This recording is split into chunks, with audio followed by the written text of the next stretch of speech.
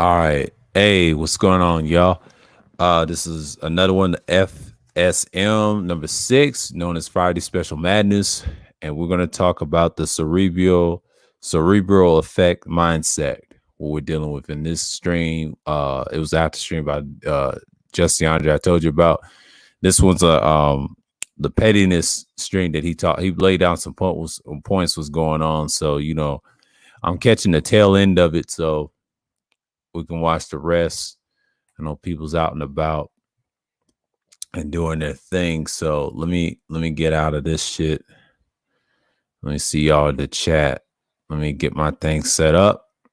And for now, I'm gonna look at what's going on in here. So for me, it's things like that. So yeah, we're gonna talk about analyzing the after pill, DeAndre, conversation piece, final outcomes, are PhDs necessary for agency? But yeah. So you know what I'm saying? But hold on for a right second. I'm gonna get into a groove for a minute, but yeah, hold on for a second.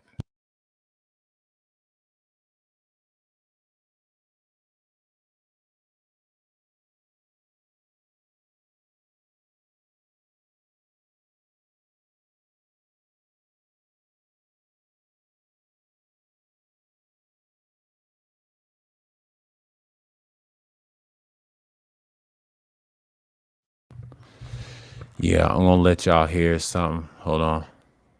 We're gonna get into it. Man, go inside your motherfucking head.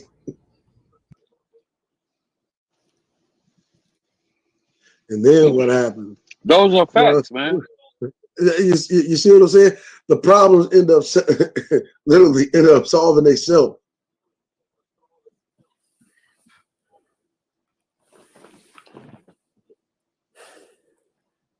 Those are facts. I can't, and I won't disagree with. The problems However, and I agree with Jason. That's one of the reasons why I stopped going to certain places, man, because I I I, I don't want to be that guy who has to turn into that man, that black man who has to turn into that animal towards black women. So rather than sitting, arguing, cursing, call them names and all this stuff, because it's inevitable. In some spaces you go, it's gonna happen because they're unhappy with themselves, and their projection of their unhappiness and their self-hate gets projected onto you. So what I did was I eliminated the process. Instead of trying to talk sense into, instead of trying to talk with them to maybe give them some information and change their views, I realized that you can't do it. I realized that there are some out here that, and there's some male spaces that I stopped going to because you can't talk sense into them, because they have their own ideology of how they want to live life and what they think life should be. So be it, fine. Who am I to judge? And I'm not the one to judge. So therefore, I separate. The law of attrition, Cerulean, we talk about it all the time. The law of attrition is always going to be prevalent within the societies in which we dwell in. There's always going to be a second and third order of effect that will come to pass. And you're seeing it right now. It's just like this morning over on DeAndre's panel. We were talking about a certain situation that I watched happen. I didn't go up there. I almost clicked the link, but I didn't go. And I didn't go because I knew that the conversation was going to go from, hey, let's try and see if we can come to some sort of agreement or a conclusion. I knew that it was going to turn into, you was a bitch nigga, you was a broke nigga, bitch, if you only knew. But who am I? You see? But see, yeah, I was at the back before I came up. He told me wait 10 minutes. I said okay, and then she hopped off the damn panel. I'm like, come on now. Hey, you know what's funny, right? Yeah. Like when I keep hearing like a lot of the fake outrage behind the shit that WG is saying about black babies, right? Right. Now, Pete, right? the niggas wasn't saying the motherfucking thing. When you had motherfucking Obsidian running around here talking about black women should die in the pool of their own blood, right? Mm-hmm. But wasn't it Super Sly that said, fuck the community and their kids, let it burn?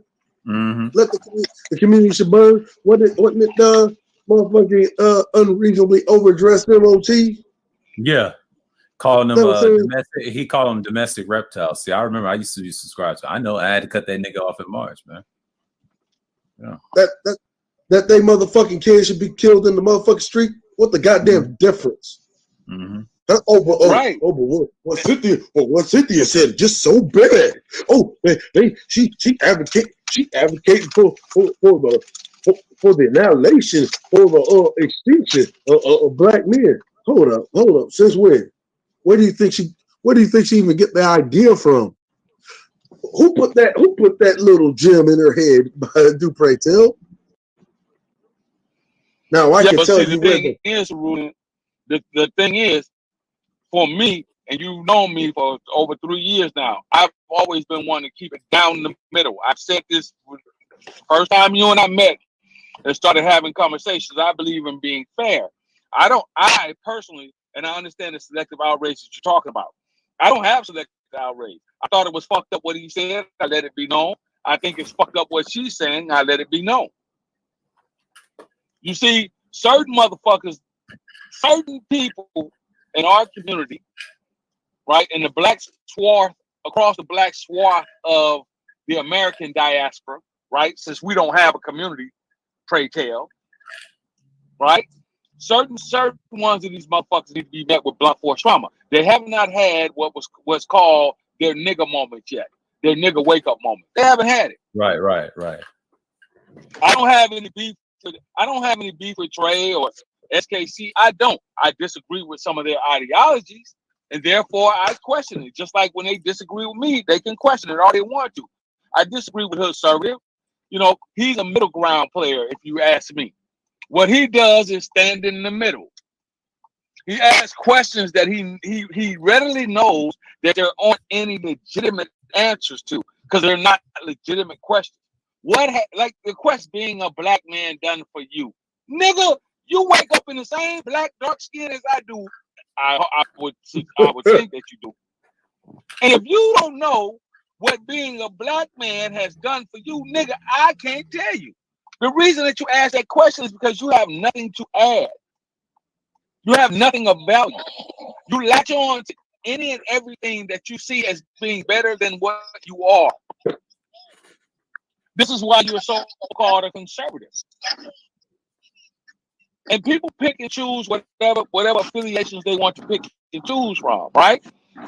But at the end of the day, how dare you ask me when I come from a strong, long legacy, long line of strong black men? Oh, bro. What has being a black man, what has being black done for you? The fuck do you mean?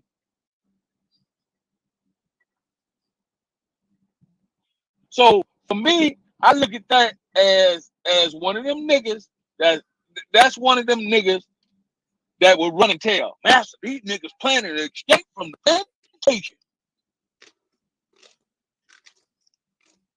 Some of them niggas will go tell on you.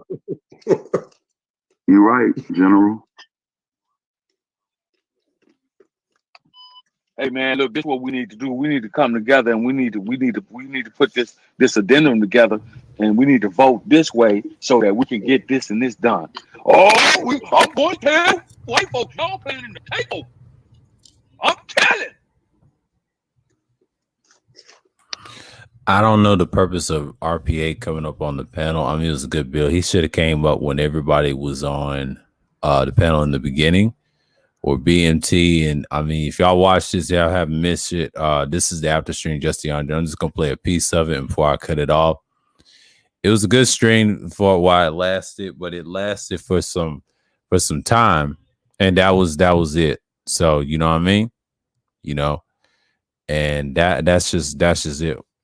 But yeah, I'm analyzing the conversation. BMT was saying so many things about what you saw in the his latest two strings, and you know, they talked bad about his kids, and I mentioned that in the stream, and it was fucked up. I didn't co-sign that, and I understand he has to be very careful who he aligns with, because them dudes, they just don't care nothing about you, bro. And that's all of you too. You got to be very careful with certain people. But I didn't know who this person was. Okay, let's talk about it. She's apparently a new subscriber. I don't know who the hell that was. I don't even know her. She probably came from certain places. You know how they do. They find your channel popped and things like that. Some people be popped up in your chat. You just don't be knowing. And then try to talk all shit, trying to diss the men on the panel. And I think Nicer timed her out. A&T was there. I have a good crowd. I have a good audience. But my audience and Cat came through is kind of rare. So I kind of just, you know, but she's over there chilling with her little bash. But, you know, I'm not going to go over there and just do all that stuff. Hell no. I'm not doing none of that. That's not my thing. That's what it is.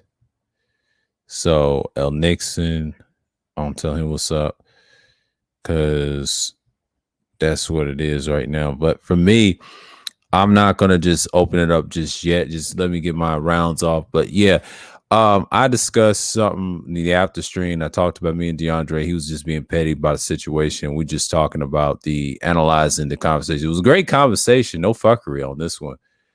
Jay Sean had his points. If you watch it from the beginning, you understand what I'm talking about. I mean, yeah, we threw some shots and had fun.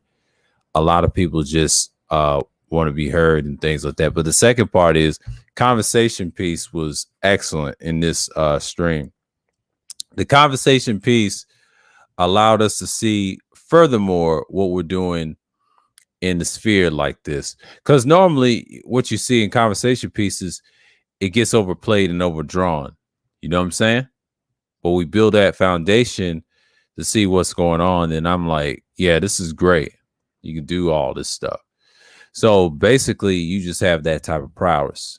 So right now, that's just what you're seeing. But the final outcomes of the stream is like, yeah, we got to move forward and be more productive, be more efficient. I would say like be steadfast what you're doing. But the thing I can tell is we're all aligned on one goal. So, you know what I mean? We're all accord. We just have a few differences, but we can handle each other. You know what I'm saying? But we understand our gripes and we can move together. We have the one common enemy and we just deal with it. But it's like a chess match, right? Are PhDs necessary for agency? That's my last part. I will discuss that later and just get into it later and not worried about anything else. So for me, for right now, I'm going to analyze the stream. Seeing it's my first time seeing it, but I'm going to play it all the way through in time and just get an hour in. But we're going to watch this entirety because I already know it's in the 2-hour range. So after this, we're going to watch the rest of it.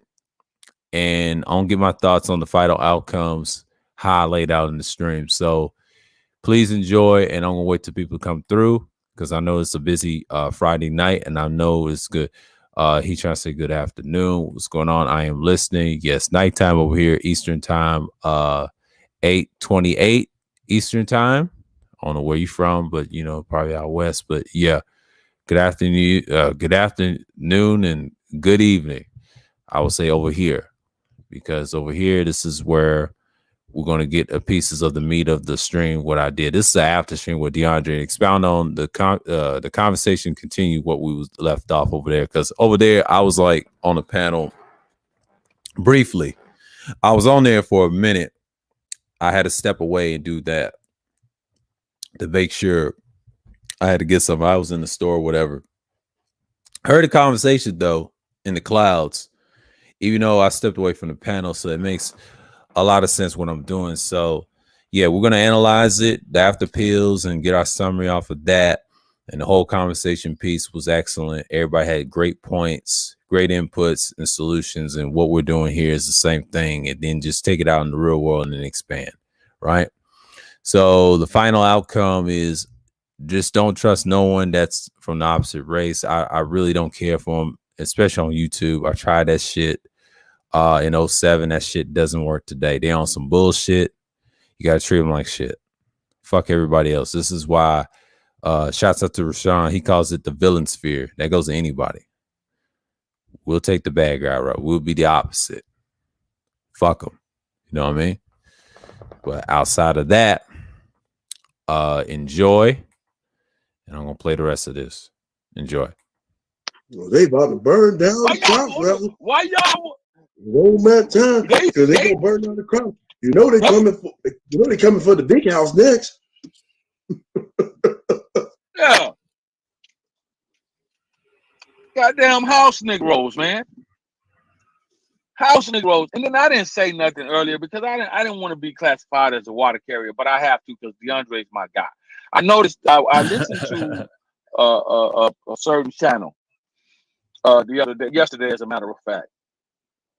And I noticed that there was a recording being played, and the recording was trying to be slickly introduced by slowing it down and distorting the voices of said individuals. But the problem was I was on that particular panel that day when that conversation was had.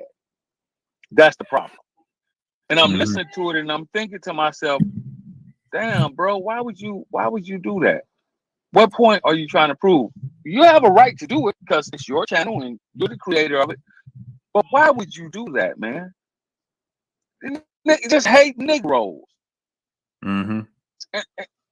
And I'm sitting there listening to the shit and I'm like, wow, this nigga really, this Negro is really doing that shit, man. Yeah. And then you try to be slick with it. Now, the one thing that I don't mind, if you are a racist against your own kind, if you are a traitor against your own kind, then don't be a hidden traitor. Don't be a Benedict Arnold. Just be out in the open with it. I don't like you niggas. Just go ahead on and be the true motherfucking coon that you are. Just go ahead on and be the true Uncle Ruckus that you are. I don't have a problem with that. If you are Uncle Ruckus, nigga, just be an Uncle Ruckus. And let it be known. See, that's the one thing that I can respect about the Uncle Ruckus type motherfuckers. I respect Uncle Ruckus because he's going to tell you to your face, I don't want to be around you niggas. But guess what Uncle Ruckus is not going to do? He's going to talk your shit, but Uncle Ruckus is going to keep his distance from you. Facts. Because Uncle Ruckus know that if you're in close proximity and you say some fuck shit, you may end up, somebody may end up laying hands upon you. And I don't preach violence. I don't. And that might not be physical hands, and that's a metaphor for getting rid of your rights. It's just a metaphor.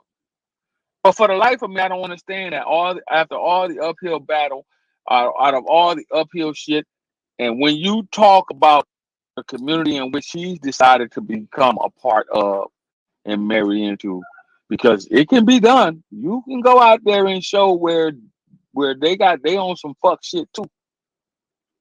You can do it if you really wanted to. And then there's a whole bunch of excusatory reasons as to why that happens. So that's that bullshit, man. Bullshit. That's that bullshit. And if you go back and you play a certain segment of it, you were here for yourself. And that's dirty macking. Negroes like that, and I'm from the city of Compton, California. Yes, but I didn't grow up and I didn't necessarily grow up. It was around me in the violent part of it. You understand? The violence was all over, but my particular area, because people it was OGs in the hood, they didn't allow that type of shit to happen. It was like, hey, he's going to school, leave that motherfucker alone. You see what I'm saying? Then it just got bad after a period of time. I'm man enough to admit that we do have some issues in our community, and this is one of the reasons why I come to these spaces so that we could talk about it and look for problems, be able to problem solve. But you got some niggas that use it as a way to just say, see, I told you. I told you so. Here I caught you with the pants down. I told you so. Yeah. There it is. See, I knew it. That They that's said that those last Negro. night. They said that last night with Teapot, and that guy was a subscriber of mine, right? And then he said, "This is exactly what I talk about." He used the key word "animal," and then SKC said, "Say that again one more time." Just like I predicted. You see the correlation? And watching my shit too, and quote one of my old pre-records. I said, "Somebody's been watching my content." Talking. Yeah, I was watching the playback of Sheila's panel the other day. You guys were all on it. Yeah. I wanted to be on it. Missed it, too late. Yeah. D Darrell, he cleared the air. I didn't have to. It was nothing to say after that. I told him what it was, and he did his thing, and Dre did his thing, and that was it. And those other men, they was just there to derail it. They had nothing to add. I mean, Kat was gonna be herself. I mean, she realized she fucked up when she gets off the sauce, and there it is. I don't know who that. The other woman, who that nigga was like it was like fucking discount Christopher Williams. Yeah. So what was it, Pablo? Oh yeah, he's a trim. He's a clown. He's a clown. I don't like him. He's the reason why I got tagged out over at Bernie Povich. That's why I say fuck both of them. Fuck both of them niggas. They coons too. They the same type of niggas that support SKC. And then he quote SKC about the animal thing. I said, oh my God. See? He done brought his minions over there and thought he gonna say something. See, he got mad and act like a little bitch when I called him on the panel, and he hopped down like a little bitch. He's mad because he should have said something. See, he wanted to talk at me, but he's a coward.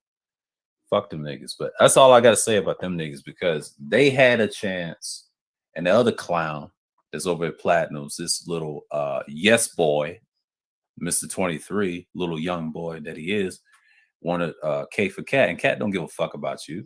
She don't give a fuck about you. Woo-wee. I mean, they didn't see what I saw. Nah, he was K. Woo-wee. No, I didn't. God damn, I'm so raw.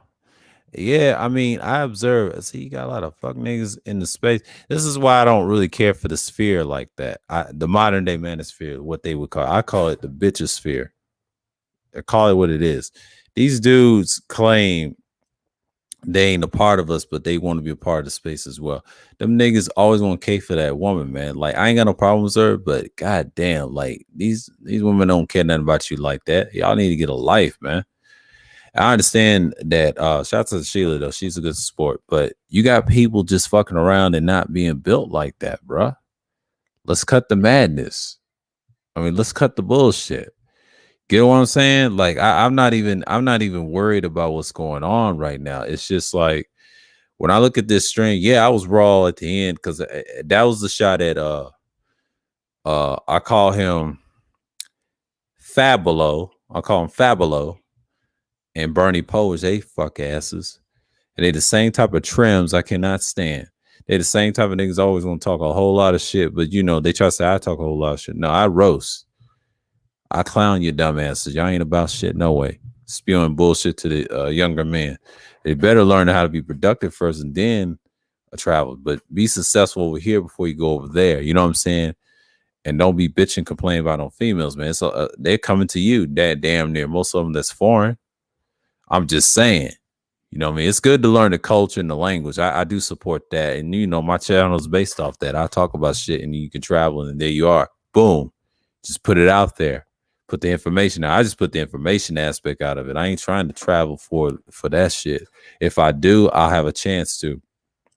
I got to work on my own situation first, but at least I'm honest about my shit. But that's just a piece of content I used to talk about. I talk about different things. It's no need to talk another dark history. The next one I'm gonna do is my last and but not least. I'll talk about something else in history, talk about gear and shit, and I'll just move forward. But yeah, I like this stream. It's a good stream. Few little minor problems in the background noise, a certain individual background. I had fucking problems. I'll never do a day stream like that. I'll make sure I might have to shut the door more often and just cut the noise down because I ain't having that bullshit or have it cracked or whatever. You know, I'll figure out a way. I'm not gonna fuck around this year because someone chooses to be loud and shit. I'm sick of that bullshit. And if that person stops being loud in the background, I'll be all right. So yeah, I might have to get it treated. I want to get a sound treated door.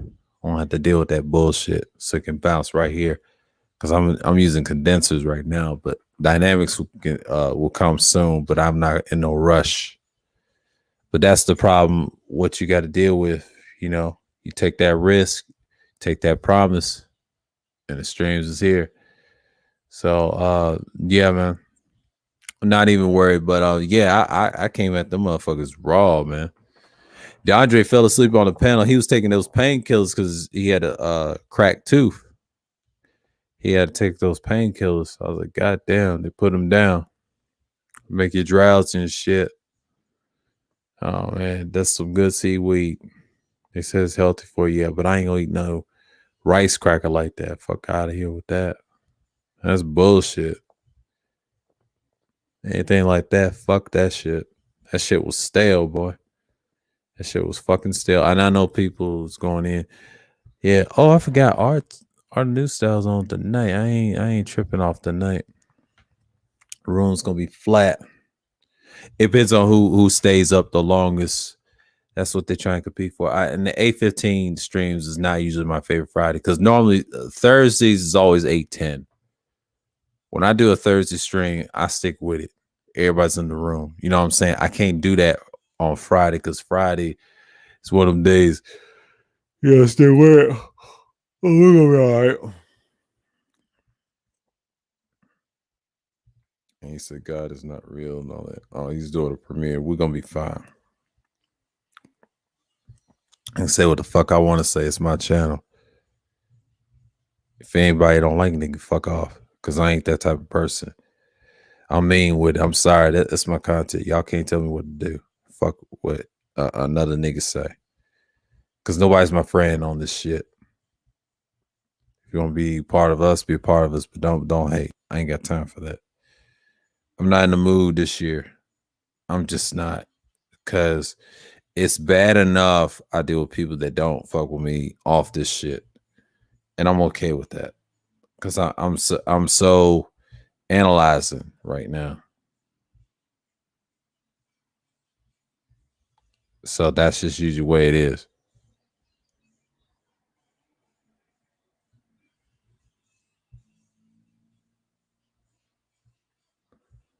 Yeah.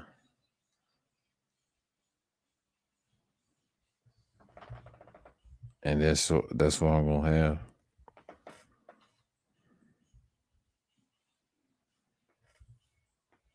And that's how it's gonna be. Oh, what's going on, Aries? Salute. Yeah. So as what I'm saying, I'm gonna go right back into it and see what he's going right here. So I'll wait till people come through. So I'm gonna hit this right quick. Hit it. Okay.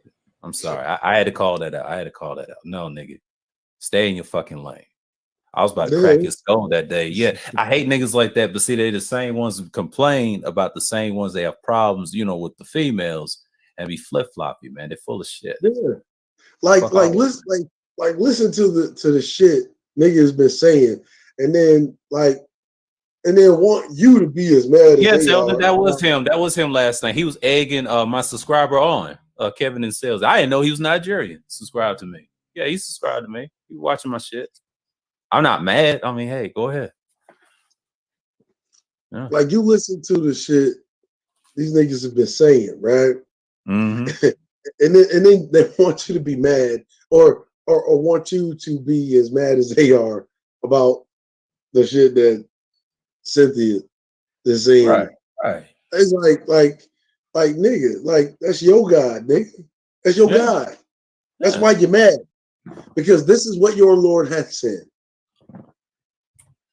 And your Lord had said that thou shalt be no more you niggas. Yeah, Wacky, that was her. But she's all right with me. But them niggas didn't know how to handle her. She was giving them that work.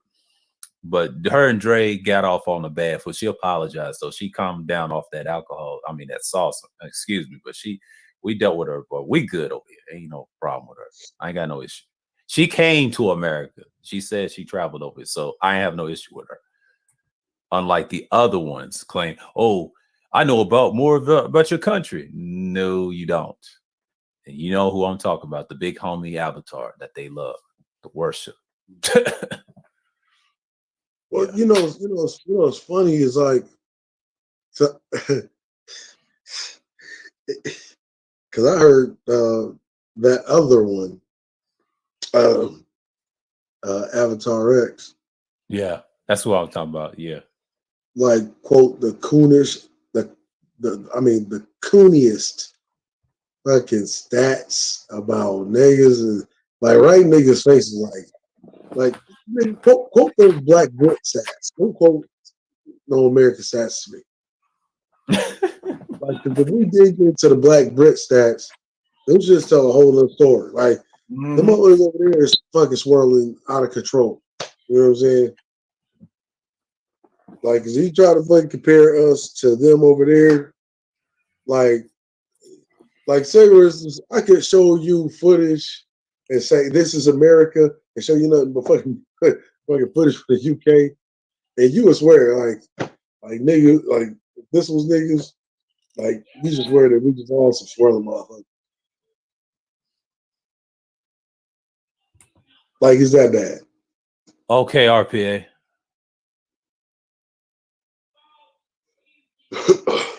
Okay. He's in the NSA building. He's from DC. He's cool with Kuda. Yeah, I see him a lot. Said he near the NSA building. Shit, which one's the NSA building? Yeah, but he works some type of security for them. I don't know if that's his job. He probably explained, but I've heard him say that on panels. I said, well, be careful. They're gonna pop your ass. I mean, DC don't play. That's why Kuda's quiet. He ain't saying nothing. Yeah. A lot of black spots in DC for a reason. Yeah. And he tried not to say nothing on his panel spot as music. And I said, cool, it's all right, man. Don't try to get yourself jammed up over this shit. Hell, they can but as long as you mess with them niggas, I say, yeah, they'll fuck up your shit. And I see it a lot. But over Sheila's, see, they mad because they saw you and she had 3 streams on old boy. And his retaliation said, let me get some clips. And I said, okay. Oh yeah, cool. I destroyed their leader. Yeah.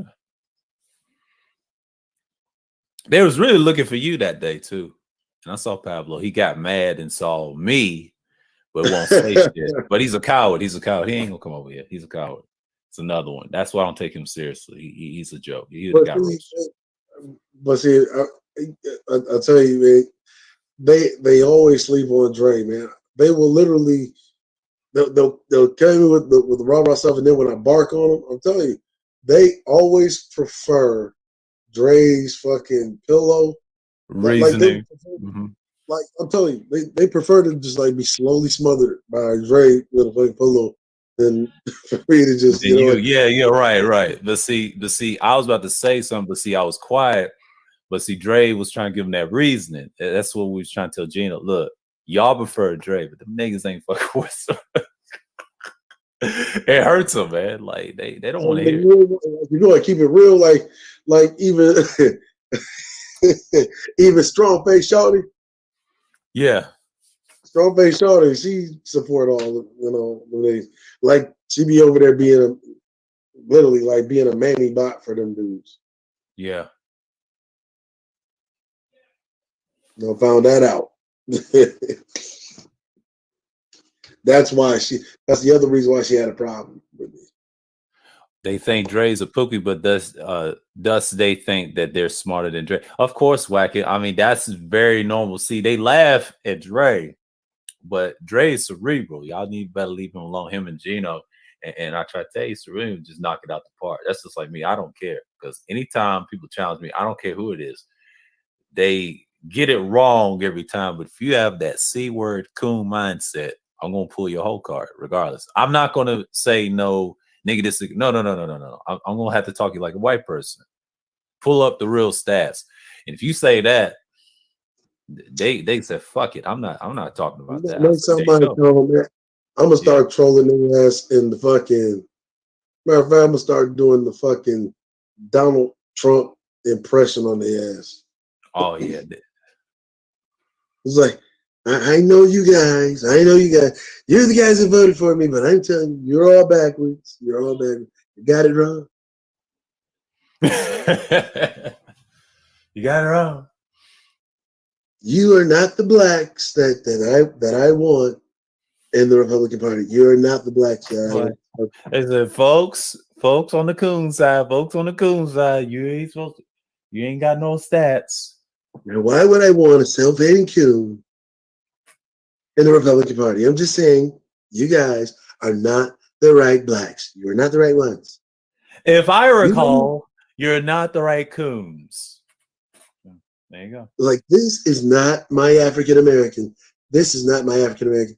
Can somebody please go get the African Americans who love me? Because the African Americans who love me are the ones that also love themselves. The ones who love me also love themselves. Can the real African Americans please stand up? I'm telling you, folks. Oh, yes. I tell you, yeah. Oh, yeah. The real Damn, African Cerulean, I didn't know you had that in you, bro. Oh, yes. Haven't you seen my luxurious hair? I have an African American hairdresser. That's why it looks so great. That's why it looks so illustrious. It's done by a self-respecting African American. That's none of the coons. I'm telling you. And a real African American, a self-loving African American, probably skinned a coon type African American just to make this hair. I'm telling you. Real African That's American. crazy. Real African Americans are awesome today. See, the one thing that I noticed is when you're having the real man conversation, the trolling is introduced because they know that they cannot hold water to the real conversation. Hey, They know that. That's why I'm always mocking them. Like, after I've destroyed them, it's just like I just start mocking them. Yeah, like, that's what you do. Mm-hmm. Like, it's always funny, right? Like, right. That's why when it's like me and the general, or say me and Charles, right? Mm-hmm. That's why our shit be going on so long. It hardly ever goes into the trolling thing, right? Right. That's why our shit be like so in depth. Moments you're like, oh, right? Yeah. And then what happens whenever the one of the fuck boys get on, right? Yeah. The yes man, yeah. And then it turns into, it's like, I would like to say, however in many seconds it takes to destroy them, which is usually like within the minute, that's literally like their intellect. That's their IQ number. Mm. And it's very rare to get one that's above a minute. Oh, yeah. Because most of them are under 60, I'm telling you. Oh, yeah.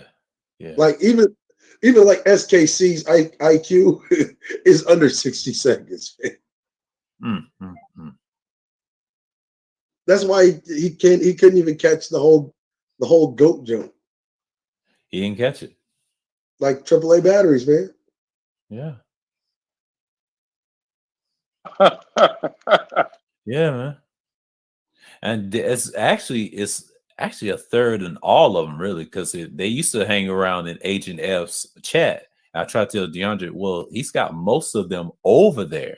Now, half of them don't even fucking like each other. Shouts out to DJ Cool, which is true. I was over there last year, and I observed. I didn't get mad, and I told Jason I saw a bunch of coons last year after that Ahmaud Arbery shit, and that shit was quiet. They didn't speak on that bullshit. But you know what they spoke on? It's George Floyd, fitting on Floyd. Okay. I won't hold you to it. And as soon as that guy got locked up, I would say like last year and do some real time, and his people, whatever, they still processing the case. They ain't heard one peep. And then he tried to get on panels over at Art of New Style and got destroyed by Black Choice, the Agent F. Body his ass. See, Charles destroyed MOT. I hate to say that, but it was a back and forth. And then that went left. But then Agent F and Black Choice went at it, talking about Trump, because he supported Trump, which is called Agent F, and the other guy didn't. and he tore his ass up. And BGS gave him the work. Rodney Abuki yeah. gave him the work. I I would have started loved to laughing, have been man. on that panel, and I would have been in rare presidential form, as I always Really? am. Yeah. Because I like nothing more than to put people like Mr. F in his place, because he is not my African American. I was just like, you know what? You are more liberal than you like to throw it on. Right. You're just a liberal. You're just like, get off my cock already.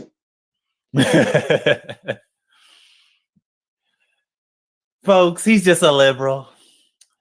Mr. Fittinelli is nothing but a liberal. H&F Fittinelli, the mob boss. Like, matter of fact, get back to work. It's like, or I'll call your supervisor and get you an Article 134. Have a nice day, folks. Oh man, but he got destroyed the last time they did a DMX tribute over at Art and stuff as well. I was on that panel too, mocking him, trolling the shit out of him. And Beaz was on the panel too, and BGS, and then what did BGS call him? Bosco. I started dying. I said, damn. Bosco. Come on, boy. He's so black. You know what I mean? Because I have an aunt that have a dog, black Labrador retriever that's black, and she named him Bosco. But that's what he was thinking about. I said, yeah, we stand the same language. Like fucking country motherfucker. Like, dude fucking mouth has the same consistency as fucking Hardy's Carl Jr. meat. Just flappy. Just flappy.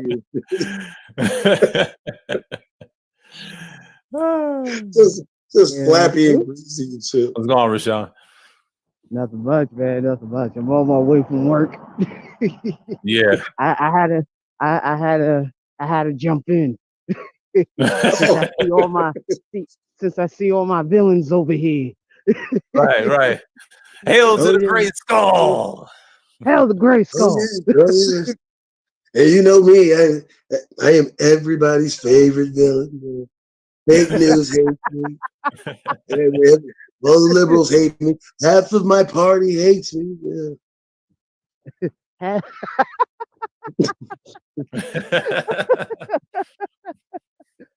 Half of my party hates me, but I don't. I mean, if you look at a lot of these clowns and YouTube, I mean, these guys, they're just on my dick. I don't even know what they're doing. They're actually the reason why I get a bad rap. I mean, serious. They're the reason why. Cerulean, if you were to use his avatar and show up and not joke like that and just really, they would lose their damn mind. They would swear he was on the panel. Yo, they would lose their shit. They would lose their shit. Look, I'm sorry. Do you know how hard it actually is to do that shit with a straight face for too long? Like I be laughing to myself, and I have to like break that shit. I have to do breaks of that shit because it's hard for me to do it too long, too serious, without throwing jokes in there. If you got one of his speeches, if you took one of his speeches and you just started reading it, man, that shit would be hilarious. They lose their shit. Oh my Lord! I'm telling you, like these guys, they should have dried up a long time ago. I mean, they should have dried up way before they were even born. In fact, they should have never been born. The only reason why they were born is because their fathers were caught during the time their mothers had their legs open. But they should have been. They should have been dried up a long time ago. I thought they would have dried up a long time ago, but somehow, for some reason, their mother just got lucky that night. So, damn. Like, yeah, fuck them evil Smurfs. It's like I heard this one nutcase. This one nutcase was on a panel with the white liberal who was literally trying to railroad my presidency. I don't know if you ever heard of him. His name's Destiny. He's a gamer, right? And he's sitting there and Trump's the bad guy. He's a part of the fake news, right? It's fake news. Trump's evil. I'm the bad guy. But literally, I have been the greatest president in the history of the country. I have been the greatest president since the colonies.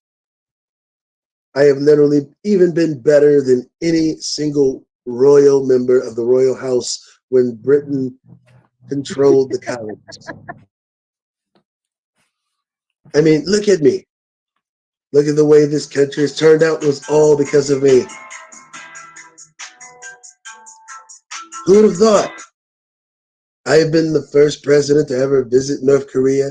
Went there. They gave me an awesome hairdo. I mean, it wasn't near as good as that one that I got from that cool black guy at one time. But at the same time, this doofus literally told a guy that was part of the fake news that his mother would see the KKK in person. And do you know who the guy that his grandmother would go and see was actually happened to be my father? So what do you know? I actually have, true story, I actually have a half black brother. What do you know? I am actually really the only black president that has ever been in this country. I am literally blacker than Obama. Believe it. Isn't that fantastic? Now you know why all of the real self-loving black people love Donald Trump. That's why you always see me back in the day hanging out with all of the rappers, all of the cool guys. You'll never see me hanging out with an AKA. You never see me hanging out with an alpha or a college guy. Those always the street guys. I mean, of course, you never see me wearing a chain. But I mean, have you ever seen any of my cars? I mean, hey, those guys, now they got some cars, but look, my car is way more awesome than theirs. But look, where do you think they got it from? Just saying, coolest black guy that's ever been. That's all I'm saying. And whenever you look at all of those guys that are part of the fake news, those SKCs that they, our friend Cerulean here, he calls them a supreme goat fucker. Right? Cool name, by the way. Awesome name. I couldn't have thought of anything better myself. In fact, I'm actually kind of mad that I didn't make it up myself because I am a pretty awesome guy. And I gotta admit, pretty awesome name. See, those kind of guys, they try to be like me, right? Like I'm a real black guy. See, those guys, they're not black. They're not black. They're not black. I'm blacker than those guys. What do you mean, why aren't they black? Because Why they not black, Uncle Trump? Because they're not really supporters of mine. They're really like taking everything that I say out of context. They're really a part of the fake news. If you really look at it, like they're really trying to be me, but they can't see me. Yeah, I hear you, Unc. I hear you. Talk your shit. It's like, if you really look at it, why I do got a you call. think? I'll be right back, fellas. That's the reason why. If you look at all of the real news, why do you think you're seeing those guys all on national TV, and they're blaming me for January 6th, and it's always those guys like the Supreme Goat Fucker, right, being sprawled out on national TV like the doofus that he is. Wants to talk about Darwinism. It's like that guy Pablo. See? It's like you get Pablo. And I told you guys, if you would have voted for me, if I would have won, I would have gotten rid of all of the Mexicans like that guy Pablo. We wouldn't have been dealing with that problem. See? Yo, I'm fucking dead. Yeah, man, look at it. Look at Pablo. Look at that nonsense this guy is saying. I mean, he is saying some ridiculous stuff. Pablo wouldn't even be in the country. he would have been on the other side of the wall that we would have had, thanks to yours truly. Right? Hey, I got a nickname for him. The Pandering Spaniard. He's not even a Spaniard. He's just a plain old Mexican. But that's the problem with Mexicans. You give them a bean, and they always try to take the whole freaking plantation. That's why I said if you voted for me, you would have gotten the wall, and we would have made Mexico pay for it. Because we know that Mexicans, just like Pablo, are nothing but a bunch of filthy crooks and liars, like he was lying on that lady Sheila's panel that day. And that's what I'm saying, folks. And that's why they deserve to be over there, over on the other side of the fence, because, well,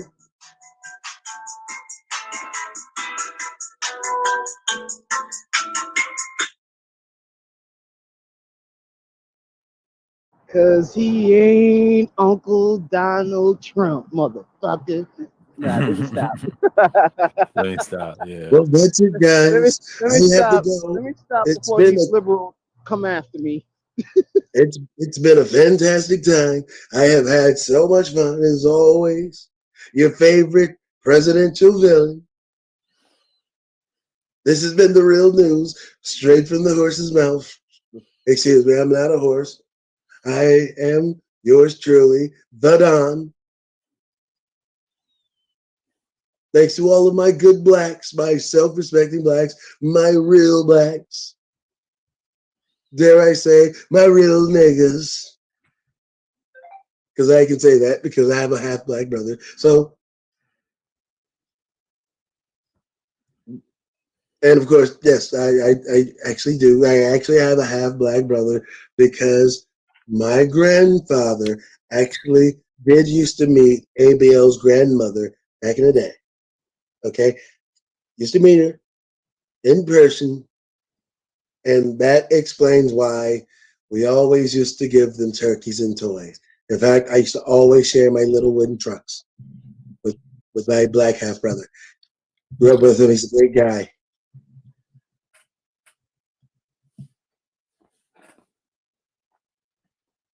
So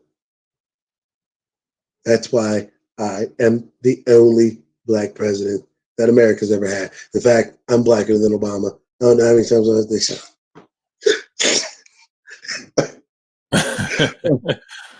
Oh shit. No, Ruth, I gotta get up out of here. I All gotta right, get now. up out of here. Ugh. I must be manic because yeah.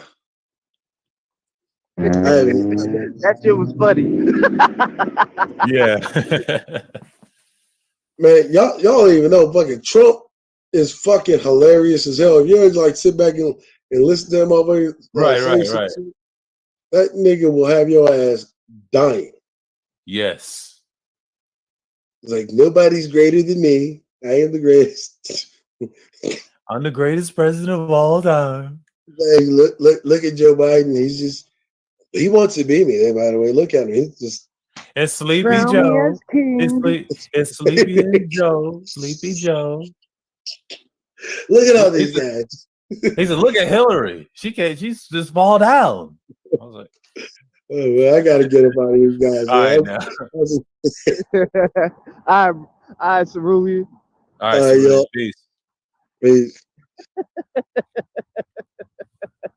Yeah. And there was three. Yep. Oh hell, Grayskull. The ultimate villains. Yeah, I mean, yeah, he did a 3-hour stream being petty, so I decided to do an after stream. First, I didn't want to do one. I said, you know what? Because I missed half of the panel because I was at the store, moving around and shit. So I said, you know what? Let me do this as a favor because I need my minutes in. Yeah, Dre probably had to step away and shit. Like, yeah, fuck that. I want my minutes in. Yeah, I'll get my minutes in. I'll stream tomorrow night. So Oh yeah, definitely. Yeah, I'll be there tomorrow night because I do know that. Yeah. Yeah, this where all the villains congregate. Yeah, I might have to watch this quickly. Yeah. You might see somebody's mother rooting for us. Yeah. Yeah. Right. I gotta watch this one. I gotta watch the other one with 11 hours. That was a long ass stream. I had to cut that bitch off. Yeah, man, I had to watch this one. I might watch. Yeah, and I might watch this one tomorrow. You know, instead of the 11 hour, because I'm gonna watch the 11 hour today. Because because I don't know if Kuda's going live, but that's interesting. But yeah. But I'll probably strike a stream when I get to the crib. I'm still hiking. Oh yeah, man. Yeah, I'm still hiking. But I'm gonna catch y'all villains on the other side when I get to the crib. Right. Hell's Gray Skull, bitches. All right, I'm out. Oh, hell, Gray Skull. Peace. Yeah, man. Like the brother said earlier in the stream, man, we over here building. That's all we got to do. And yeah, we taking names, man. The villains is doing damage. Doing damage today, man. What was that 28 special guests? Like, oh, okay. I don't know what they doing over there, but yeah, appreciate that everybody came through, man. So a lot of people came through today. So, like Georgia, in Kennesaw, Georgia, outside of Atlanta, in Cobb County. So I will be around tomorrow at 8:15 Eastern time. So, wherever y'all at in the world, that's when I'm going to be on. So I'll be on for a minute. So I decided to do it today because I missed half of the discussion when I was off the panel. And I stepped away from the panel because knowing I don't drop down. I was like in the store and I told Rashawn, like, I was up there and had my piece and speak over to DeAndres because he was getting some numbers as well. So basically, I'm just, doing the stream and, I'm just going to get this one out the way. So I know it's 2 hours. So I was waiting for Rashawn doing the stream as well. So, yeah, man. Get my little 2 hours in. So, yeah, if y'all want to come up, that's cool, man, because, I talk about something else besides the little dramas going around with those individuals, man. What I saw, we told Gino, man, you better chill, man. The women is not your fucking friend. Because they're not your friend. Because normally, they just there to stir up shit. So, appreciate y'all coming through, man. I don't know if I'm going to do a self live stream after this. It's kind of cold and damp. Because I already did a stream today. I'm just going to be a panelist today. But I did this one out of respect for DeAndre. So I said, you know what? Let me do one. And appreciate y'all coming through. So with that, I'm going to say peace.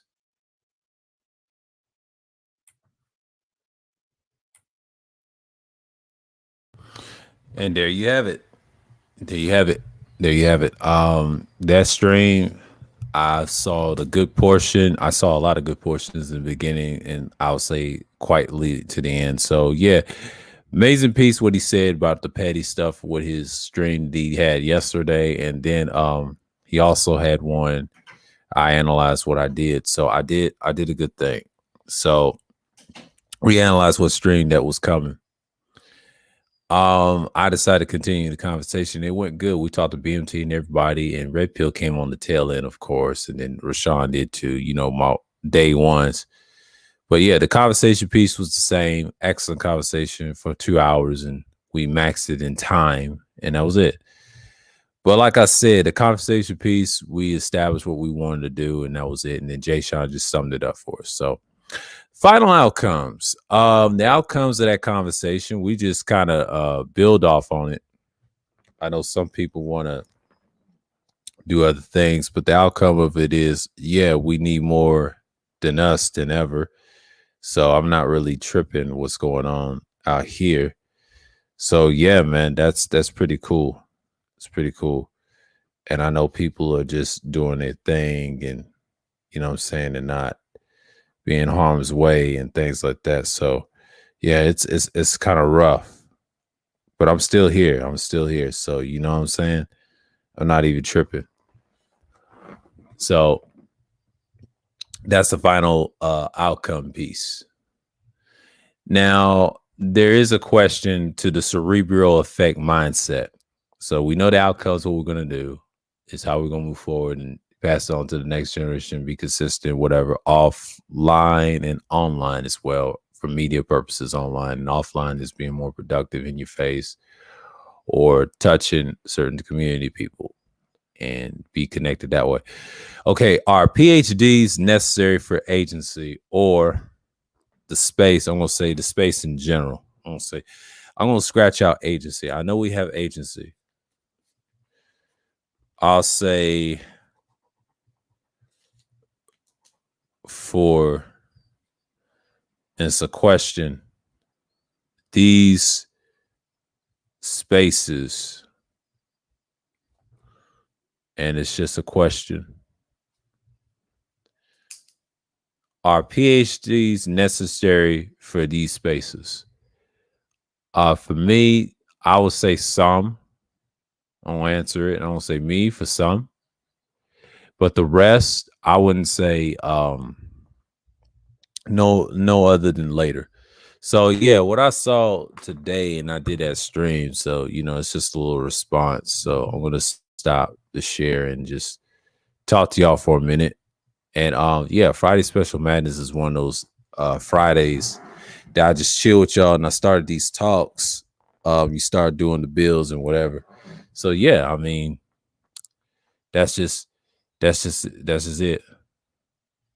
Hey, what's going on? Toya, the ultimate tutorer. What's going on? He said I forward the Star Report too. Oh, okay. Okay. Yeah, I like the Star Report. He's cool. Yeah, shouts out to Star. Yeah, that dude Mickey stand on shit. We're the same time actually, but his birthday's May 4th, so you know he'll be playing. But yeah. Are PhDs necessary for these spaces? Some people, you can answer in chat. Type in a 1 if y'all think they're necessary, or type in a 2 if they're not. You know, just like a little vote. But you know what I'm saying? And yeah, it's part of the cerebral effect mindset, because I think a lot of people is so cerebral. And I'm just saying, like, I believe some people can ask that question, and it could be a lot of people ask that question. So I'm pretty good at this point. So yeah, it's been an hour. I watched that little tail end of that stream that I did, and she says not necessary. Number 2. Okay, yeah, because a lot of them, they could be pretty bit of assholes. A lot of them don't have common sense. They're intellectually smart. Don't get me wrong. I met some PhDs. I had some that were like working colleagues like a couple of years back. They're decent and they build a common sense later, but the rest of them in general that stuck up and want to be part of the bigger elite in politics, like domestic politics, they want the worst people to be around. I experienced that firsthand on the university. I didn't like that feeling, but you know, and a lot of them could be very cerebral effect mindset. I see it in the 2.0 spaces. They praise them like they're everything, but yeah, a lot of packaging knowledge. So I'm saying it's gonna be another split. These people are haters, man. Like I just I'm tripping off that stream I did with the South America, man. I had so much hate in the chat. I was like, God damn. But I don't know what fighters got. Fighters got some trolls. And I think that's a great thing, you know, because they're probably my second batch of trolls I done had. I'm probably gonna get some more. And if I get the more, I ain't gonna say the more subscribers, the more people that support, I'll say me. Not as much. I don't need a whole lot of support, but if I do get enough, if get where PGS at is, yeah, those trolls are up out of there. They perpetuate arguments and shit like that. They just want to look something to get attention. A lot of people just want to be seen, but ain't got no content. But Yeah, self live streams. What I talked about today, represent analyze the after pill. DeAndre talking about the pettiness should continue. Yeah, and that's just it. Yeah, they hate to say it, facts. But as I was saying, yeah, analyzing this list I did on number 6, we cleared it up in the beginning of the stream, and I watched it off stream and got my thoughts. I think BMT came in full force. He did his thing. He explained what happened to his 2 streams. He shouted me out on the 9-minute stream. Appreciate him. And it was cool. But you also got the conversation piece. Men are differences. Shouts out to Jay Sean. He said something very profound. The general, everybody else, the same thing he had on panels. But I'm not worried about the final outcomes. The outcomes is we got to be way more productive and be more efficient in not just tech, but all around dealing with people. And meetups are good. Some meetups are better, but make sure everybody knows what they're doing when they have it. All right. And we said they're not necessary. So if one person add 2, they're not necessary. Number 1, they say, are they definitely a big necessary to just teach whatever in this field? Because the tech field is getting smaller and smaller. You know what I mean? And I feel like the cerebral effects matter. And it's very cerebral. I'm going to post it right here. If y'all don't know, I'll leave it right there just for the time being. But yeah, I enjoyed that stream, and I didn't want to get into it on the Friday morning because a lot of people was curious about the after stream. I think it was Thursday. No, Thursday morning. My fault. Talk about that Thursday morning or Thursday afternoon. And man, got so tired. But then I understand why, and that's been a long day for me. But try to rest before I did this. But you know what I'm saying. But the good thing I've learned about that after stream, everybody had your little interest, and I had tell you how many people I had in the chat. Right, I had like 31 in the box. I guess people's waiting on that Thursday thrill stream. I will do that stream next month. When next month rolls around, I'll do that stream. So I'll be talking about something totally different then and just build off that. So you know what I'm saying? And I'm not even worried about the next person. So when you build off that stream, you have enough power. So basically, I had to title what's going on next week and just summed it up that way, or this going on next week. Because I got to do topics on things that people like to see. And just, you know what I mean? So, yeah. When I had that many people, I say, well, damn, where these people come from? And I think we come over DeAndre Street. He had some good numbers as well. I did too. I was shocked, and it was just jumping. I've been consistent with the streams. People say you're hot right now. Yeah, the microphone and everything. I'm getting good with certain things I need to have. It just helped me move forward. Oh shit! Stop. Yeah, man. Ain't the first time I slept on the panel because I slept on one in conversation. It was on a 7-hour stream. I had to shut it down. My brains was getting splattered. Like someone heard another manhood thing.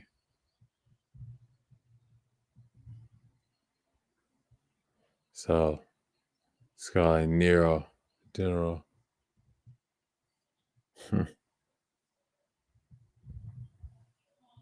So, I'm just saying, like, for me, I'm not really tripping off of it anyway. So we gotta do our thing.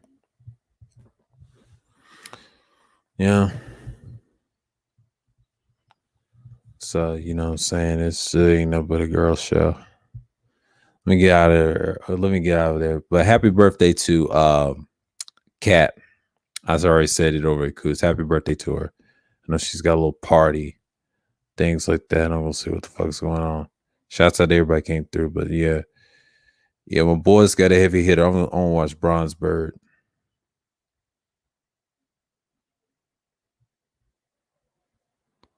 Yeah, man. We'll see what Underrated is gonna do. Yeah, I forgot One Jesus always doing Friday streams. Normally I don't show up and just go. Yeah, Bronze Bird. Yeah, that's a small stream. Yeah. We'll see what I'm gonna do. But for me, I'm gonna be over here for a while. I'm not gonna knock this down. I am not, because I don't do that shit. If anybody any questions what I said about the open discussions, y'all can feel free to come up. It's open discussions. You can challenge wherever you want. We covered the after pill DeAndre. I will say his after stream. We covered that already. And we also covered a lot of good things about it anyway. So damn, what is this thing coming on Pinterest? Get off my shit. My head is wax. Okay, Toya. Yeah, she's gone. Toya's gone. Yeah. What's gone, man? Salute. Yeah, man, because I was analyzing that stream with DeAndre and that after stream I did. That was the whole topic. So we did that. So we're good into that. The conversation piece was great. We established that. And final outcomes, we got to be more productive and be more realistic what we want. So I know people is not going to come through because they're busy right now. And I'm fine with that. I don't give a shit. I'm just going to be here talking. And that's fine with me because, I'm not going to stop this for nobody. And I'll still be on. And I know people's going to laugh right now. No, I've been getting the numbers. So let's not act like I've not been consistent. It happens, And I've been here before, trust me. Before I even had the microphone, I was on the bottom. But the outcome, we keep doing our thing, man. I'm doing something good. They try, and I think CG3 tried to tell me, just keep doing what you're doing. We already established they're really not necessary. So yeah, we asked the question, but the cerebral effect mindset is complete. This list is completed for Friday Special Madness FSM 6, number 6, and we did our thing. So yeah, basically, it was a hell of an after stream. Like we talked about the things they talked about, people that traveling, the things going on, the meetups, the bullshit that they were doing. And yeah, they're gonna be in the trick bag. They're gonna get caught. So it's not up to us to worry about it. We here now. And we're just gonna keep it going. I know a lot of people's not gonna be keen to what's going on, but yeah, man, this is the Friday Special Madness. The next one I'm gonna do will be next month, but this one is gonna be one we just completed what we talked about. So analyzing the after pill DeAndre, conversation piece, final outcomes. We talked about the outcome of the situation was coming, and we also talked about the conversational piece. Great conversation talking about the racism and things like that. So you can't really worry about what others are doing. That's the whole part. And then analyzing the whole thing goes back to the pettiness of the people that was on the panel. We stand on it. Are PhDs necessary for these spaces? And Toya said no, and I say no myself. I voted as well. We completed the cerebral effect mindset. I'm gonna put it over here. So yeah, man.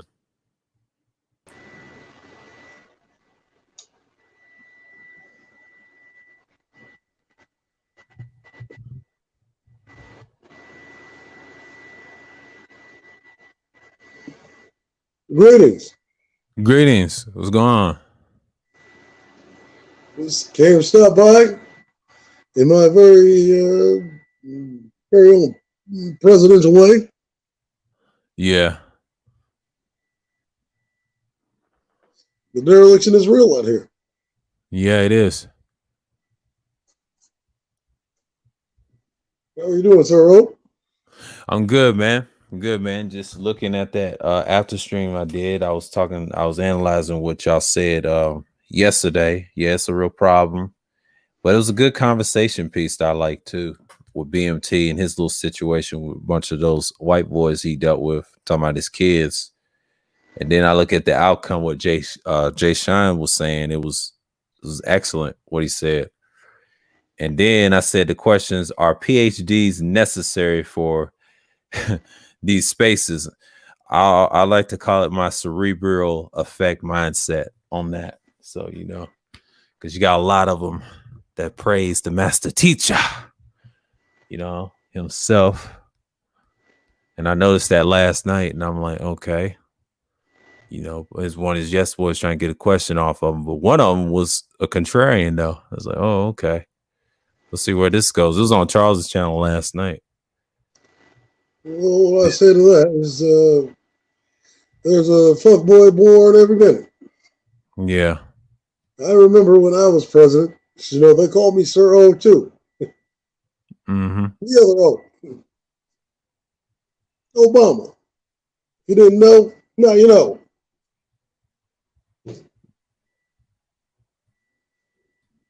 And yes, PhDs are quite necessary to these spaces. But I'll say this. They're not to be taken as an authority. The reason why is because this place is what you would call semi-unregulated. Mm-hmm.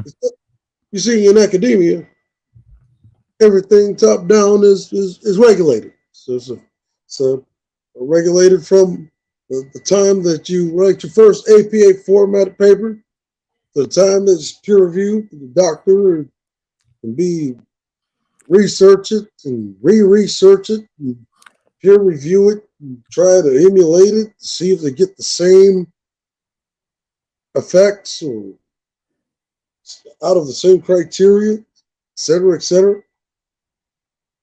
Even for a product, whether it be in medicine, before it goes to manufacturing, human testing, before it hits the shelf. And that's why it's highly regulated like that. See, here in YouTube land, it's really not regulated like that.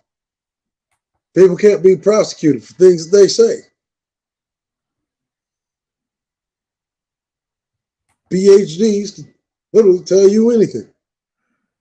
Hell, even the president. I would even say, don't take my word for it. I mean, look at all of these shiftless, shameless Negroes running around here telling you that you should be mad about something that some female has said about aborting black male children. All the while, not ever considering all of the reckless, inconsiderate, genocide-inducing, nonsensical drivel that they have been saying the entire time. You see, what does it mean to let the community burn? That's genocide. I mean, let's be real here.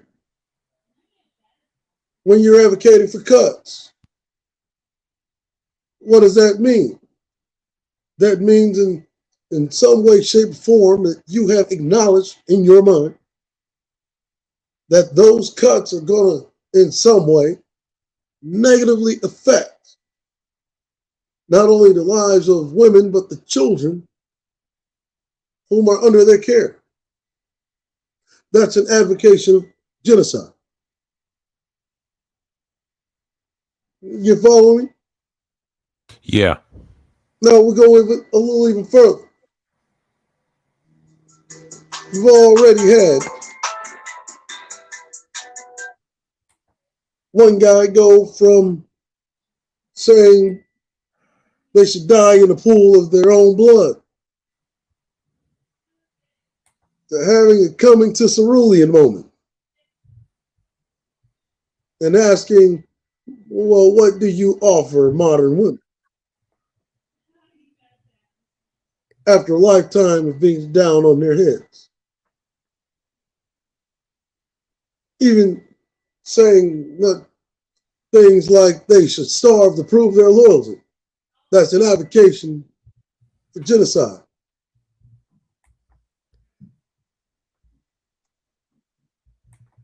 Even in fact, when you get to saying these nonsensically driven ideas and tropes, such as, well, the community is this or that, it's useless, they deserve to be shot down in the street like animals. And then when you see an innocent black man being shot down in the street over and over again, or even have his very life snuffed out right before your eyes, a knee to the neck for 8 minutes plus. And then you're saying that he deserved that simply because of something that he did in the past, which he very well paid his debt to society for. That's an avocation of genocide. Because the stupidity of such statements, saying that you know nothing of law. See, we're still a law of nations, or a nation of laws, rather.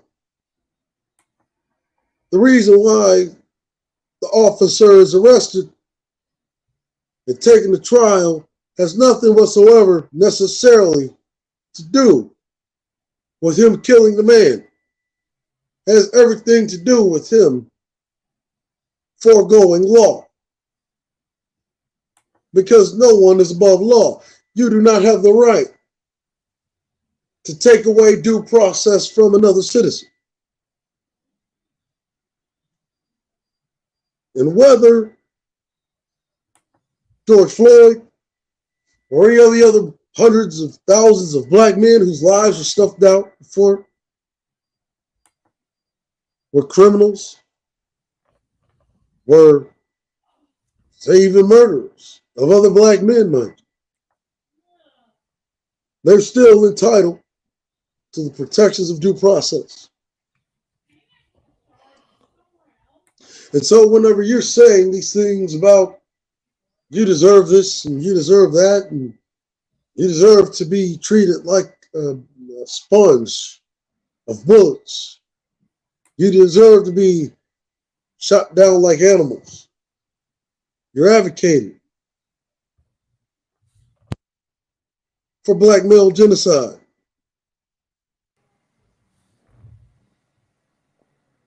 So you can't come to me later whenever there is a woman in YouTube that is repeating those very sentiments back to you, and you can't recognize them as your own statements. Instead, you get mad at these statements.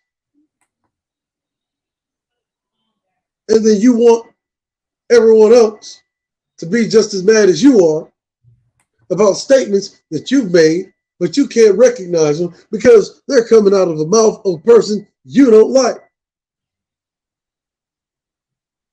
This is what is really happening.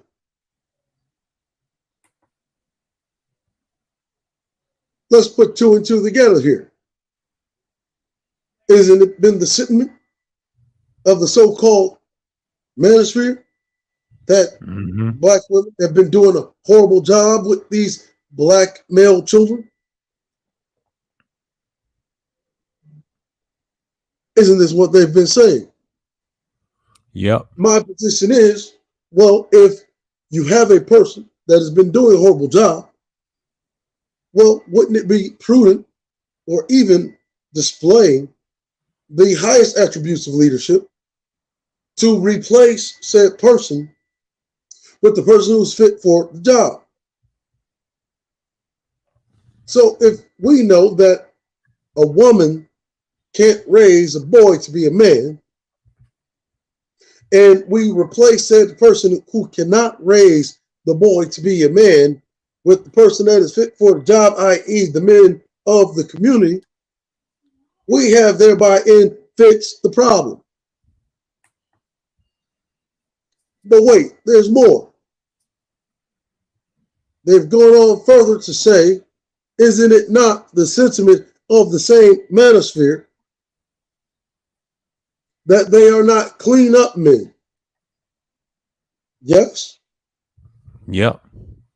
So in other words, even in all of their idiocy, they have taken it upon themselves to cite that the rearing of young males,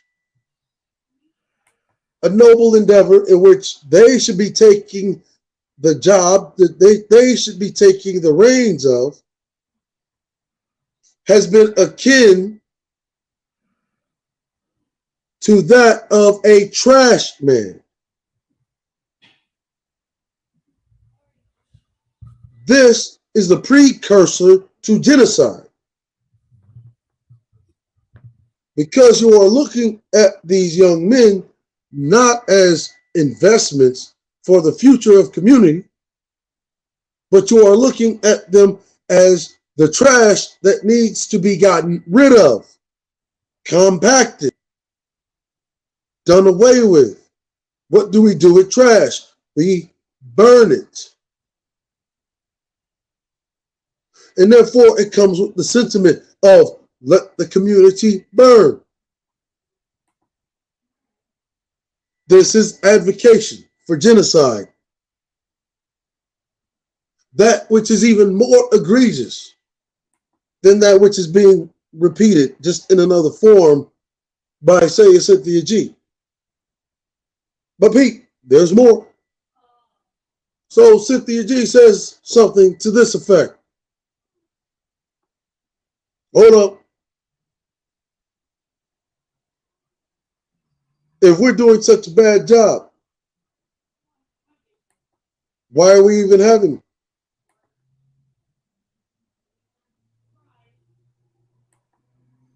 Well, let's just be honest. Reality is they're not having them without black men. So you having black male children is contingent on you having them with black males. Now, you see where we're getting to. Mm-hmm. All of this is really deeply ingrained in the back of the psyche that affects the sexuality of this Negro. Because all this shit is really tied to his sexuality.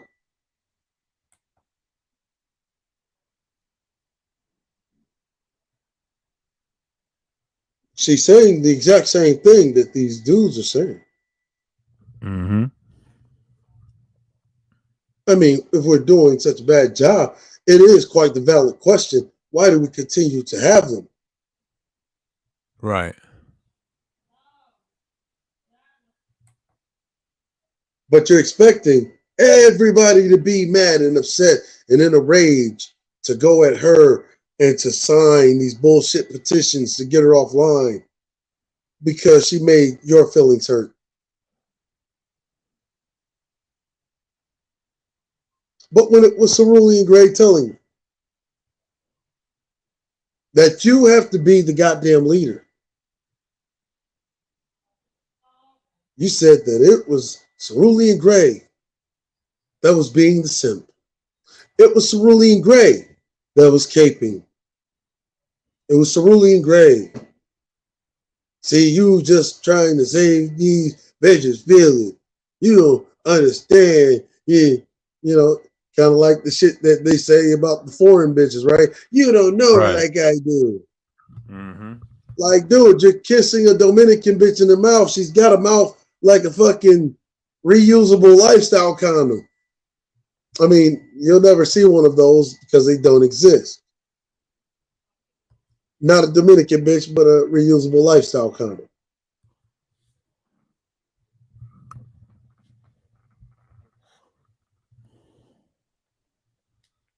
See? Like, and this is what this is all about. But I find it interesting because you had, what was the little fuck boy's name? Space Ghost, yeah, fucking incel perp, whatever his name is. Oh, they came on the panel. He said that he wanted to kill all the black women. And not a single one of these Negroes told him that he should just go ahead and start with himself. Mm-hmm.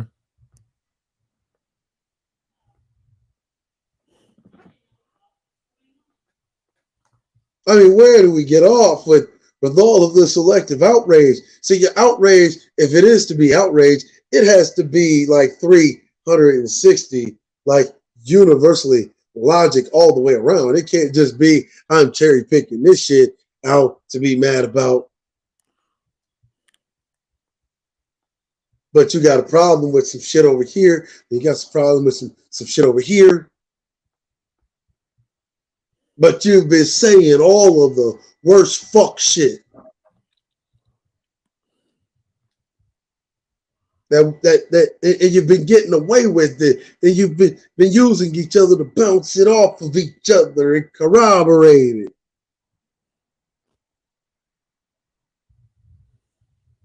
And then Cynthia G says it literally back to you in just a different way, and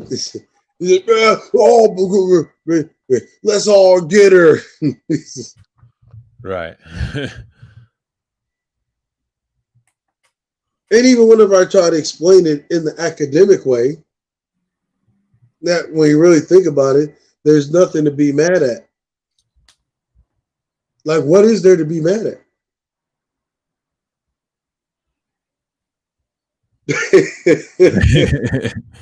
Like, yeah.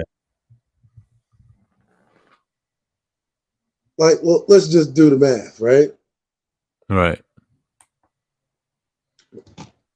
Because when people get to asking things like, well, what have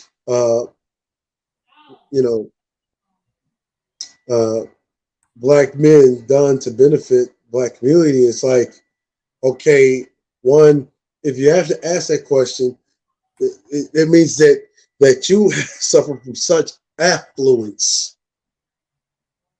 right? Right. Not to see what's apparent in front of your face. Whereas everything in this country that you think of that is great was created by black people, down to its policy. Oh, but I get it. Because we don't get credit for it. Because, we all love credit. Because clout means so much. But it's so funny because that white man didn't make this a first world country. While that white man was running from the battlefield, let's say since been running from the battlefield since the Civil War. No, my mistake. Since the Revolutionary War. So since this country, which was founded in the fucking turmoil, the strife, the pain, the fucking bodies and the skulls and blood, the cobblestones that pave the road to the Constitution that made this place a country. The black man did such. Black man's labor made it the wealthiest country. Oh, but your black ass was out in the field with us, or did you forget that? 1870, we fight for black folk to get free. We have rights and shit like that to vote. Oh, well, because white boys, like, we don't really give no women the right to vote. They gave it to black men. Okay, we'll take that. We've always been a liberal, progressive, and egalitarian people. Fought another damn near 100 years till our women got the right to fucking vote. Took up arms against this fucking nation for our people.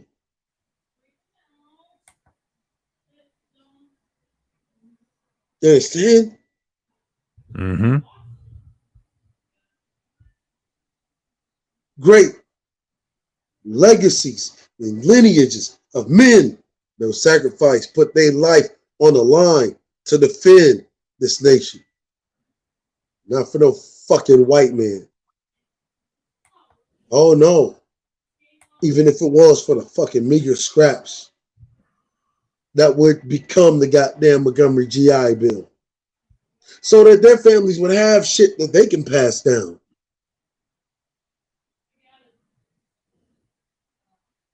In fact, when you think of the fucking Constitution, it was this great American Negro that made it real.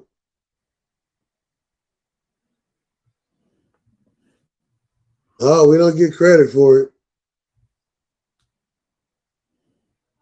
I see, when you hear these mindsets that ask such nonsensical questions, you got to understand that these are people that really have just drinking the Kool-Aid. That is the reason why we don't get the credit for it. And see, my position has always been, I don't know why we give a fuck about whether or not we get the credit for it or not. Why? That doesn't make us any less American.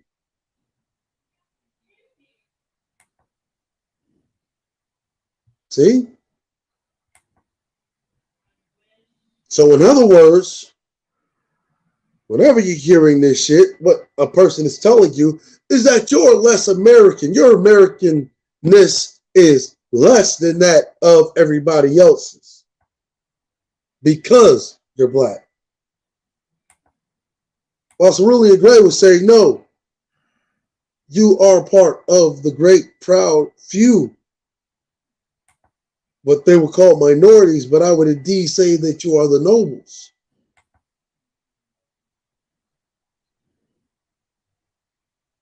Everything that made this country what it is. Which is why all of this shit is targeted at you, which is why all of these systems of oppression are aimed at you. I mean, when you really think about it, the guns are always aimed not at the weakest, but always at the strongest. Or did we forget that heavy is the head that wears the crown? So while you got, these kind of blinded, or rather color blinded whites skipping around, affluently oblivious to their own privilege,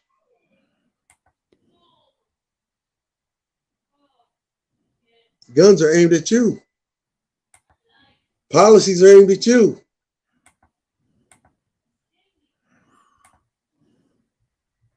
The white mob is aimed at you.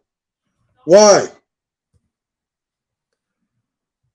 Because again, heavy is the head that wears the crown. They had the fucking crown. Oh, unless you really think that thing that we call money, unless you really think that that's the crown. But if that was truly the crown, I mean, they wouldn't be paying other people to enrich society the way that they do. Right. Obviously, it's just a fucking tool, a means to an end.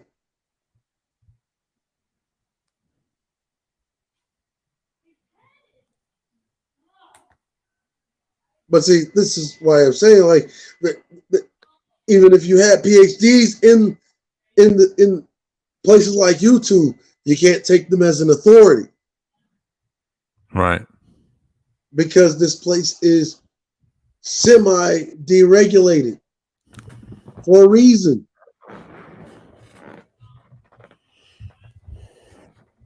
It's regulated by YouTube, but YouTube isn't regulated by scholarship. YouTube is regulated by a bunch of people who monetize filth, right? To popularize filth, to make it trendy in order to gain AdSense from advertisers, and then pay people who put content on this thing pennies. See, because even they think that money is the crown.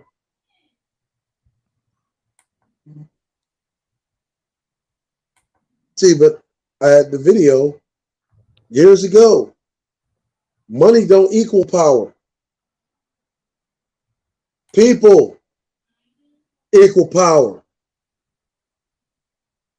Because people are the only thing that give money value. See how that works? Yeah. So people that have this idea that money equals power, see, they get to believing in these all of these things like ranking systems and like high value men. Yeah. Like, and then just think of the degradation of that. The very term high value man implies that men are just specifically black men are just inherently valueless. Like, so you got people that'll crowd up over there to be told that they're without value, and the only thing that gives the value is if you coil up under the nuts of Suspicious Samuels. Exactly. You see, like, this is, they're not looking at this stuff. The wealth is in the people. Because if it wasn't, I mean, look at this platform. What is this platform about? Accumulating viewers, people, accumulating subscribers. That's people.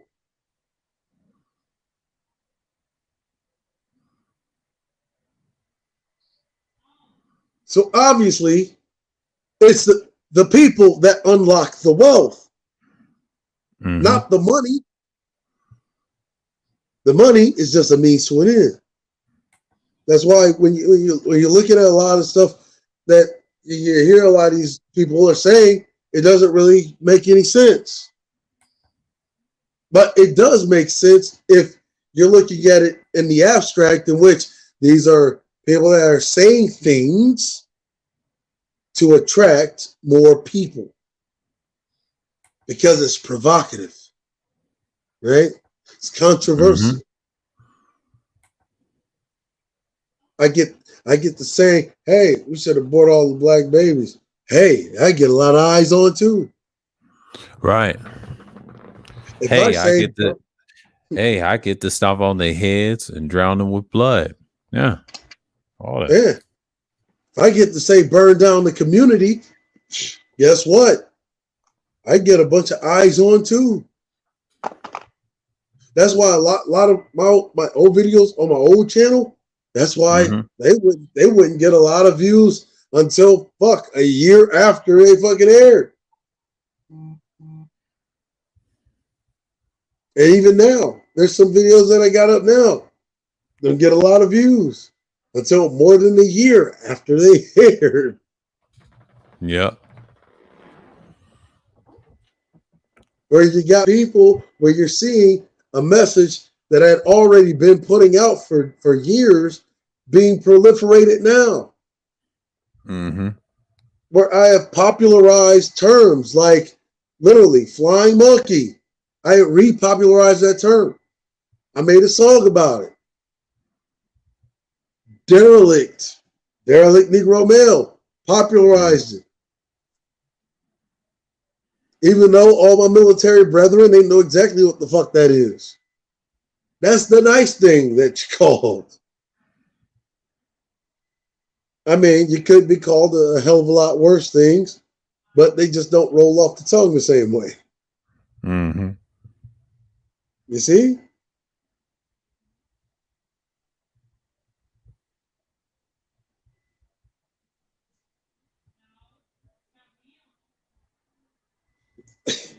You got this guy comes out and says, you know, it's like you got a guy that is following the algorithm who says, well, because how can I go one up over Cynthia? Fuck it. Says some bullshit like, I'm going to kill all black women. Mm-hmm. Yeah.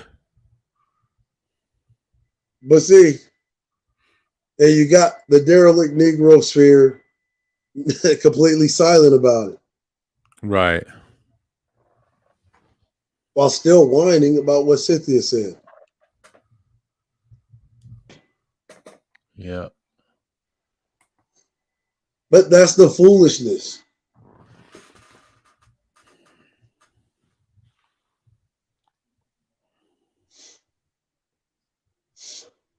And in reality, I mean, those are the very Negroes that deserve that. And I'm just going to say it. They deserve, and this is why I always say that what you call black on black violence is an absolute necessity. Yeah. Because it's guys like that do that it's there is a noble endeavor for a young guy or a guy of any age really to just walk up to him after having heard that and just blow his fucking brains out. Especially if you're a man with daughters, right? If you're a man with sisters, you're a danger to women, dude. You're a danger to my family. You're a danger to my community. You're a danger to anybody that I fucking hold dear or in high esteem.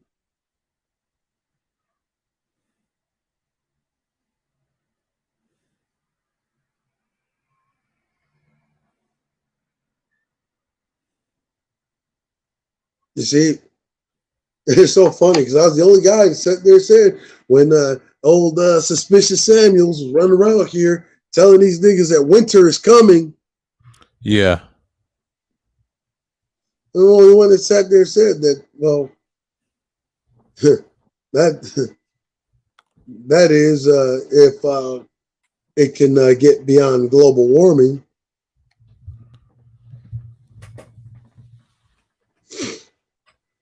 See, I don't know how many times I got to say it. I don't know how long I've been saying it. It's like motherfuckers are bad at math or something. Yeah. Or they've been putting white bitches up on a pedestal, and all the white bitches, i.e. through Karen, vicariously, have been showing you exactly how the white bitches get down with you. And that's no accident. While Karen is getting your ass set up to get shot, tackling your dumb ass or tackling your kid in the mall while accusing of stealing some bullshit phone because, you know, we po niggas that can't afford shit like phones these days. Mm-hmm. Right?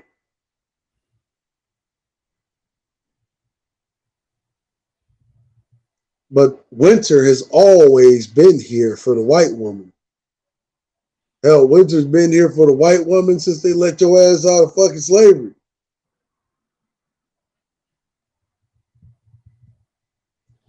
You hear me? Yeah, I hear you. Winter has been here for the white bitch since they left free slavery. Mm-hmm. And that is a fact. This bitch has been at her odds end with herself. She was already in a vicious competition, right?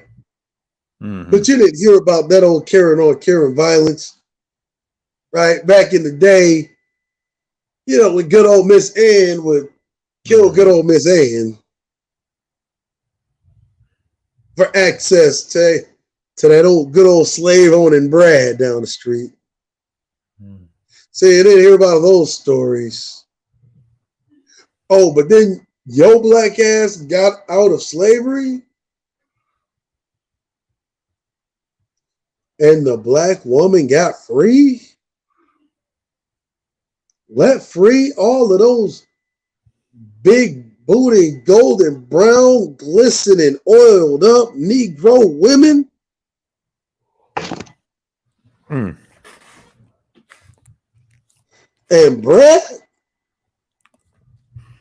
couldn't own those slaves, which his wealth depended on?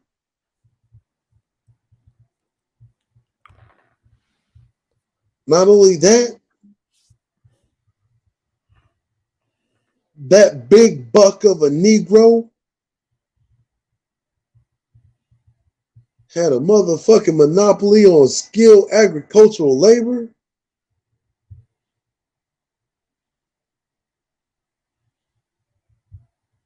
Mm-hmm.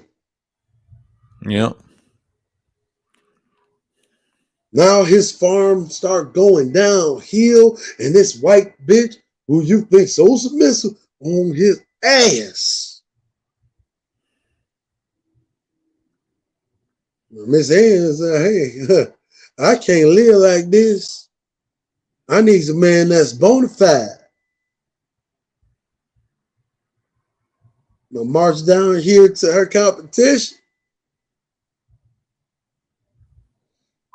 He still got slaves that don't even know they free yet. Mhm. Nigga Can we like, say oh no, June? they Can we say Juneteenth, everyone? Yeah. oh, go down to his other one. Oh, they know they free. We just got a thing going. Call it sharecrop. Uh-oh.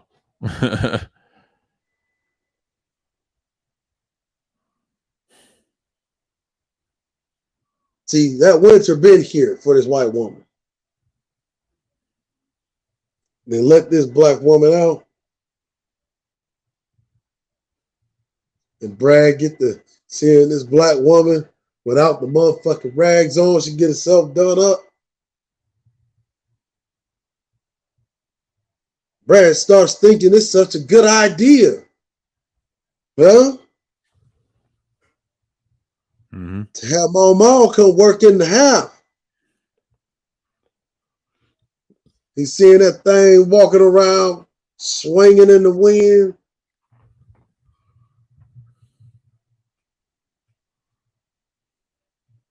That fine black woman used to work the field, keep her in them rags. See, she was just a thing then. See, now she looking like so she keeping herself up. I ain't never seen this black woman in this life. Now I start thinking, I want her to come work in the house. Come work in the big house next to my wife.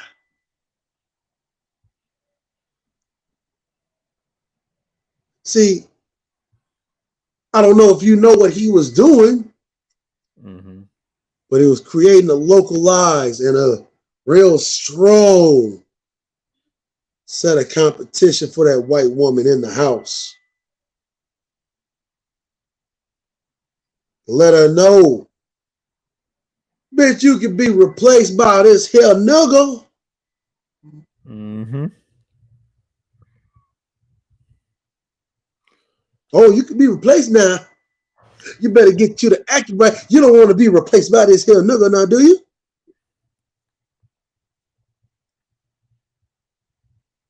See, this white man been playing this mind game with this white bitch for a long time. So she get to acting right. Ooh, she get to acting right. See, the white bitch, she the one that started thinking she could play the mind games with him. See that big buck in the field? Mm-hmm. Thought she could play that game back with him. And that's why he consolidates the wealth the way he do.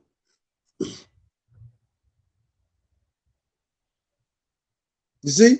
Go on and sleep with the black guy. Like, oh, this big buck. Oh, his dick so much better than yours. I'm going to run off with him. White boy said, run off with him if you want to, bitch. Go ahead. I'll just replace you with this here nigga woman here.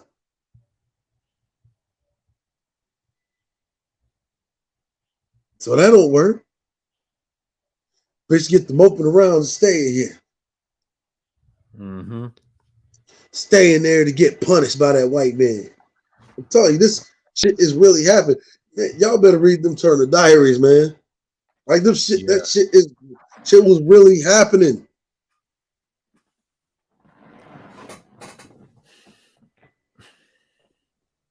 So that's why they come into the new era and they want to sell the black woman on this shit. And finally get tired. This white man has been mistreating us. We need your help. See, that's why feminism in the black community didn't really catch on right away. You didn't start seeing it in the black community until around the 80s. Yep. That is so true. Why didn't you start seeing it until the 80s? Oh, that's right, because Reaganomics. Reaganomics came and swept the motherfucking rug from under all of these women. So guess what happened? He said, okay, y'all don't want to jump on board with the feminism. I'm just going to take away your choice. Now you ain't going to have no choice but to jump on board with the feminism. Now I'm going to make it to where you motherfuckers going to be so poor you ain't going to have no choice but to take welfare. And not only that, I'm going to create a program, and it was called Welfare to Work. How you like them apples?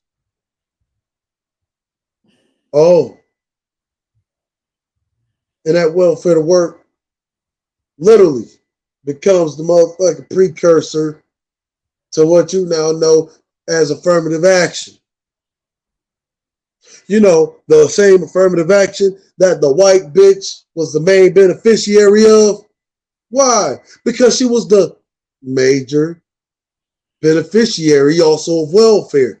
That's why if you track welfare and affirmative action right around the same goddamn time, that's why she's also the main beneficiary of affirmative action.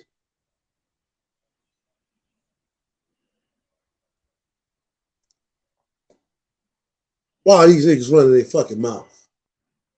Mm-mm-mm.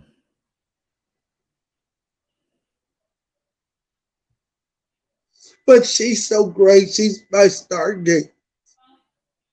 No, nigga, she's your detriment. And in fact, she has been an accomplice to the competing group of men that have been putting their fucking foot on your fucking neck.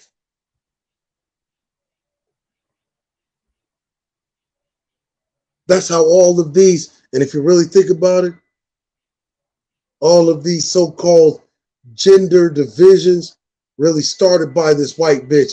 And really, it's so funny. That's why I don't really be saying a whole bunch of shit about the divestors of this world. Because they really think these white bitches are their friends. Well, really, they inject that shit, then they step away. They get these sisters to be going at these black men, and it's for no other reason than to give these fucking white bitches, and it be the fucking bottom of the goddamn barrel white bitches, a chance to compete. Why? Because it's a numbers game. Women outnumber men in our society. Pete, to understand this, you got a white man on average, he'll run around, he could dip his fucking stick, the Asian, Latino, let's wind it back. He can go and eat Asian food, or rather Chinese food, Mexican food, Spanish food, Indian food, all these different types of motherfucking foods, right? He can literally hold off, right, to marry his own type of woman. When he want one or two things, towards the end of his life cycle, when he wants companionship, or when he's thinking of motherfucking legacy and time to pass some shit down. Mm-hmm. Right? Time to have their great white hope baby. Let's just take, for instance, that bitch Jenny Mai, right? Jenny Mai was dating a white dude, right?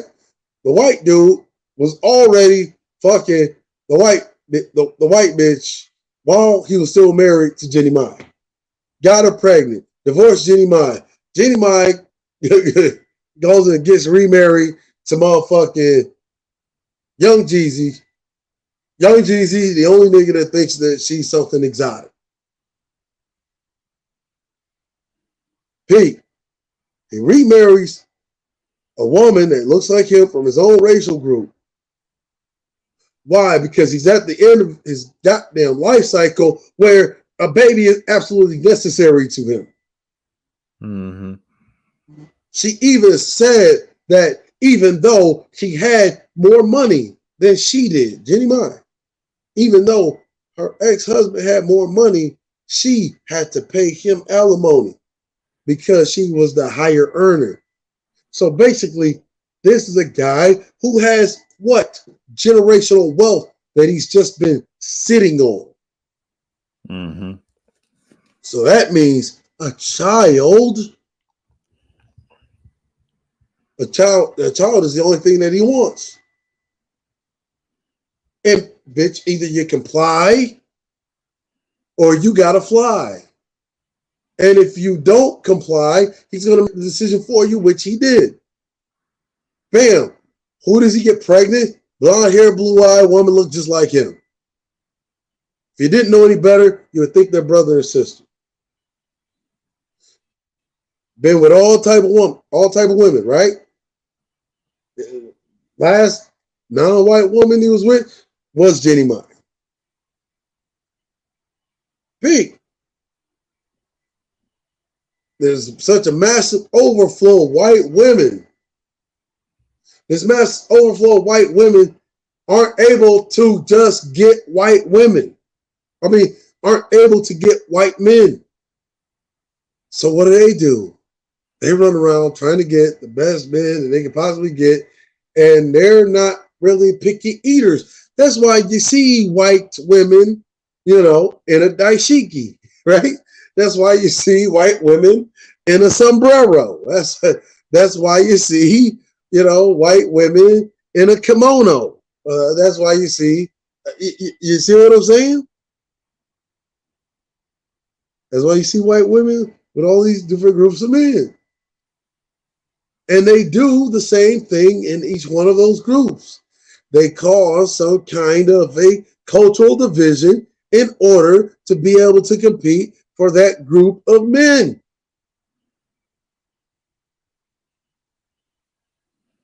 It's really that simple. Why? Because winter been here for these bitches. They've always been the majority in the country, which means that they always had the biggest problem with overflow. So much of a problem was that, if I'm not mistaken, weren't those the first group of bitches with the plastic surgery and the big boobs and all of that other shit, the collagen and the goddamn Botox?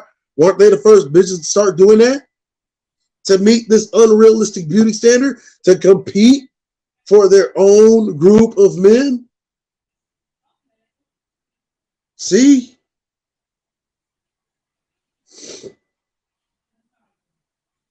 That's why I don't say shit. to the swirlers and the divestors. Like, what the fuck is there to say? It's like, go ahead, go over there. But shut the fuck up while you're doing it. I prefer you shut the fuck up on your way out. Same thing I would say to the trim niggas. You're going to shut the fuck up on your way out. It's best you be silent and do that shit. Because once you will yourself into a corner, don't get the fucking crying about, oh, the community, the community, the community, and the community. Because if you really look at both of these motherfucking groups really deserve each other. You see, they're really ideal for each other. Because if you look at it, back fucking a generation, 2 generations ago, these would be your motherfucking talented 10th motherfuckers.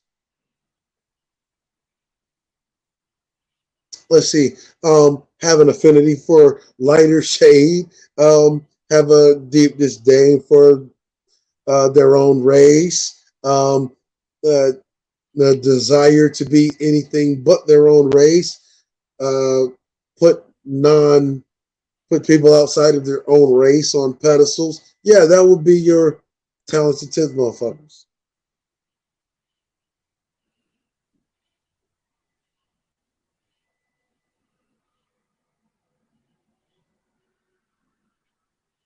But instead of being quiet about it,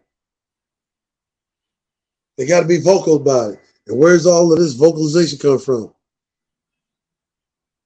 It ain't about being able to say get a white man or get a white woman or whatever.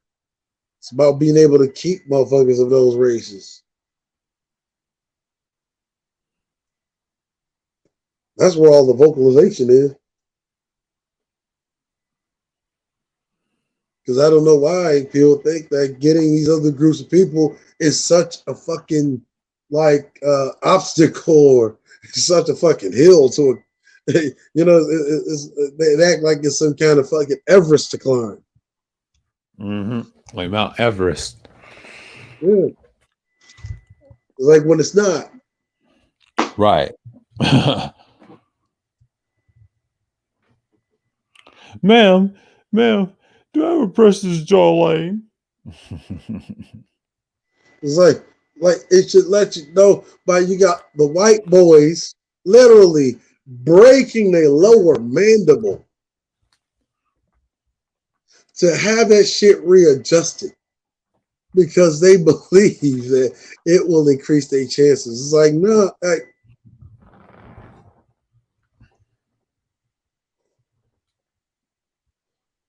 and you got some sister or some Latino or some Asian that will meet this guy in the future and think he's the greatest thing smoking. Have a child with it, and motherfucking baby come out like the hills have fucking eyes. Mm-hmm. And then see, because I'm a guy, just like I keep telling the general, that I don't care about the attrition rate. I'm the guy to be like, look, you made your bed, now you gotta lay in it.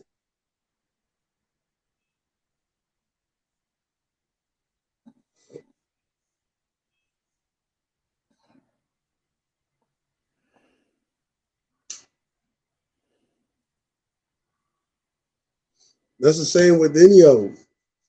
Mm-hmm.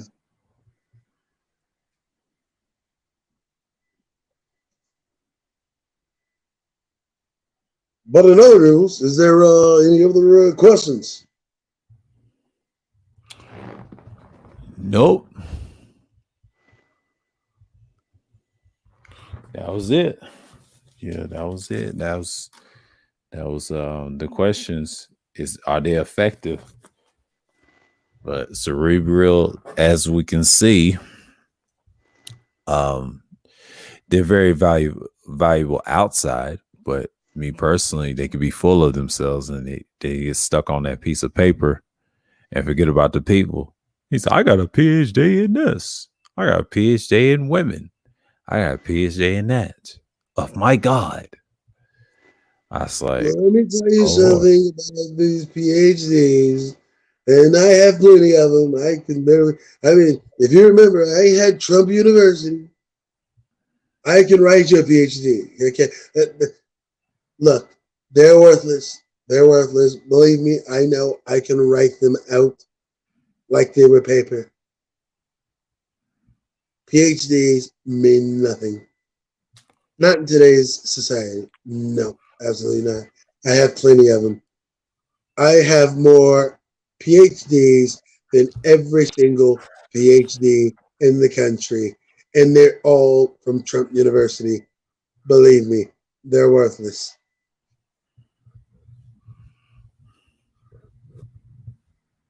I am the top PhD earner in the world. Believe me. There is nobody in the universe that has earned more PhDs, and I'll tell you that they are complete worthless.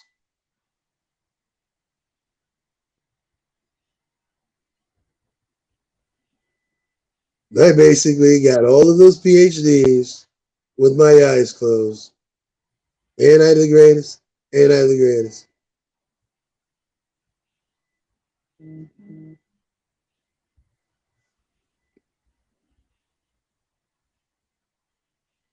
But don't get me wrong, there are some PhDs that are highly sought after, but they do not teach them in college.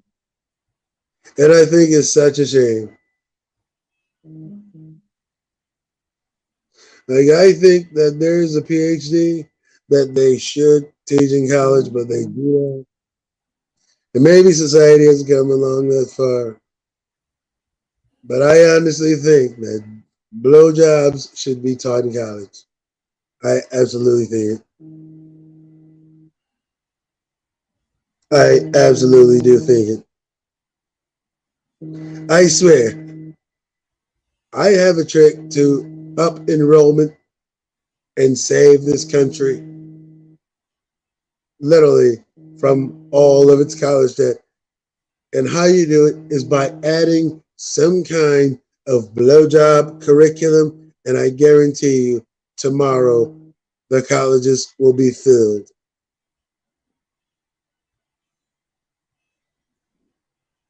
Like, who would go to college if they had a blowjob curriculum? I'm telling you, you would literally have 99% male participation rate if they taught that in there.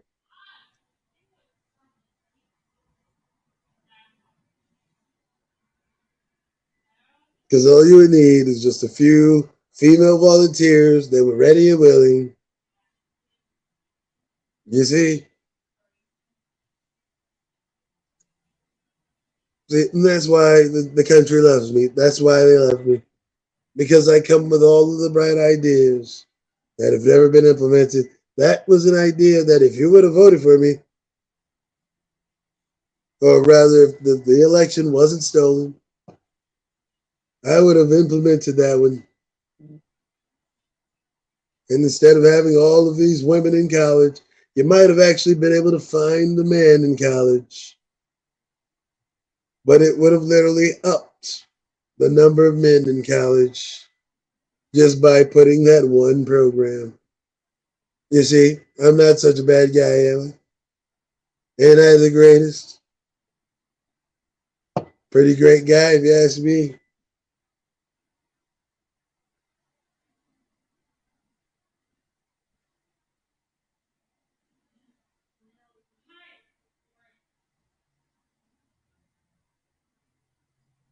I mean, Sir Obadiah, wouldn't you go to a college if they had a curriculum, right? Mhm. In which you could get a PhD in blowjobs, right?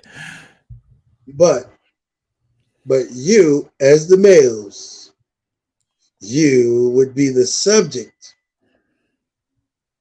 You would not be the student in this case. You would be the subjects. My thesis.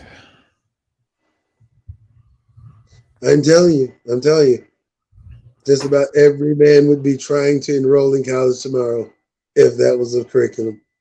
Facts.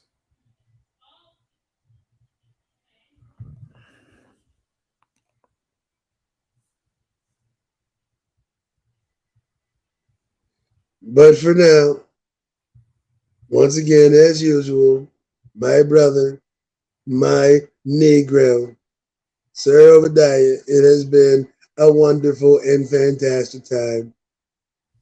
But I seriously have to depart. I have to depart. But it has been great, as always. I want to say salute to the nation. It is your one, your only, true chief in command, the true commander in chief for life, who the election was stolen. Cerulean Trump, the cooler, better Trump, the blacker Trump, the awesomer Trump. Now let's say salute to you fine people, to the great nobles of this country. You know, black people did build this country, by the way. I get you not. This is not a joke, people. Black people did build this country. You don't get credit for it because people like me get credit for it because people like me write history. Because, because I'm awesome. I have to say that I'm pretty awesome. I didn't write the history books. People write about me because I'm a pretty great guy. But those guys that wrote the history books, they were pretty awesome too, but they weren't as awesome as me. I would have at least said that black people built the country. I think that was pretty shitty of them. But it had an awesome time with you fine folks. Remember, vote Trump 2024. Salute to the nation and salute to the black nobility. Abba Nobilis. It has been a pleasure. It has been fantastic. Hey, Sir Obadiah, you're the greatest. You're the greatest, man.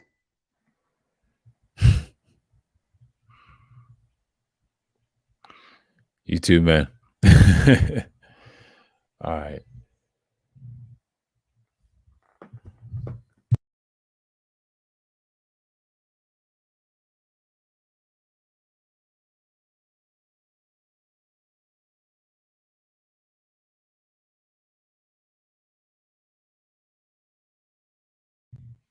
Yeah.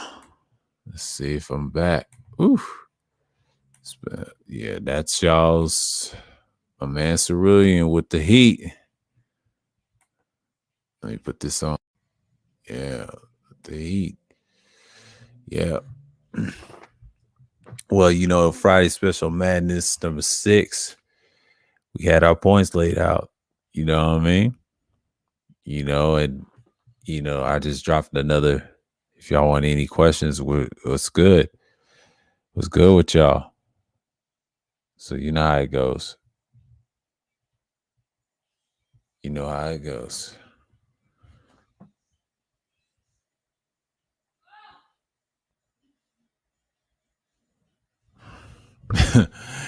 I know, right? I know, right? He did that in the stream that I did with that after stream, but you know what I mean? But yeah, but that's the whole purpose.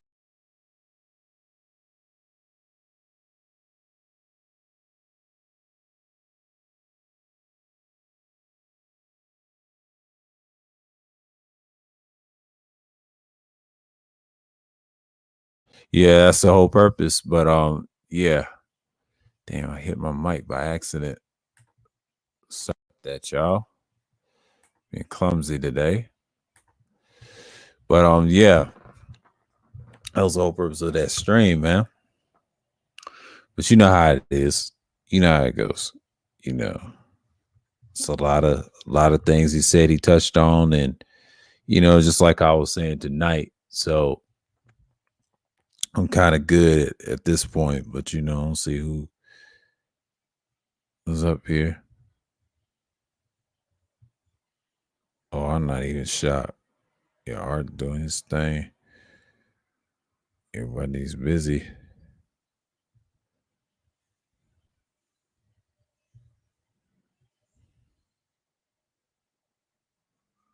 Oh, she hit my girl.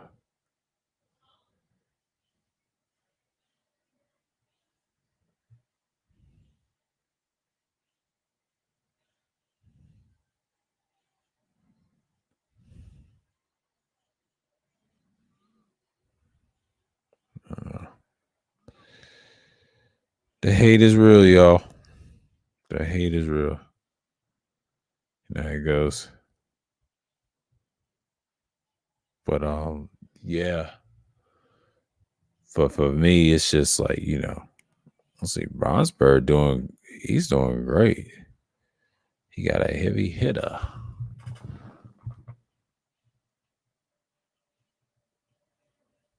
Oh, okay. Cool.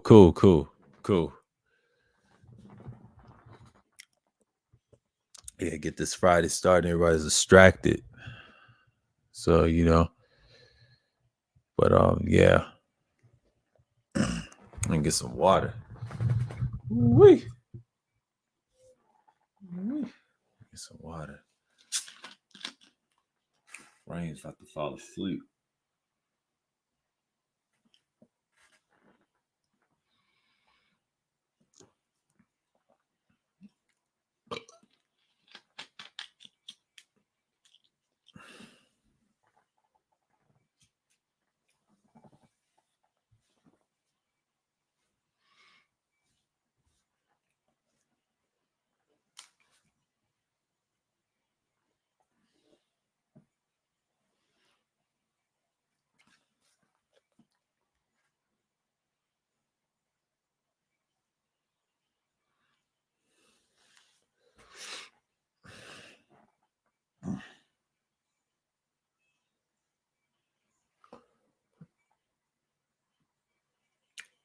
You know, but that's how it is, man.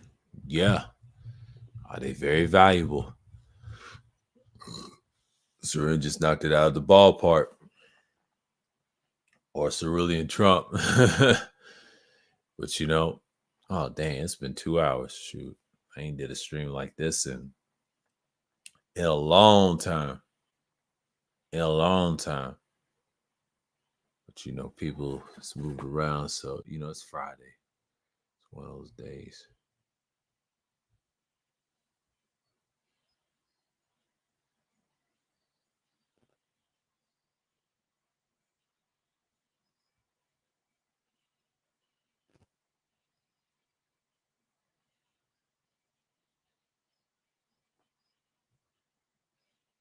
What's she tripping about?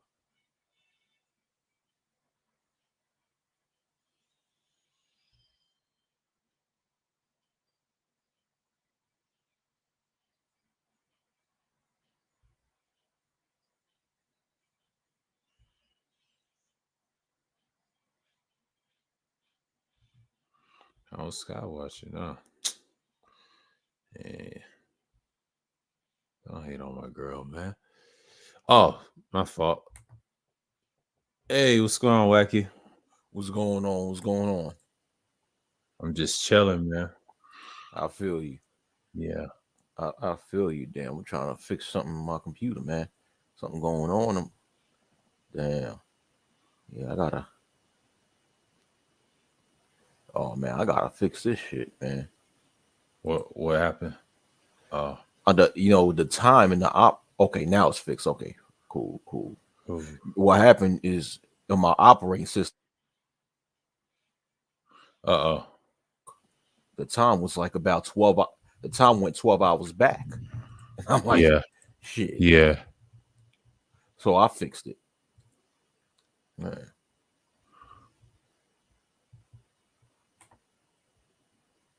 Yo, you hear me? Yeah, I hear. Yeah, I hear you. Okay. You're loud and clear. Yeah. So what's been going on? I just caught up with like the last few minutes of what Cerulean was saying. You know, when he was imitating Donald Trump / Red Fox. Oh yeah. He it's a repeat of that stream I did after stream over at DeAndre's. He was just being petty, and he did the same thing on that stream as well. So you know, okay. man. Yeah. All poking fun of Trump supports into space. Yeah.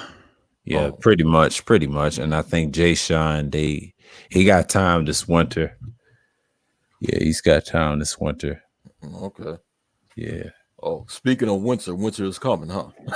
Nah, it's just some propaganda trope. You know, Yeah. yeah. I'm being facetious when I say that. Yeah, But, yeah. I was over at I think Isms, and he was trying to troll the term too. Winter's coming with a question mark, and I'm like, I'm laughing deep down because I blame KS for all of it, and it's really. But what he summed up was, you sound just like them. She sound just like y'all. She just took y'all's talking points, basically what he's trying about saying about Sinji, which is true. Because if you really listen to her message, sound like these Negroes in the space. It's funny, because she don't mess with the divestment because she had a black child. You got to have a full, I would say a mixed baby or like that. Yeah, and you can't co-sign it. It's kind of sad. They trying to fit in, but they said, but she never messed with the divestment community anyway. Yeah, she never did. Yeah. But even if she did, I don't give a fuck.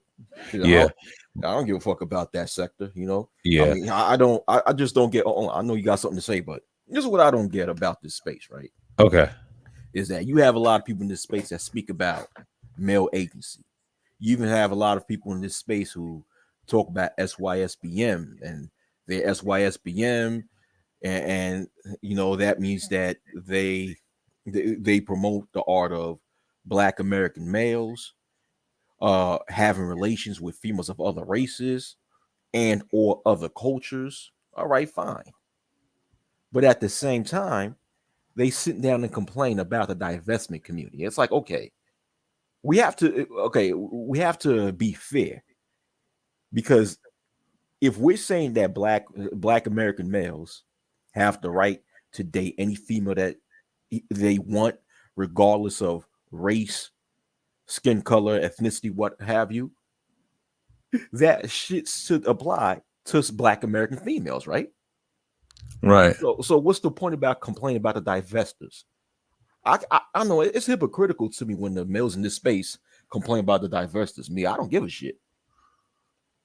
But what was you gonna say? My fault. Yeah, no, I was just saying, like, they try to paint her a part of that, but she never was, even though she probably had some subscribers, and I understand that they think like that, but it's kind of funny. They get confused. Well, they forget that she used to be a part of the well, she's still part of the B1 a little bit, but I'm not saying she's the same, but her talking points is kind of funny. That's really point out. It's very similar to y'all. And I said, in a way, I would say the 2.0 space, yeah, she's just repeating what the guys be saying. And they get upset when she pulls their card. It's kind of funny to me because I don't even watch her that much. I just hear other individuals bring her up until I see it in my feed, and I'll be like, okay, she's talking to about KS, which is obvious because he's the biggest name, because and it's kind of like it's just a repeat of what I've seen for 1.0.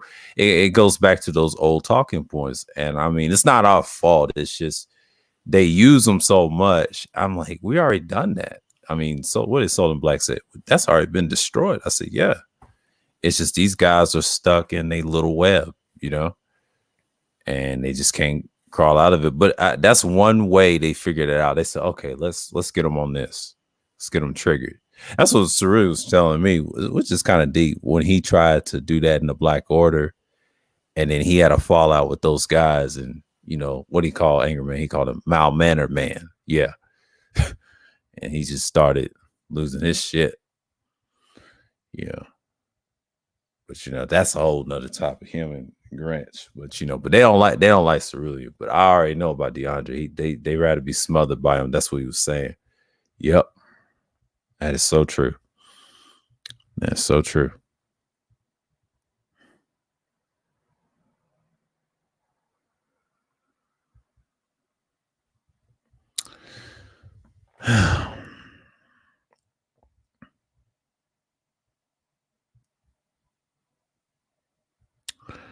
Yeah. And she tried to tell me don't block without Sheila's permission. I said, you don't run that channel. Golly. Sheila better be careful. That woman's gonna destroy her channel. Yeah.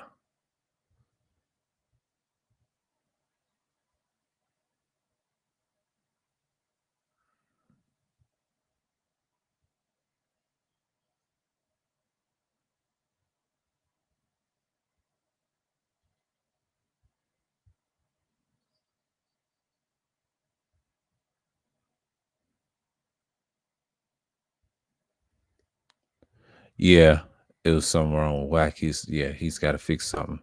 But that's cool. Oh, he's back. Okay, cool. Let me pull you up. Yeah. Yeah, Sheila better be careful with her, man. Beach is terrible. That's gonna fuck up her platform. Shouts out to Nadia. Sincerely. I don't know why she timing that out. Yeah, Sheila better be careful. She's right about her. Yeah, Beach decimate panels. Last time I was on panels with her, it was over at Kudas. She comes from the roast sector. They already done dragged her. I see another problem with her. Yeah, Sheila better be careful with her. You all saw that argument that she had with some other girl on Sheila's Nadia. Yeah. And yeah. man, is that where they was having Oh dang, you broken up. Yeah, it was. Big J was on the panel. Man, listen, man, when oh yeah, I saw that. Yeah, I saw that too. Oh yeah. man, that was a hot ass mess. Yeah, that was nothing but a hot mess, man. That was a hot mess of an argument. And then you got this 50-something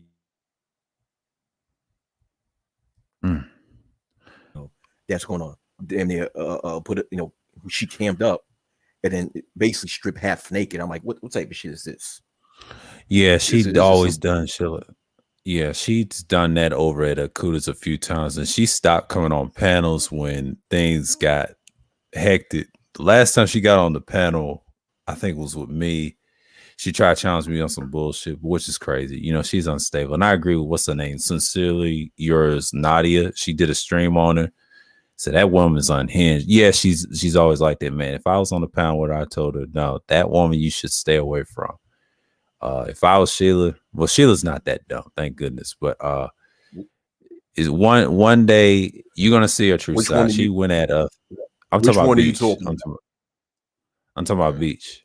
Yeah, because I'm gonna break it down. If Sheila ever comes, I'll tell her like one thing about her. When she did the third ward, I saw this on For Record TV because they had problems at Old Boy over there with fourth quarter because they left and that's how they got their start. And Third Ward said she was long-winded. She got mad at Bitcoin L. That's how it all started. I'm gonna tell you like this. He said this in my chat. And he said, she was so fake, but she tried to be so long, but then she talked bad about him over at Underrated Darkness. See, I don't usually go over UD's channel like that. I mean, shouts out to him, but I didn't know she was that foul like that. But what's that guy's name that used to be over at Kudas? Dusty. They know she come from the roast sector, but those people that do the beef and roast sector, they dragged her already. She wasn't really who she thought she was. She always do the half naked stuff. But no, I'm not talking about her. I'm not talking about Beach. I'm talking about there was this one female. Now I don't know. I never seen Beach do that dumb shit, but there was a female on Sheila E's panel that was arguing with Beach, and at that time, Big J Triple X was on the panel. So that female, the other female, not Beach, the female who was arguing with Beach, then she came up and she was stripping half naked. I'm like, what I know who you're talking about. Yeah, she couldn't stand Beach. I forget her name. She's older too. Yeah, she's ridiculous too. But she tried to apologize. Like, but my thing is this: is that I mean, it's Sheila. Sheila could do whatever she want on her panel. It's like you allow that shit to happen on your panel. Like, god damn. Yeah, she tried to apologize to Beach, and Beach didn't want to hear. But see, Beach is so I hate to say hypocritical. She do the same shit too, and it's like two older women going at, and it's sad, And I kind of like I didn't want to say nothing to Sheila. Like that other woman, yes, she was in the wrong. Beach was in the wrong too. She probably instigated that, knowing her. And it's just, and I get what Third was saying, but Third, you can't control what a host does. I mean, that's a panel, especially women. I can't do that. Yeah, I mean, they're going. Yeah, content creators, if they host a panel, they're going to do what they want to do in the panel. Yeah. But likewise, everybody else have the right to state their opinion. So I'm just stating my opinion. Yeah. Yeah. So, But it's like, see, when you get on women, but you got to understand, women got that power. I cannot break that up. The last time I calmed down Beach, she went after Gabe A. Gabe A made a troll joke and messing with her. He saw her content, like she do the same thing that woman did. And she's no different, you know, and it's just sad, but but that just shows you the character of people's, Well, when it comes to situations like that, only the host of the panel can control that situation and nobody else. Yeah. It's only up to the host of the panel. Yeah. Male, or regardless if the host is a male or female. A female, right. Only the host could control that if it happens on their panel. Yeah, it was on his panel, but I had to help him because that woman was crazy. Now I understand her type. Kuda's panel. That was wild, but that was months ago. That's like when it was me, him, I think Kuda and Beach. And this is when I was first time been on the panel with her, right? Well, let me say something. Let me say something for a bit. I'm sorry to interrupt. Mm-hmm. If Kuda wanted all that shit to end at that, I'm not a witness to that. You just telling me that, but I'm just going by what you said, right? If she was acting the fool on Kuda's panel, the only thing Kuda could have done is just kicked out. That's it. That's how you control the situation. Yeah. You tell people to calm the hell down, or you kick them out. That's it. So he had the 100% power to control the situation by kicking out the person that was being disruptive. Yeah. If he didn't, it's on him. But go ahead, continue. Yeah, it's true. It was on him, and he tried to calm it down. You can't just talk to her, man. Like that woman is unstable. And the last time I think I was on a panel with her was a couple of panels ago. Like it was like we was talking about something totally different. And then after that, she was done. Yes, Kylie, they can be derelict too. Yes, both of them. It's not a gender thing. That's an equal thing. So But on another note, right? Yeah. This is some news that's happening right here in New York. I think this NYPD cop, a couple of years ago, I think in 2017, she was charged federally. She was charged federally for trying to hire a hitman to kill her ex-husband. And she went to prison, but now she might get paroled in about 30 days, and she only spent about what, I think 4 years or something. You put up yeah, man. So I'm just like, damn, shit. I'm like, she got caught. She got caught. Hold on, let me see. Oh no. I'm sorry. Let me take that back. No, she got sentenced, but she's sentenced to only 4 years in prison. Wow, my fault. I'm gonna stick this for some other. Yeah, she's only sentenced to 4 years in prison. Ain't this some shit? Like, yeah, how in the world are you a cop? Mind you, she's a police officer, and she was caught red-handed in trying to hire a hitman to kill her ex-husband, because what happened is her and her ex-husband, they were fighting a custody battle for their child. So she hired a hitman to kill her ex-husband to try to end this custody battle. And not only that, well, the hitman she tried to hire was her boyfriend, right? Right. The hitman she tried to hire. But the boyfriend / hitman ended up snitching on her because she tried to get his daughter killed too in the process. And she only received 4 years in prison. I'm like, yeah, man, only received 4 years. I want to give a screenshot, if you don't mind me. Oh yeah, go ahead. I want to see it. Let me see something. Yeah, this is amazing. Hold on, let me see. I might play the video. Hopefully the video goes 4 through. years in prison. That's Can you hear it? Yeah, fair use. Okay. tonight. Fair Former New use. York cop for obstructing justice. It's part of a plea deal because Valerie Cincinnati was charged with trying to hire a hitman to kill her estranged husband and the 13-year-old daughter of her boyfriend. And because she's already served time, she could get out soon. Here's Eyewitness News reporter Stacey Sager. Valerie Cincinnati was a New York City cop decorated for catching criminals in the 106th precinct. But now she's a convicted felon herself after plotting to kill her estranged husband, Isaiah Carvalho, and her boyfriend's teenage daughter. Her boyfriend, John DeRuba, agreeing to help the feds and make troubling recordings of the plot played in court today. They can subpoena these photos. But Cincinnati, tearful and apologetic, telling the judge, quote, "I was angry, I was horrible, but I can promise you I never intended for that to happen." We're very pleased with the result here. The murder for hire charges were dismissed. She said, I never intended for that to happen. So you Oh, never wow. intended. So basically what she's saying is that she never intended to hire a hitman to try to kill ex-husband, right? And try her Yeah. boyfriend. Think about how ludicrous that sounds. Mm-hmm. You pay someone to because you and she was caught on video plotting and planning on how to set up the murder of her ex-husband. So basically, all this is she was plotting and scheming, but then she's going to go to court and say, I never intended for this to happen. Now, what happens is that she was given a 4-year sentence, but while the sentencing was happening, she was already in jail.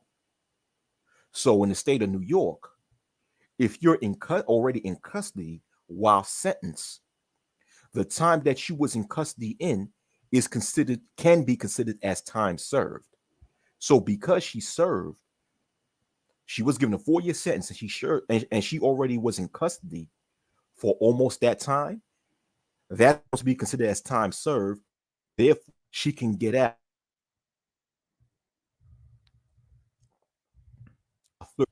Now, Yeah. this is your men, or in this case, your women in blue, who are sworn to protect and serve the public. These are the types of people that we have in uniform. But yeah, you got the niggas in this space. You get the picture. Yeah, I get the picture. You got the niggas in this space that they won't speak about shit like this when it comes to cops. What they'll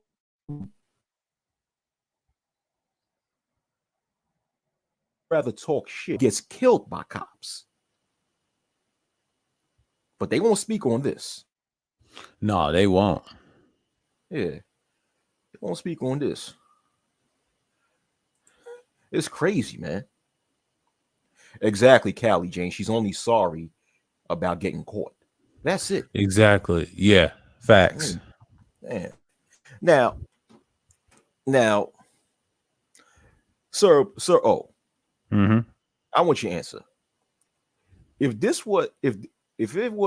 cop, now this cop is a Caucasian female, typically, to be more specific, an Italian female, right? Mm-hmm. Now, this cop who did that, if this was a so-called black man who was caught trying to pay someone to kill his ex-wife, and at the same time was caught on tape to try to get someone else's child killed, do you think he'll serve that short of a time in prison? Well, no. He'll get a longer sentence if he did something like that because it covers his skin color.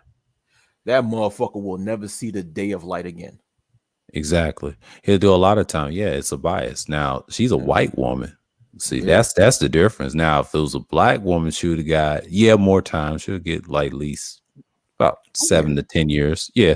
But here's the bias. The man has to get a longer sentence than the woman. So no matter what color, they still throw the book at us. I said, nigga, you going to jail, especially in the South. If you get caught doing that, Oh, it's a wrap. Oh yeah, it's a wrap. I mean, I know upstate New York where you from, Wacky. That's normal. But here, oh yeah, you getting time. Yeah. I mean, yeah. If you get black, so if you're a so-called black male or so-called black female cop, and you got caught doing some shit like that, you'll be underneath the prison. Oh yeah, but especially if you're a man, yeah, especially if you're a man. If you're a man, if that was a brother, he'll never see the light again. He'll never see the light of day again. He'll be underneath that prison. He'll never come out. And let me rephrase that, y'all. That's the whole, I will say the whole US. I mean, no matter what state you're in, it's different, but it is the whole US. If you want to count the numbers, that's a whole, yeah. Oh, yes. That's the whole US. That's the whole US, man. Yeah. And I'm like, I keep forgetting because every country is different how they do their prisons, but America prisons, yeah. Oh, yeah. And let me tell you this. The NYPD are the biggest gangsters in New York, just like cops in general are the biggest gangsters in the streets of every major city in America. I don't care what you say. Facts. I agree. Them motherfuckers are the biggest gangsters, man. During the I remember, I think I was on one of Grandmaster Troll's live streams, and I think this brother named Mike Green Eyes. You ever heard of Mike Green Eyes? Yeah, I've heard of him. Yeah, he's a regular. Mm-hmm. Yeah, he's from New York like me, and him, we was having a chat about stuff that was going on in New York, and he's probably about my age or older, because me and him, we were speaking about how cops in New York got down back in the day. Because I remember during the 1990s, the 80s and the 90s, the NYPD was busting drug dealers, not because they wanted to just do their job and fight crime. It's because they wanted to take over that drug dealers' operations, and that's what they was doing. They was putting drug dealers in jail, giving them long sentences, the quote unquote fighting the quote unquote war on drugs. But then the cops started taking over. But then the cops took over these drug dealers' operations and started selling drugs on the side. Hell yeah. This game is cold, man. Yeah. This game is cold. Like the state in Angola, Louisiana. Yep. And she says facts. Yeah, Angola State, Louisiana. I think Louisiana has the highest concentration of incarcerated people among all 50 states in the United States. I think Louisiana, the last time I checked, Louisiana had the most incarcerated people among all of the 50 states in the United States. Now, if I'm wrong, someone can correct me, because I remember the last time I checked, Louisiana was number one. Yeah. As a matter of fact, America, among all first world nations, America have the highest number of incarcerated people, period. Oh, yeah. Mm-hmm. And remember this, in America, according to the U.S. Constitution, specifically, I think, the 13th Amendment, if you're incarcerated, whether in a state or a federal prison or even at a city jail, you're legally considered a slave. In the Constitution, it says that. In the 13th Amendment, it says, with the exception of people who are imprisoned, slavery is abolished. It says something like that. But they made an exception to those who are incarcerated, which means that if you're incarcerated in today's America, you're legally considered a slave. Yeah. Yep. And it's not surprising that so-called black people in America have, unfortunately, a very high incarceration rate, especially amongst its black male populace, which shows you that slavery never went away in America. Slavery just got transferred from the cotton fields to the penitentiary. But we in the black manosphere, we don't want to talk about that. We want to cry and complain about what's in between the legs of a female. You know what I'm saying? Right. She wants to date. She rather date Biggie. She don't want to date me. Oh, bitch ass niggas. Yeah, because I ain't got a jawline. Yeah, that shit. I ain't got a jawline. Whining.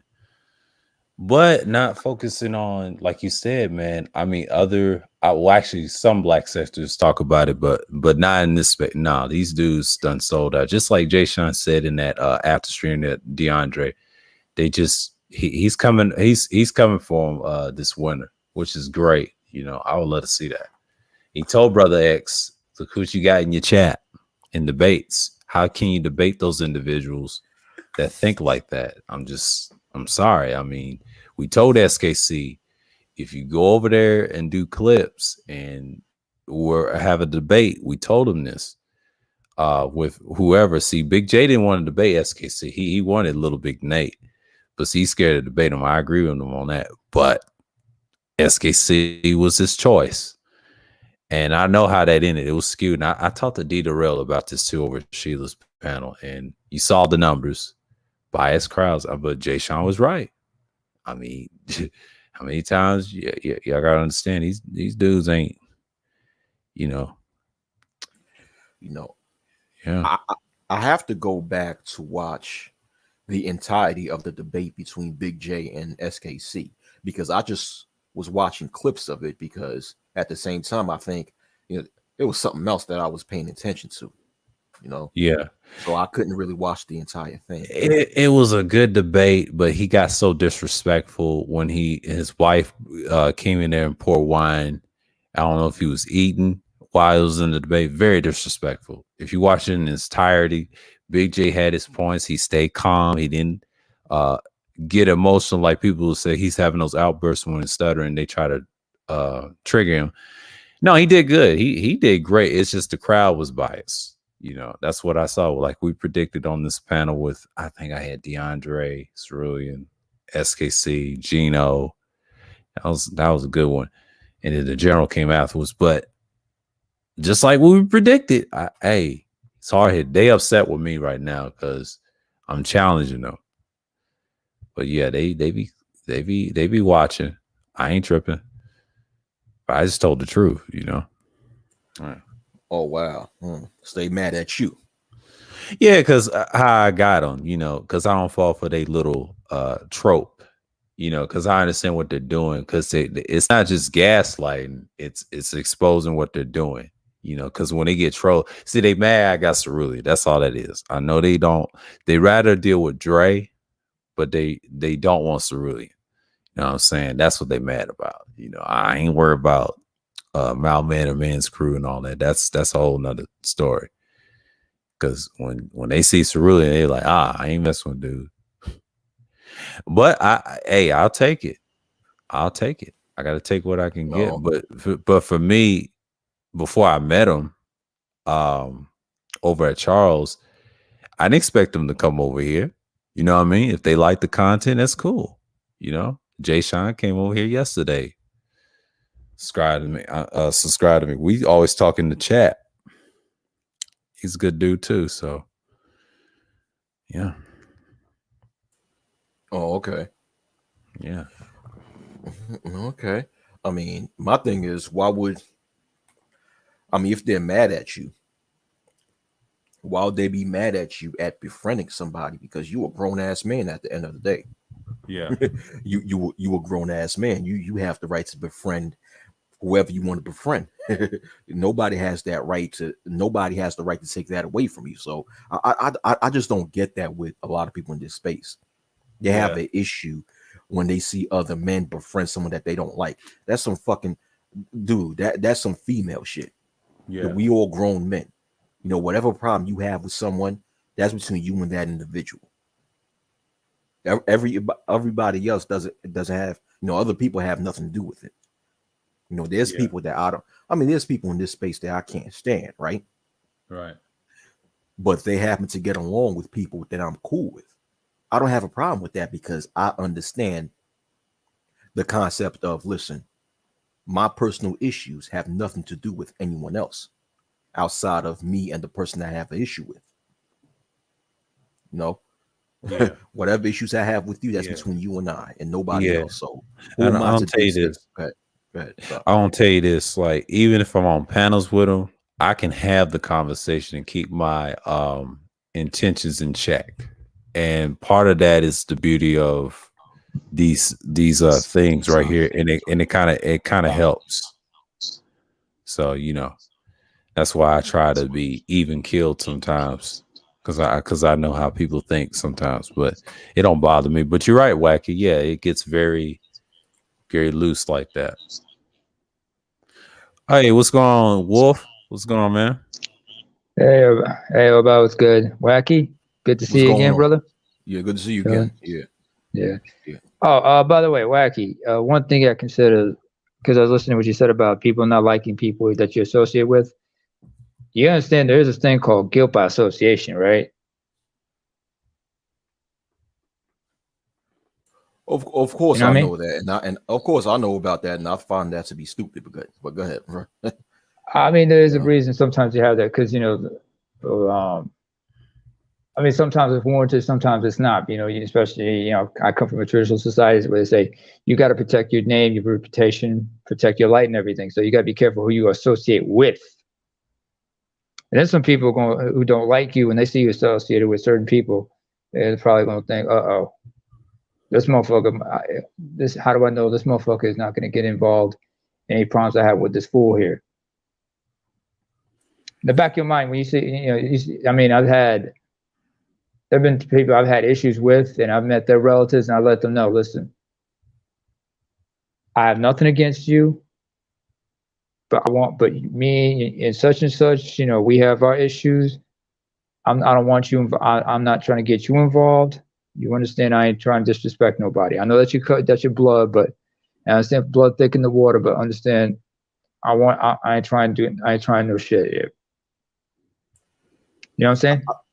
I think that what you're bringing up is sort of something different than I'm bringing up, because, okay, your no, it's an example. Like, but yeah, no, hold on. Based on no, but I'm trying to say there's different degrees based on what you're saying. Okay, let's say, for example, if an individual is hanging around with people who you know for a fact is engaged in doing things that are destructive, yes, that's a whole nother story. Now, that's when you have the right to disassociate yourself from an individual that you get along with, if you know as a fact they are hanging around with people who are doing destructive things. But I'm speaking about on the terms of, if I'm having like a petty, if I'm just have like some sort of personal issues with another individual. Let's just say me and this individual, we don't see eye to eye. We got into an argument, so we don't speak to each other. But then I get mad at someone else for speaking to that person that I stopped speaking to. I'm saying that concept is stupid. But what you bringing up is a whole nother level. Yeah, that's what I'm talking about. If you have just a personal dislike for another individual for whatever reason, you and the other individuals don't see eye to eye. Then there's another individual that you get along with who gets along with the person that you don't see eye to eye with. Now, don't talk to them. That's what I said. I think that is dumb for you to get mad at the person that you get along with just for getting along with the person that you don't like. I think that's childish and that's dumb. You know what I'm saying? I see what you're saying. In that concept, you got to learn how to compartmentalize and understand. Okay, my personal issues with that person has nothing to do with his relationship with other people. But go ahead, you got the floor. No, I see what you're saying, but on the other hand, I'm not trying to be argumentative. I'm just trying to show you I'm showing you my perspective on that thing, because I agree with you completely. But I have to look at all sides of this argument. Sometimes you got to play a little devil's advocate, if you know what I'm saying. No, I get you. So I get you. So sometimes you it's not like I hate that other person because you associate with that person, but I just understand if that person associates them, I can't deal with that person, because I know chances are that person is going to be telling them shit about me, and I'm not going to convince them to to know better than that. Oh, okay, well, in that case, see, my thing is that the way I look at a situation like that, if I'm in a situation where a person that I get along with happens to be friends with a person that I don't get along with, my thing is I expect for the person that I do get along with to remain neutral when it comes to whatever disagreements I have with the person that I don't get along with. Yeah. His job is to remain neutral and understand that that's not, that's not his concern. My disagreeing with another individual, that's between me and that person. That's the way I look at it. And if No, I see what you mean. It's not always easy though, because I have my experiences of such situations myself personally. So did I. And I've been able to like secure that like neutrality of that person in a few cases, but other times I realized there was no point in doing it, especially because if you have that foresight to realize, nah, that person's way too close with that cat, so I realized back off, just walk out of there.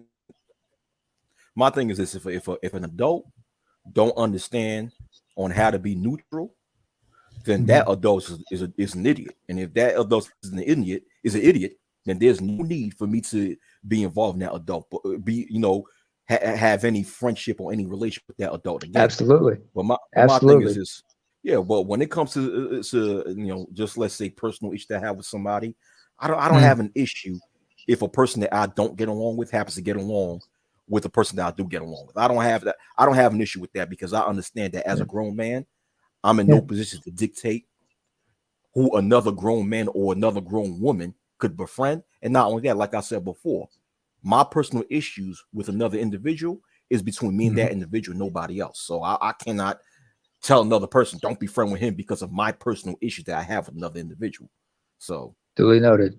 Noted. Yeah, but that's like I said, that's my perspective. Let's look at it this way, man. Perspective is right or wrong. That's my perspective. Look at it this way: they're protected by the First Amendment.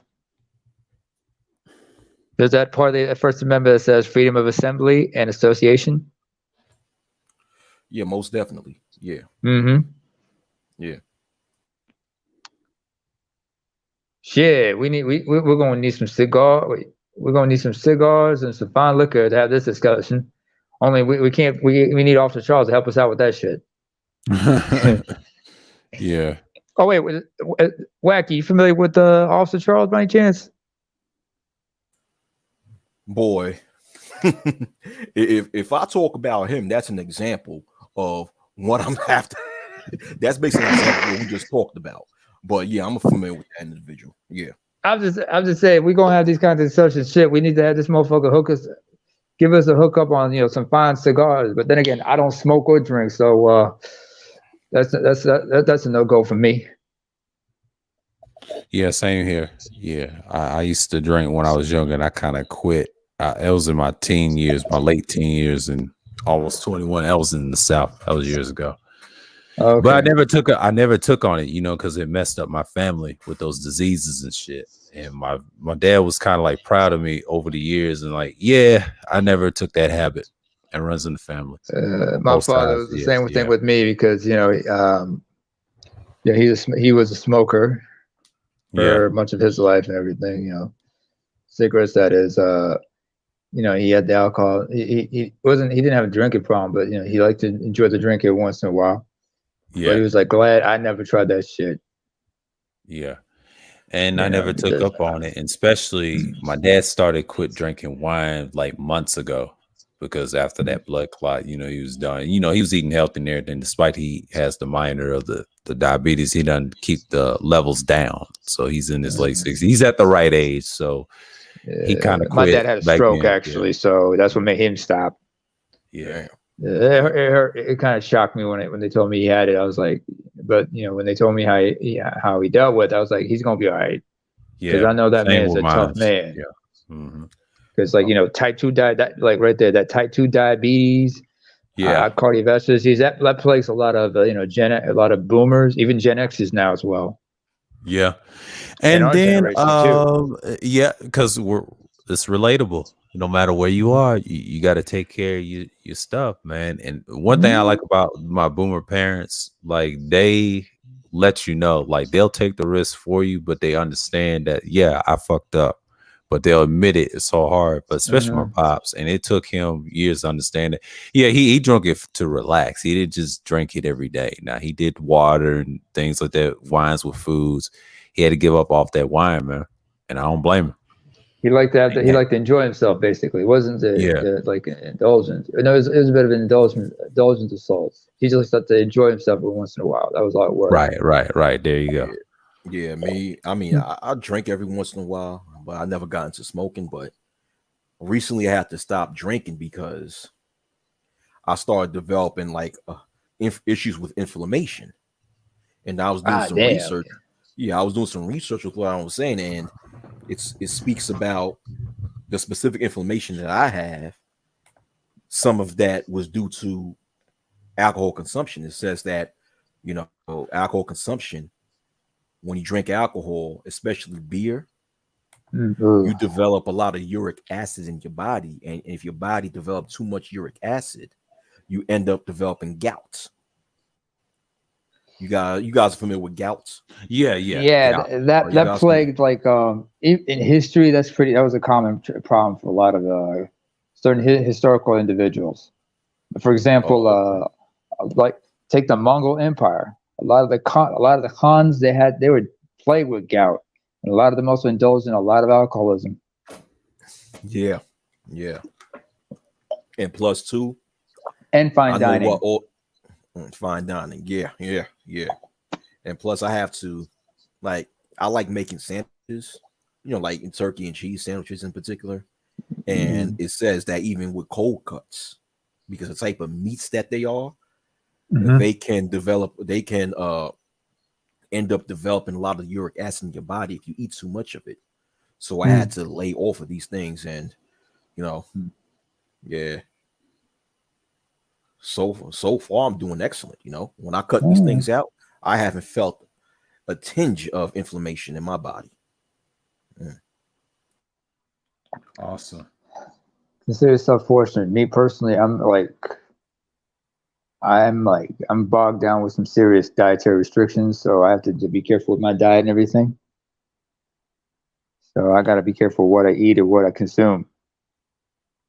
But it's been a blessing that way, because at least I'm healthy that way, and I avoid certain things, you know, because I don't eat things like I used to. I feel a lot better, a lot younger. Despite the fact I'm pushing 40, I still look like I'm in my 20s. Oh wow, that's a good thing. Yeah, man. How old are you, if you don't mind me asking? I turned 39 over a month ago. Oh, okay.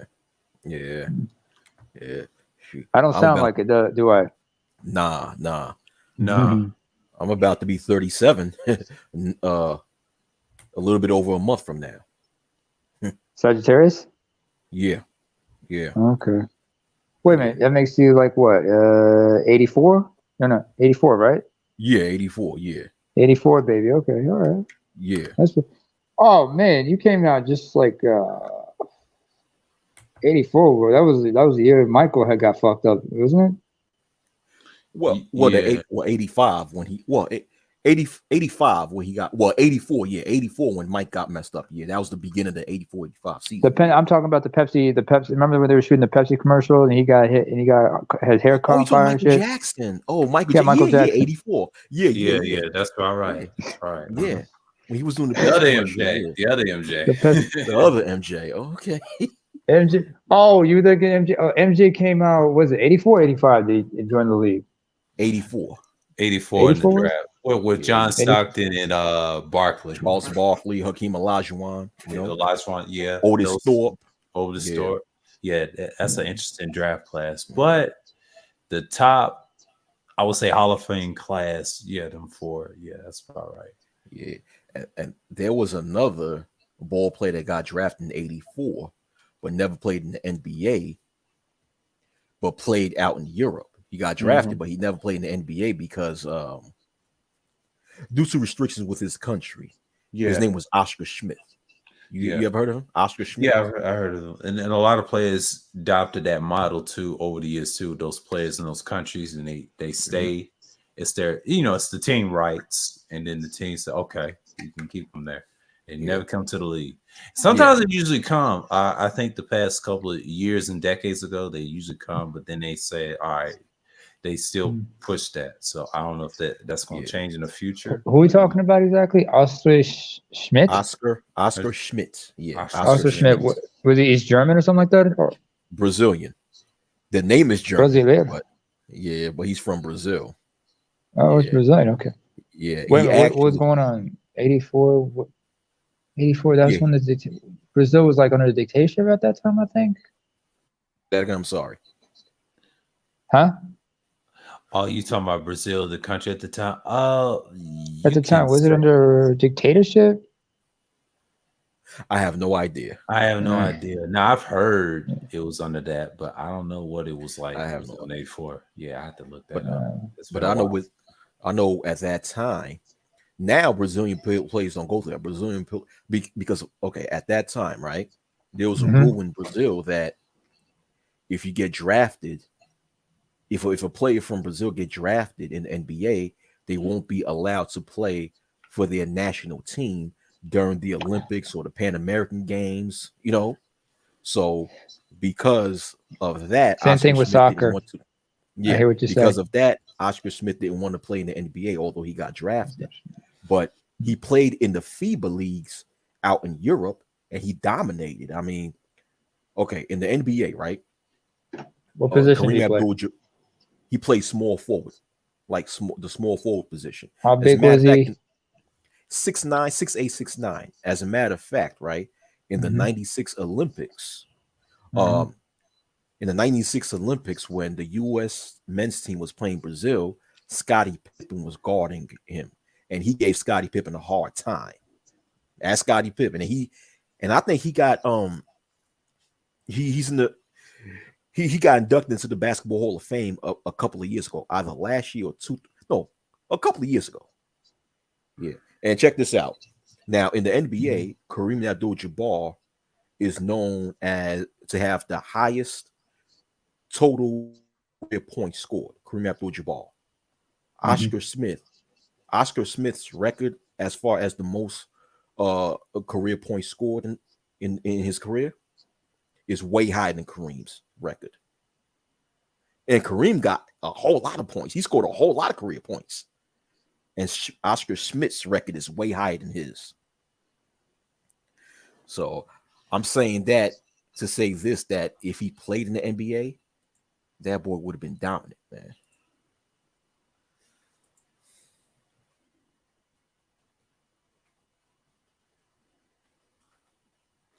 Yeah, he would be.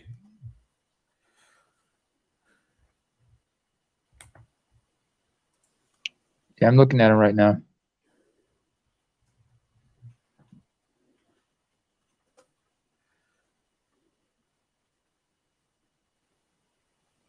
He's from Natal. Natal, Rio Grande do Norte.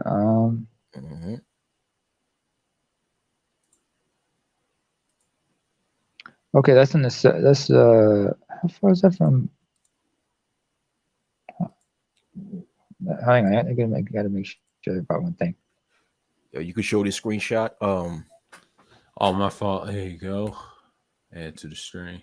You show it. That's Oscar Smith's career points, right? Total career points, 49,737 career points. So let's put Kareem Abdul-Jabbar's points.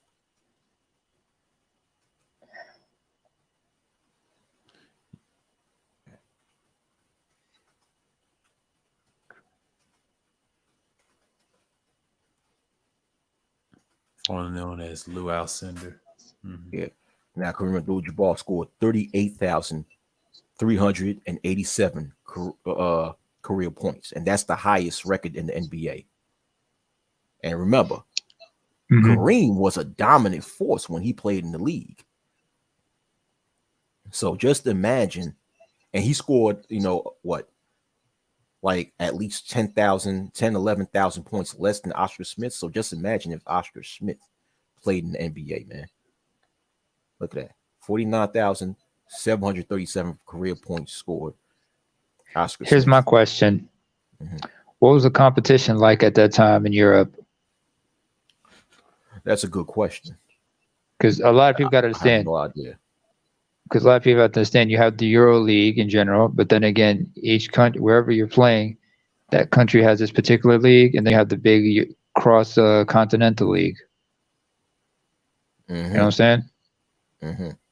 And I remember, was it like forgot the name of this cat. He's Slovenian. He was on I think it was on a Combat Jack podcast, or maybe it was a different one.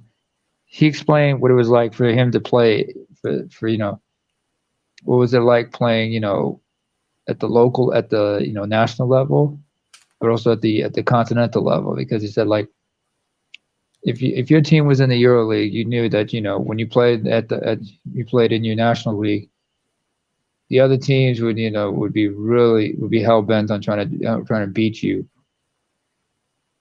They'd be hell bent getting the W on you. They play real hard, play real intense, ultra competitive. And you because you a big team, and they can't just let you you got a lot of spotlights on you, and they thinking they'll give an opportunity to upstage you on the national level. Right. It's small teams always are looking for an opportunity to upstage the big teams. Oh yeah. I've seen this in soccer as well, or like how not in the regular season, but like in the off season or during the summer leagues, something like that. Okay. So it's gonna be somebody's always looking to gun, is always gunning for you. Oh yeah, make a name for himself and whatnot, It's not here. Now I know one thing for a fact, that in the FIBA league during Oscar Smith's time, the style of basketball that was played, it was not as athletic as the NBA game, and the defense was not as aggressive. Now, don't get it twisted. If Oscar Smith played in the NBA, he would have never been in Michael Jordan's position. Nah, nobody would have stopped Michael. But I think he would have been a star in the league if he was. But of course, he would not be as dominant as Michael. No, MJ would still be the dominant force, but I just believe that Oscar Smith would have been a star in the NBA if he played at that time.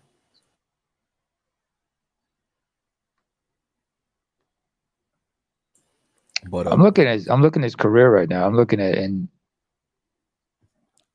he played he played how many years? Damn near 20 years. No. Yeah, like damn near 30 years. 30 years. 30 years. 74 to 2003. God damn. Yeah. You play that long. Says here, yeah. 29 he years. Played. No wonder why he first scored few that years, many points. Shit. He spent like the first first 8 years first 8 years playing in Brazil. And then he went to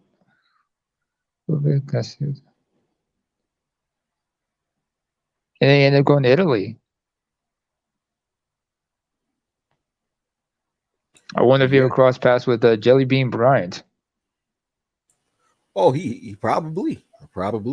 He spent a few years in Italy, and then he went to Spain. Then he went back to Brazil, and then he came home to Brazil, and then he spent the last 8 years of his of his career in Brazil. Yeah, and by the way, FIBA is the international competition. In Europe, it's called the Euro League. Okay. Oh, FIBA European, yeah, because they have because that's the governing body for international basketball, FIBA. Just like you got FIFA for soccer. Yeah. But all that is underneath the FIBA association, though, with the Euro stuff. That's what I talk about. Like when I speak about Europe, European basketball, I just call that FIBA because a lot of these leagues are underneath the FIBA association. I mean, I do watch the Euro leagues every once in a while. We do watch Euro basketball every once in a while. So it's interesting just watching how they play and everything. Those guys can play, seriously. They got their fundamentals down. Oh yeah. Yeah, they could play. Yeah. They can play. There's just not that many, you know. But then now you got like a lot. You got a few Brazilians in there. You got a few Spaniards, Argentinians. Pastor. Mm-hmm. It's just interesting how like the NBA is like who is it? Andre Karolinko said it best. He said, "Slowly but slowly, you're going to see the NBA come turning like the NHL, full of foreigners and everything. It's going to be very interesting." Well, actually, you already have that. I mean, he's right. And in his time, he was fairly new to it. Him and Kukoc and those guys. You had to go back to the Olympics of what you call that Yugoslavia team, that whole different countries and nations and territories. What you say? What's the ones? The Serb and Croatian and Serbia, Croatia, former Yugoslavia. Yeah, I know what you mean. and others. Yeah, those territories. Slovenia, Bosnia, Slovenia, mm-hmm. Macedonia, Montenegro. They all make up Yugoslavia, and then you have other countries nearby, like neighboring countries like Albania, the Czech Republic, and Slovakia. What about Latvia, right? Latvia, no, Latvia is with Lithuania, Estonia. That's in the Baltic region. That's like across the sea from Finland. Uh-huh. And they were part of the former USSR. Right. There you go. Yeah. But those countries, those people that come from over the years, I forget Sabonis. They had a hard time to try to get him over here. I think he was drafted by the I don't know if was it the Trailblazers or somebody. Yeah, else. he was with the Trailblazers. Trailblazers for years, and then they finally got him in, I would say, 96. Was his first year. Yeah, he was 29 years old when he first played in the NBA. He got drafted. I think he's 20. Yeah, 29. I think somewhere in his late 20s. Yeah. Who remembers like Rick Smits from the Netherlands who came to I remember Rick Smits. Indiana Pacers. He's a big dude. Yeah, from New York, played for the Pacers. Yeah. Detlef Schrempf also from Germany. He played for the Sonics, remember? But he went to the college in, I think, somewhere in Georgia called Marist. Yeah, he went to that school down in Georgia. I didn't know that. Yeah. He's a big dude. Yeah. How many colleges are there in Georgia? It's a couple. It's plenty. You got Georgia Southern. You got UGA. That's in Athens. You got Georgia Tech. That's in Atlanta, the heart of it. And then you got Emory University. It's kind of like Duke. It's a private college, despite the people that represents Israel that runs that college. Wait, Georgia Tech, because that's where the Yellow Jackets are from. Atlanta. And Athens is the Bulldogs, UGA. And then you got Georgia. You got Georgia State.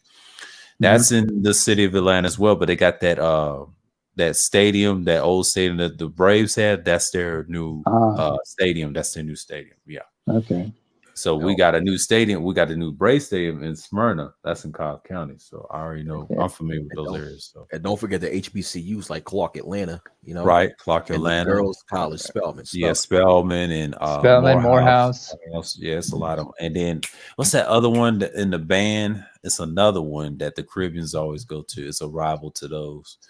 Was it Morris something? Yeah, it's one of them. It's one of them schools. Yeah. Okay. Oh, Morehouse is in Georgia. It's in Georgia. Yeah, Morehouse is in Georgia, but there's another Morris Brown. I forgot Morris Brown. Yeah, it's another one. It's so many good colleges, and then you got your Georgia Westerns, things like that. But but that's the college we have. But there's Savannah State in the state of Georgia. Most of these are like what basketball team? Are they mostly basketball or football? They're mostly both basketball and football, because that's your common sports. Now, baseball, that's another story. I don't know if they have a baseball program. Some do, and some don't, because baseball is kind of like, it is international now because you got people that come from all over. Oh, yeah. And in southern states, yeah. And we don't get mad about it because, people watch baseball. Don't get me wrong. They watch major leagues instead of minor leagues. Minor leagues was a thing when I was coming up, but they kind of laugh at it now. They said, no, we're going to watch the professionals.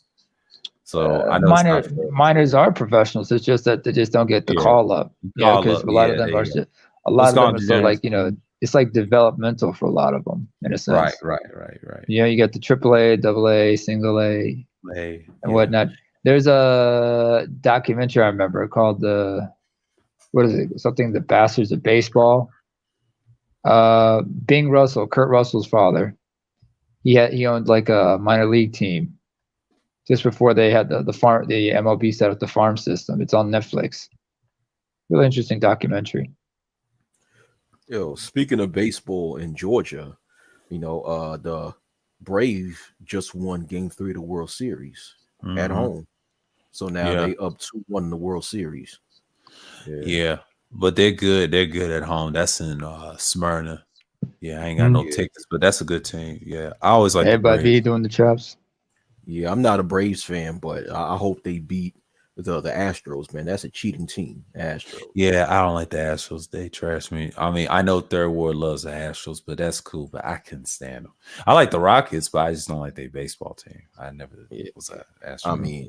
I like the current manager that they have in the Astros, Dusty Baker. Yeah, but that team had a reputation for cheating, man. Yeah, that was my dude back in San Fran. But the Braves, I liked Chipper Jones and Greg Maddux, and who's the other player? Hank Aaron. Andrew Yeah, Jones. those are my guys. Remember Andrew Jones? Yeah, that was in Atlanta. Yeah. I remember a pitcher named John Smoltz. I remember Andres Galarraga. I remember all those guys. Yeah, I used to see them back in '98 when I was from Tennessee. It was like my second time going around Atlanta at that old Turner Stadium. Yeah, that was something else. But the first time, the newer stadium, it was awesome. I've been there twice. Awesome in the game. Yeah. I jokingly sometimes say I'm gonna keep it left field like Ricky Henderson, simply because I can't. The reason why I say is like I said. I wonder if you're familiar with a cat named Brian Snow. That's a good associate of Officer Charles. Snowman in the Morning. Good dude. Yeah. Baseball cat. Does a lot of sports commentary. And I remember, oh man, I made him laugh hard when I said, like, I'm gonna keep it left field like Ricky Williams. No, like Ricky Henderson, not Ricky Williams. But Ricky Henderson, because I got the prostate to handle this, and simply because I can't do it like Barry Bonds because I don't have a big head and I'm not an asshole like that. I'm too much of a dick like that. But it's just like Ricky Henderson was like is like a very accomplished, and he's also and speaking of which, November's coming up. We got to give those guys like him their flowers while they're still alive because they're prostate cancer survivors and whatnot. You know what I'm saying? Yeah. That's something we should talk about. That we should be. There you go. And I like the Giants, but a lot of people were like bitching about Barry Bonds regarding his like alleged steroid use and shit. Yeah, especially like remember when they had the clear? Remember that shit? That was like I remember. Yeah, that tells you if when you talk about people cheating and shit like that.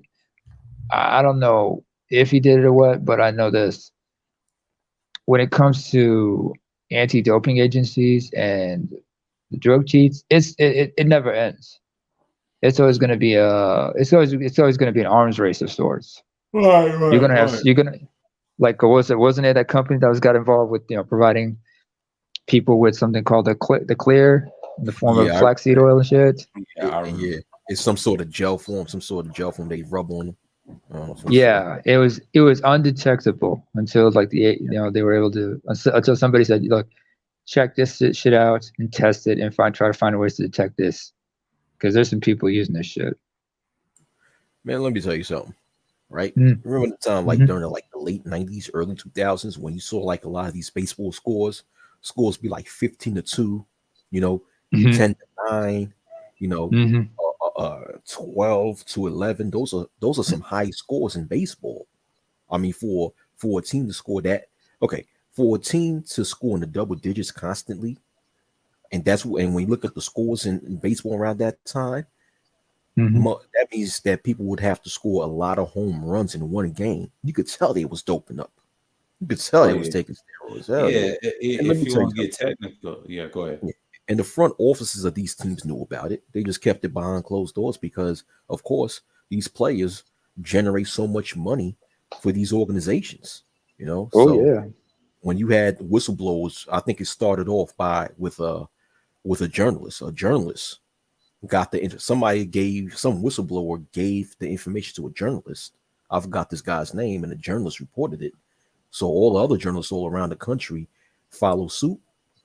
Once that happened, a lot of the team owners they covered their ass. It's like, I don't know about it.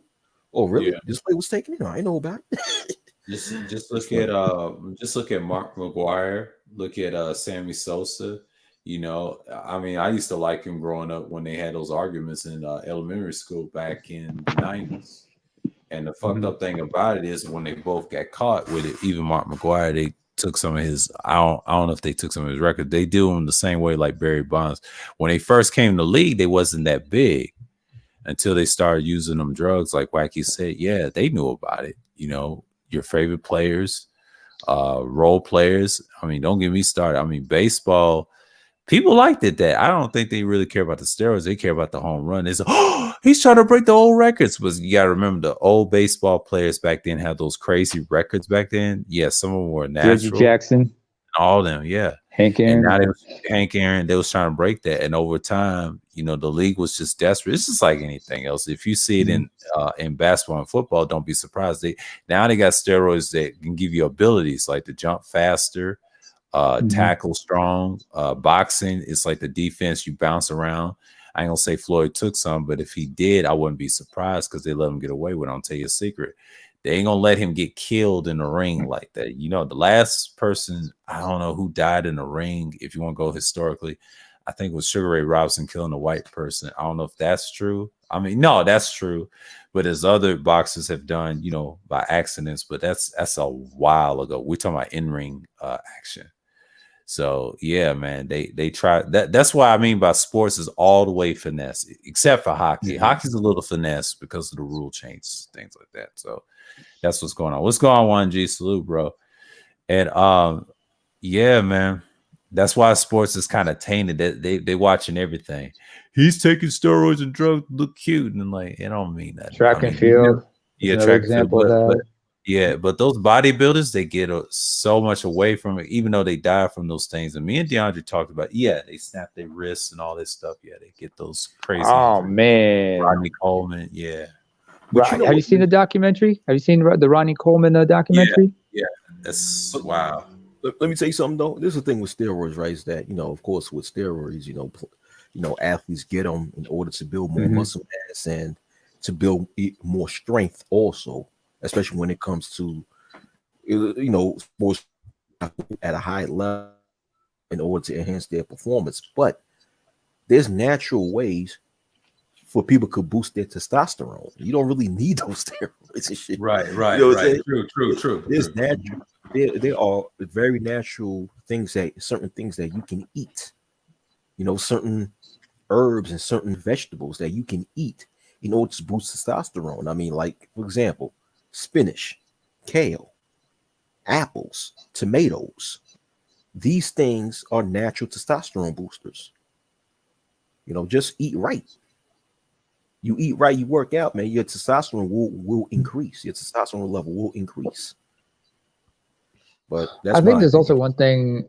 Yeah, I see what you're saying, but there's also one aspect of it, like genetics plays a role, especially when it comes to sensitivity to the stimuli of testosterone.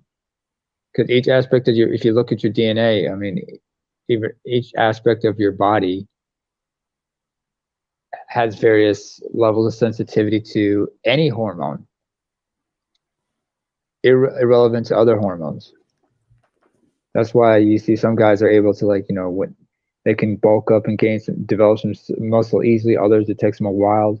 They got to learn how to hack that a little bit. And that's why some people can exhibit certain masculine features and others don't. I mean, genetics play a role, but when it comes to boosting testosterone as far as strength is concerned, no, boosting testosterone, yeah, no, but for it to take effect, you have to be genetically predisposed to have a level of sensitivity to that testosterone stimulus. You know what I mean?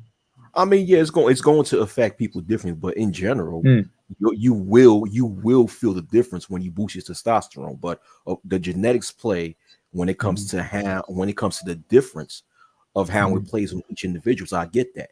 But for the most part, if you eat healthy, you eat healthy and you eat the right foods that will boost your testosterone level, you will feel it. You will feel it. I'm sure you will. But let's not forget, you also got to go talk to your doctor to get a little blood work. Just make sure you tell your hormone levels. Where your hormone levels are at, because too much testosterone is not good for you either. You know what I'm saying? Oh, of course. Oh yeah. Oh, of course. Of course. There you Same go. thing. I mean, that's why we produce a certain amount of estrogen. It's a cap off. It's to put a cap Yes, on that, or balance like it. a place as a Balance. counter. It's a counterweight. Yeah.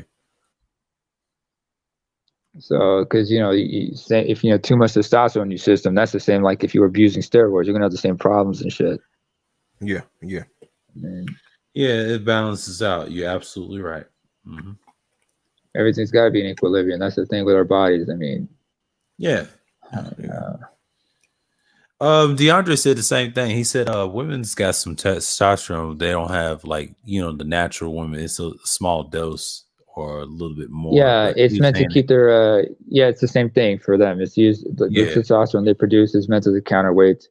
It's more like a counterweight to their estrogen level. So everything is maintained at equilibrium within a safe range.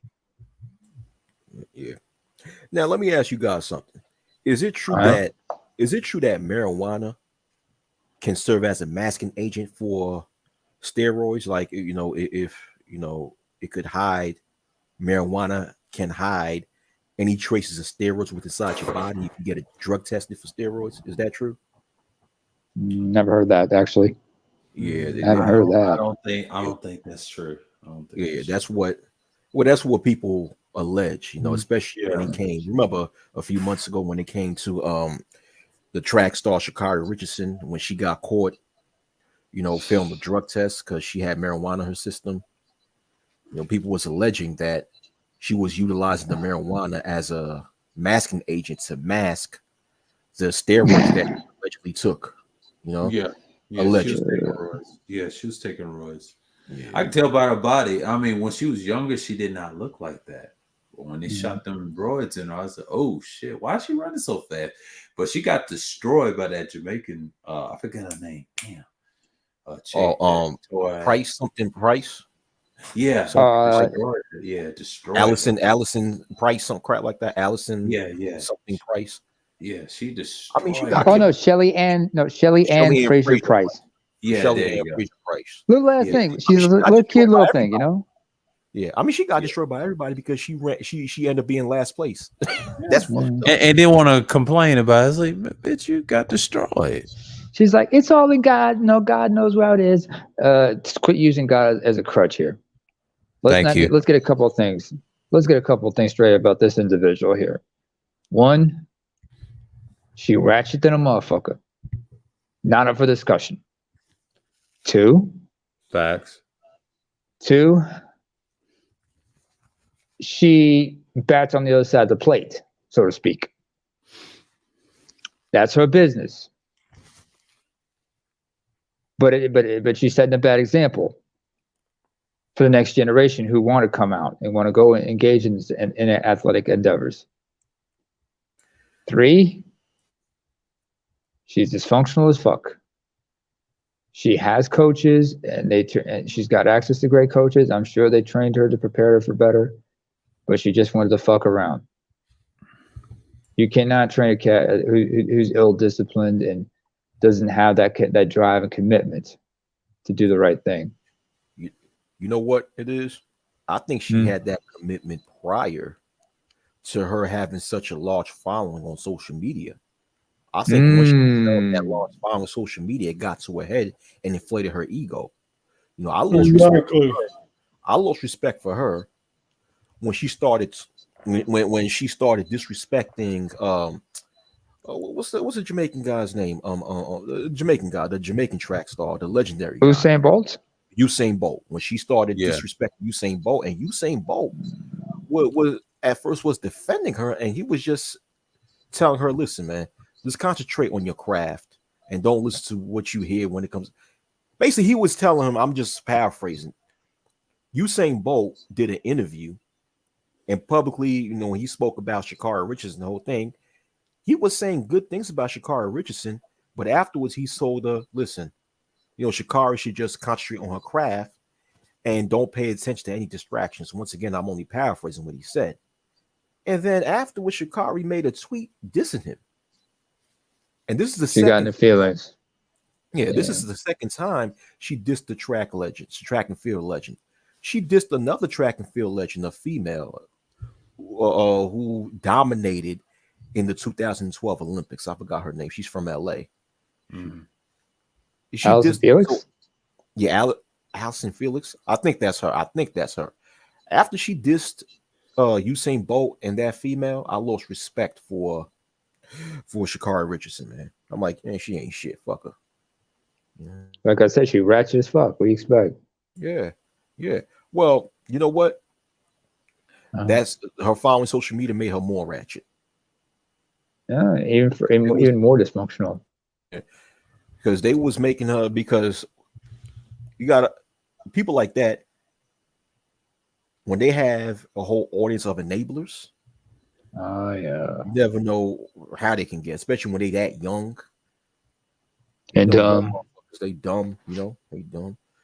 She gonna look back when she gets older, she gonna regret all that ratchet shit she was doing. Yeah.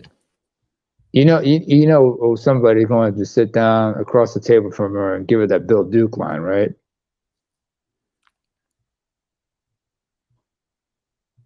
You fucked up, right? No, you fucked up right there. You fucked up. No. You gotta be smooth, calm like he is, because all 6'4.5" of him. You from Poughkeepsie. Bad motherfucker. Dog, calm.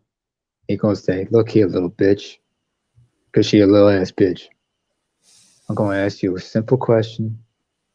And you're gonna answer. Now, I understand you got the weed from your dealer at 10:15. What happened was you got the weed at 10:15. I guess it was 10:15. Yeah, I think it was 15. But what is one thing? Wait, hold on a second. Let me see if I said this right. You got the shit at 11:15, right? Right. Yeah. I think it was right now. Oh, you fucked up. Well, no. I said I got the weed 11:15. Oh no, you fucked up. You fucked up. You're fucked up, right? You know that. Put the gun on the table. Let's not forget. Remember, he took the gun. Put the gun on the table. Put the safety on and everything. That was just a cool intimidation shit. Yeah. Big motherfucker. That dude is still alive. He's like in his 70s. He still look great. Yeah. Damn. I think he's in his 70s. I think he's in his 80s, right? 70s, 80s. He's 78 years old. He's in his 70s, pushing 80. 78. Yeah, 78. Yeah. Oh wow. He's from Poughkeepsie. He's from Poughkeepsie. Poughkeepsie. Yeah, I did Oh. mention that. He's from Poughkeepsie. He was born and raised in Poughkeepsie. His parents were from the South.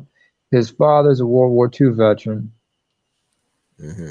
He told an interesting story about his father, how his father was a stand-up dude. Stand-up man. He was upright because what happened was it one night I think it was a family outing. And this is like in the 40s or 50s, right? Mm-hmm. And I don't know, two white cops came at him. They were, just, and back then, it was racist as hell. And they were using racial slurs at him, right? And he said, and he was, Duke Sr. was like, officers, please. And he was being civil. He's just asking the officers, sir, okay, I will comply. Just do not use that type of language in front of my family, please. And then they just said something to him, and then and being a World War II veteran, he was in the army, so he knows that. So he messed these two cops up. They just crossed the line, and he just went red, just messed up these two officers. And then He got in the car with his family. He drove to the police precinct. And he turned himself in and explained to the officers, to the chief, sir, I understand the law. I am a veteran of this country and I'm proud to serve my country, but I will not allow another man to disrespect me. You know what the police chief did? What, did they let him go? Not only did the chief let him go, he apologized to him and said, "You're right. We shouldn't. There's no place for that type of language or whatnot." Because he admitted to him, listen, I was defending him. I was complying, but they crossed the line and right in front of my family was being disrespectful. So I snapped off and I apologized for that, but I did what I thought was right. Yeah, so that tells something about him. That influenced Bill right there, how to be a stand-up dude, how to stand up to a lot of shit. Fuck that. He's a better man than me. Shit, I would have whooped them cops' ass and left town. Not in the 1940s, 1950s, New York. You can't. Shit, I understand what time. Shit, in the 1940s, you could leave town and they won't have no record of you. It's very hard for at that time. The technology at that time is not as advanced as now. You leave town. Fair point. It'd be hard for local police to track you down in another spot. That's fair point. Where you gonna go is the question. In those days, like most people didn't have any place to go. A lot of people were like moving up north, but it wasn't easy. Listen, at that time, you could travel from Poughkeepsie to New York City, and it'll be hard for local police to catch you. How long is that? It's like what, 8-9 hours away, 7 hours away, something like that. Poughkeepsie from New I York wouldn't know. City. Yeah, I don't know. Upstate New York, I don't know much about it. The only thing I know about upstate is like places like that and Buffalo. Oh yeah, Niagara Falls, New York as well. There's a place called Endicott. That's where John Jones is from. Yeah. Buffalo's a trash city. That shit is a filthy city. Yeah, they did. Pray to God, Rick James' spirit doesn't come back and just give you that slap, man. How dare you be disrespecting some city like that? L7 Square? They done come back economic wise. I mean, it ain't perfect, but it's kind of like where Camden did. I saw a documentary on it like a couple of years back. They made some changes. It ain't like what it used to be. They done gentrified them two areas. That's why I heard. Oh wow. You said Camden is in Camden, New Jersey? Yeah, Camden, New Jersey, and then I saw a documentary about Buffalo, like in those. Wait, I've heard of that city. Chris Hedges talks about that city. Yeah, it's on the. I think it's on the line of where the Philly Turnpike in Jersey. I forget how the states. Yeah, okay, yeah. I'm looking at the map. Okay, you got New York, you got Pennsylvania, you got Jersey, and that little turnpike. They don't show you that on the map. They don't show you that on. You have to look at it. Yeah, it's right outside of Philadelphia, but At one point, Camden was like maybe top 5 or top 10 when it came to the highest murder rates in the United States. Yeah. Oh wow. Camden, there was a time, I think in around 2011 or 2012. Sorry to interrupt. 2011. Go ahead. The National Guard had to come and set martial law in Camden, New Jersey, because the crime was just that bad. The police shut down in that time, 2011, 2012, like a decade ago. The local police in Camden, they had to shut that down, and then the National Guard had to come and become the local police and set martial law over there. Yeah, a lot of people didn't know that. Yeah. Camden is still the most violent today of all time. It's probably number one. There's a rap group called Camden Assassins. It was played on the Devin Wade show. They from Camden and play that beats, and it's called Checkmate. If you ever listen to that song, it was talking about Camden. The highest murder rate of all time. Yep. Yeah. When the National Guard were called in, this was during Chris Christie's tenure as governor? I don't know. You got to ask Wacky on that. I think it's his tenure was around 2011, 2012. Then that's it. Yeah, that's around his time. Yeah. And you see why his ass ain't picked by Trump. I mean, he would have picked Christie. I know people would disagree and Cerulli disagree. No, he would have got Christie because they acted similar, but he could have had somebody else. What Cerulli said, yeah, fair point. But the problem was a personal vendetta. He had a personal. Yeah. He had Trump had it personally for Christie. Because remember, his son-in-law Jared Kushner. Yeah, Kushner's father was convicted. Was convicted for some Harry election Kitchener crimes. and all that. Yeah, And Chris Christie was the prosecutor.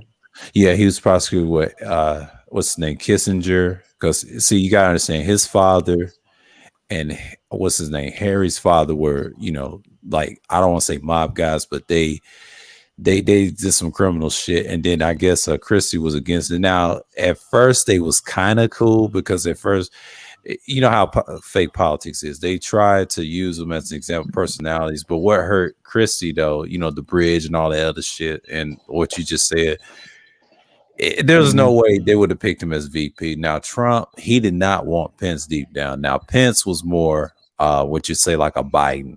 Okay, he was the only conservative chance he would have picked out that line, and plus, he's a Protestant too. But I ain't gonna go to his father's Jesuit history either. But for 70 years, I found that out from Eric John Phelps. He broke it down. He said his father's been a Jesuit for 70 years. Damn, it's a long time. And how he's a Protestant? It's interesting. That's scary. Mike Pence's father. You talking Mike Pence's father? Yeah, for 70 years. I found that out from Eric John Phelps. I thought Mike Pence was evangelical. I thought Mike Pence was evangelical. He grew up as a Catholicism, a part of that Jesuit order, that Masonic order. Okay. Because his dad was there for 70 years. I found that out from Eric John Phelps, and it's all connected with the I think the Sheens that they was inducted by, what's his name, Bishop Fulton Sheens. I used to watch stuff years ago, and yeah, I didn't know that about Pence. I didn't know that about Pence. They don't tell you that on the news. I said, so he converted to okay. And he knows about Indian. Yeah, evangelical. He met his wife, who is a divorcee. Right. This is her second marriage. Yeah. And his family were Democrats, but in college he became a Reagan type Republican. Yeah, that neoconservatism, kind of like a Barry Goldwater type. Yeah, Acolyte. He's another one. And I'm surprised. Well, I'm not surprised they lost because they need another one on the Democratic side. That was Biden. He was one of the last, I would say, blue dogs. Shouts out to Nagone for that of that conservatism. I mean, I did 2 streams on it. Yeah. I should have went in depth on who's been there the longest ideology wise, but there's no need. You got Barry Goldwater, you got Lyndon Johnson. I think SKC said, can they both be racist? I said, yeah. But I try to tell them this. I don't really care if they're both racist. At the time, you got to study the 60s. It was a lot hard to make them different. You didn't have no choice because the Republicans back then were moderates and liberals. Now, Barry changed the landscape. What Republican Party is kind of the day and that ideology on both parties, really. And I didn't see no difference. He just answered the physical conservatism doctrine. But the whole world now, if you want to say you're a conservative, you got to be a liberal conservative or a liberal or a laissez-faire capitalist type. If you're egalitarian, what that. Egalitarian. Yeah. That means you manage from the back instead of leading. You lead from the back, not the front. Right. As if it's a French term. Yeah. And I think America was kind of. Well, actually, it still is based off that, but I ain't gonna get into it because most people are moderate, so it's kind of hard to paint them as they're all liberal. Yeah, in some degree, and the rest. You got plenty who are somewhat conservative on the Democrat side, just like you got liberals on the Republican side. So right. I'm like, it's a lot of it's a mixed bag. I'm like, it evens out. What I can't stand is that some people they have this concept where they think there's only 2 political schools of thought. So it's either you are liberal or conservative. It's like, dude, you need to do more research. There's several different other schools of thoughts. Oh, you got libertarianism, progressives. You have you have the radicals. You have the fundamentalists. You have a lot of other people in between. Yeah. the centrists. Who else? Yeah, progressives, regressives. You have What center do those left. terms mean nowadays? Is my question. They're just dog whistle terms. I mean, I know what a regressive is. Yeah, he's regressing his little ways. I forget the ideology on that one, but the progressives I know is progress. That's what's supposed to meant. Libertarianism, I know it deals with liberty. It's kind of like a mix between a liberal, I will say egalitarian mixed with what's the theory they use? Utilitarianism for one. B just said is look at your military. He said, look at your military. He told me that on the panel. He said he told somebody on the panel. He said, look at your military. That's utilitarian a little bit with that theory. Yeah, in some, I would say some branches. I don't know about all because I think me and Cerulean discussed about it. Yeah, the concept sounds crazy, but that's what birthed egalitarianism and liberalism. They do practice it in some fractions of government. They don't practice all of it. They have their little biases. That's why I can't say America is nihilist like that. No. Now you got some people believe that. That's the far left. I mean, that's closer you're going to get because he's more of a stoic, in a way. Now you do have stoics on the right that's conservative. I don't know what you call them. It's not just one sided. People think it's a combination of both. I mean, but then again, you have people who are conservatives when it comes to a certain aspect of society, and then you have other people who are liberal in some aspects of society. Like someone could be conservative when it comes to their beliefs on the economy, and some people can be liberal when it comes to their beliefs on foreign policy, or some people can be maybe a liberal or conservative when it comes to fighting crime or how to attack crime. So even on that level, you have people that can be liberal and conservative at the same time, depending upon the topic at hand. And a lot of people in this space don't even understand that. Oh, they definitely don't understand that. Yeah. Everything's too black and white for a lot of people. They don't see the various shades of gray, or that there's various shades of white and black. Right. I'll give you an example of where I'm at up here. There's a political party here called the Progress Party, right? Or the Progressives. They're not really progressives. What they actually are right-leaning libertarians, right-wing populists. I mean, they used to talk. Their main aim is to reform the tax system here, but they're also known for their anti-immigration stance, and they've been known to be quite controversial. But in the past few years, their former leader, who stepped down early this year, she kind of steered the party more into a neoconservative neocon type of direction, given that she will admit one of her heroes, or should I say heroines, was the Iron Lady herself, Margaret Thatcher. So it's more like Thatcherism, or that she's referred to as being involved in Thatcherism or being a Thatcherite, since she kind of subscribes to that form of neoconservatism, despite her mentors in the previous leadership being more libertarian. Right. So that's why you always ask the question, what's in the name? I mean, there's a conservative party here. There's a party here called the I'm not going to use a Norwegian name, but their initial is KR. Well, this one party, they call it Christian People's Party, the Christian Democrats Party. They are Christian conservatives, and although they want to bring like a little more Christian values into life and whatnot, but they do respect other religious minorities. But their main their main issue is with the alphabet folks and their liberty and rights. Although nobody's really taking them seriously, because a lot of the parties, including the anti-immigration party I mentioned, casted their vote and said yay when the bill was passed to allow gay marriage and everything back in 2009. So it is what it is. There's a level of pragmatism in their politics, but they're not without their controversy. Each individual party, that is.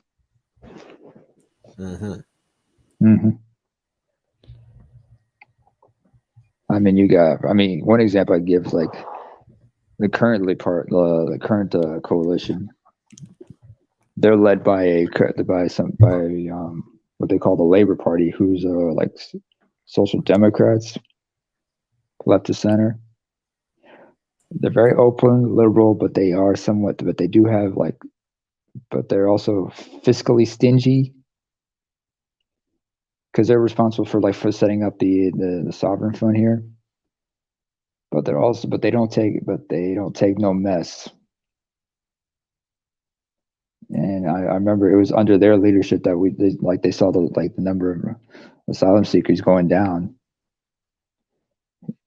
and it went up in 2015. But that's after the change of government. But they take they're pretty pragmatic, and they're pretty serious when it comes to a lot of these issues, especially when it comes to security, especially now. But they're letting everybody know, listen, we may be liberal, but we're not fucking around. So y'all better not be fucking around. We take this shit seriously. Respect the rules, and you be respected. When in Rome, be like the Romans.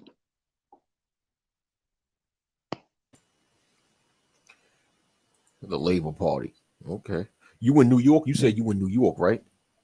No, I'm in Norway. Oh, you in Norway. Oh, okay. Scandinavia. Yeah, I know. Okay. Oh wow. Okay. I've been to New York though when I was a kid. Right. BK to be exact. I forgot which area though. Okay. Oh, Brooklyn. Okay. Yeah. Oh yeah. Brooklyn. Where Brooklyn you from exactly? I'm not from Brooklyn. I'm not from Brooklyn. I'm from New York, but I'm not from Brooklyn. Where are you from? Yeah, but I usually don't put that out there. Oh, okay, never mind then. I'll put that out there because for years I've had stalkers. Yeah. Oh, it's all right. All right, we're gonna leave that. We're gonna leave it there. Yeah. We ain't trying to get you into shit. Yeah. But Brooklyn, it's a new Brooklyn now. It done changed. Crown Heights is getting gentrified. They say Crown Heights is getting gentrified. I've been laughing my ass off. It's like, what's his face? You're familiar with a cat named Dante Nero? Dante Nero? Yeah. You ever heard of a cat named Patrice O'Neal? Patrice comedian. The comedian, like comedian. Yeah. Okay. There's a fellow comic who's still alive named Dante Nero. He was that's his brother from another mother. BK native. He's a BK nigga from Crown Heights. Still lives in Crown Heights. And when Patrice did put out that radio show, Nero was his co-host. And when Patrice died, he continued on the tradition with his own podcast. And they set up the studio in the home he inherited from his parents in Crown Heights. And he talked about how, Crown Heights is getting gentrified, but it's still the hood, I mean, you might see like a Starbucks open, and you got all these white hipsters coming around in there. But down the street, you're gonna hear gunshots and somebody getting stabbed and whatnot. I'm like, I'm back home. You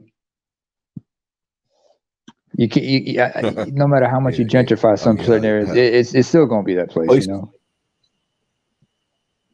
I mean, listen to rap music, listen to hip hop, and doing my. I mean, I'll be telling you. No, go ahead. Until the level of gentrification becomes even higher, yeah. But but you had parts of Brooklyn that was even worse than Crown Heights. Like I'm talking about, like East New York and Brownsville. Those places are being gentrified. Those historically were some of the roughest parts of the entire city of New York, and they're getting gentrified. Brownsville, yeah, that's no joke. That's where Mike Tyson we grew up. That's also where MOP came from. Brownsville, that is rough, especially in the 70s and 80s when when everybody was there coming up. They were like, what else was it? Well, Flatbush is the same way. You heard of Flatbush? Yeah, of course. Yeah, Flatbush. Yeah, Flatbush. A lot of Caribbeans. That's where Busta Rhymes was from before he moved to Uniondale, Long Island. Yeah, before he moved to Long Island. Yeah. There's also an area called Red Hook. I'm familiar with. I've heard of. Yeah, Red Hook. Yeah. How I know that is through pro wrestling because WWE fan. There used to be a wrestler named Taz who reps the Red Hood section in New York. Yes. Yeah. And if you ever played the Def Jam Fight for New York, if you're a gamer, that is. Not that much of a gamer. I play games. PlayStation 2, EA. I mean, I heard of the game, but I haven't played it because I'm not that much of a gamer. Yeah. All right. Well, in the game, if you're like in Brooklyn, there's this one type of match called an Inferno match, where it's like you have to fight your opponent inside a ring of fire. And the arena where that's held is an old tire company that's set in the Red Hook section of Brooklyn. Mm-hmm. Yeah. That's another way to look at it. And you know the funny part is Red Hook has been gentrified. Red Hook has been gentrified. Where have they not gentrified? Sheepshead Bay, maybe? Oh, Sheepshead Bay never needed gentrification. Bensonhurst. Can you imagine Bensonhurst being gentrified? Yeah, yeah. That never needed gentrification either. Yeah, that's an Italian area. I know. Bed-Stuy. The Bed-Stuy is already gentrified. Yeah. Shit. And Bed-Stuy. How much? Bed-Stuy is considered historically the third largest so-called black community in America. Mm-hmm. And Bed-Stuy. Chris Rock is from there. Bed-Stuy. He was like born in Crown Heights, I think. They grew up in Bed-Stuy. ODB was from Bed-Stuy as well. B.I.G., Big Daddy Kane, Little Kim. A lot of people from Bedford-Stuyvesant. Yeah.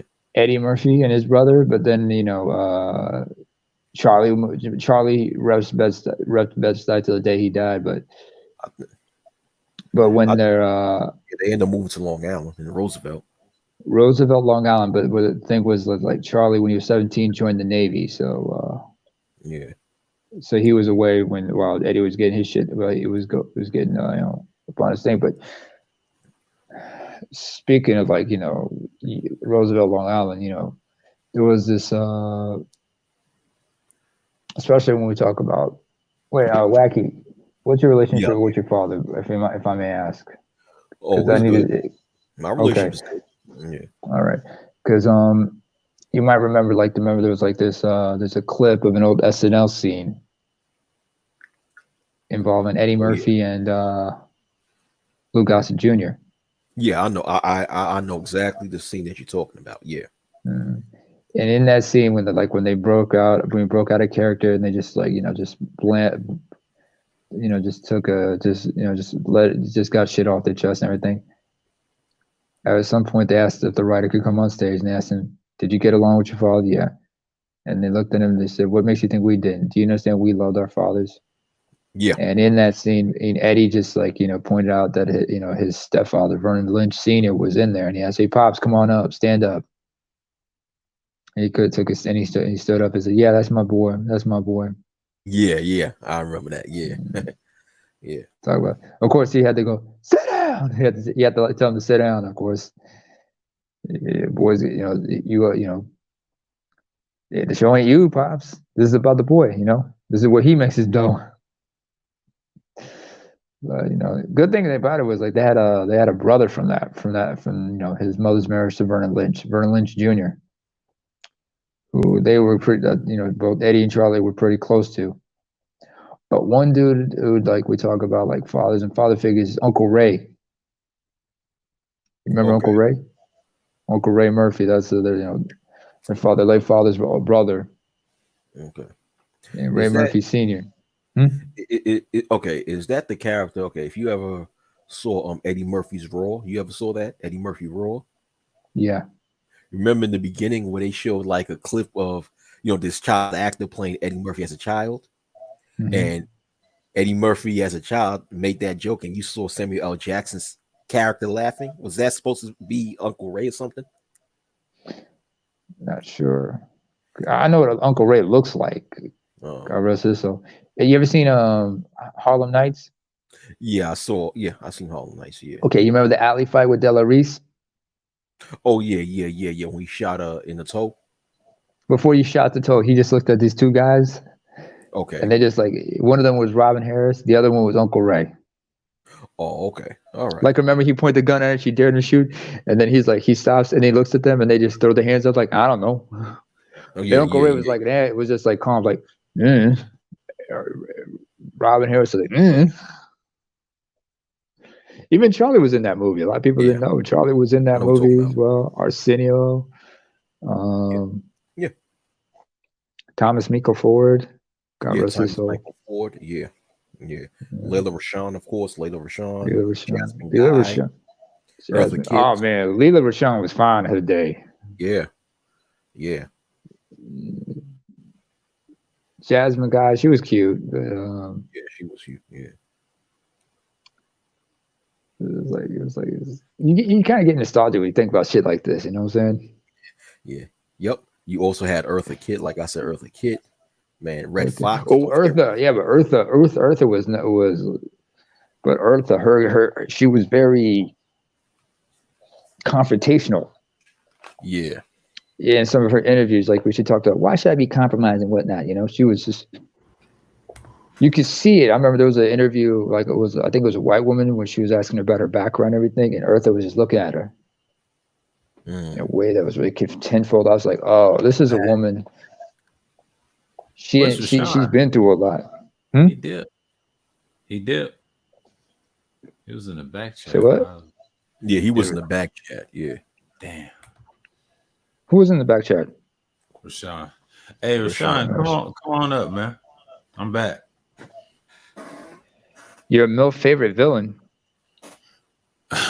That's his AKA? What the hell kind of AKA is that? Oh, that's a thing that he called the villain spirit. That's a whole thing. That's his idea. Hey, but I see y'all because I gotta go to bed, man. I gotta bounce. All right, now appreciate you. All right, I appreciate it, Wade. Right, you have a good evening. Good night, man. All right, peace. You too. Peace. All right, peace. Yo, is it midnight at your end? It's past midnight. It's 12:27 a.m. over here. Yes. TGIF, huh? Yeah. I know the brother. I know the guy. The man in question is like in lockup and everything. But is it wrong for us to bump his song? What is that? Is it wrong to still listen? I know how everybody feels about R. Kelly and everything, but is it still wrong to listen to some of his songs? I mean, if you want to, that's cool. But I wasn't a big fan of him prior to him getting locked up anyway. But I understand that he was troubled. He was messed up when he was young. But it happens. Oh man. And he represents a small minority of those who go on to commit those crimes, because the vast majority they don't. They're too stuck in the shame and the horror of what happened to them. Yeah, they're still dealing with that trauma and shit. It messes them up so bad that they can't be intimate with other people because it reminds them of that shit. A lot of people. I remember, was it like Dr. T? He did an interview. We talked about that kind of stuff, about men being, I know it's a dirty word now, but victims of such heinous acts by older women when they were young and everything. And I'm like, and I'm surprised they never brought up the aspect of homophobia in it, because they use that as justification for doing some of that stuff. Yeah. Because when you hear them, they be like, at least he ain't, homo. At least he ain't, at least he likes girls for sure. Now we know. It's like, yeah, but you should let him decide when he wants to do that shit, you know, because he's a human being. He has a choice to decide if he wants to, or doesn't want to.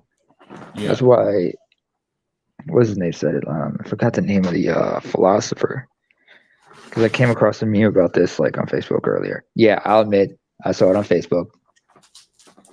It said, there are two simple words, yes and no, that we have to think, use great consideration before using.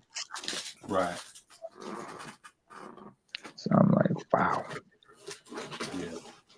The MILF and everything. But Yep. I it mean, is it's what a it is. shame. It's a shame what happened, but it is what it is. I mean, people want justice, Mhm. and that's just part of it. But the thing is, nobody is even discussing what drives a person to do these things.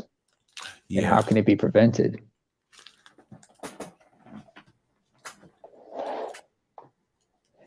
That's why people need, that's why I think, this is why I think like clinicians, I mean, there are places where clinicians are like doing research on such individuals, trying to understand how they operate and everything, why their minds function the way they do.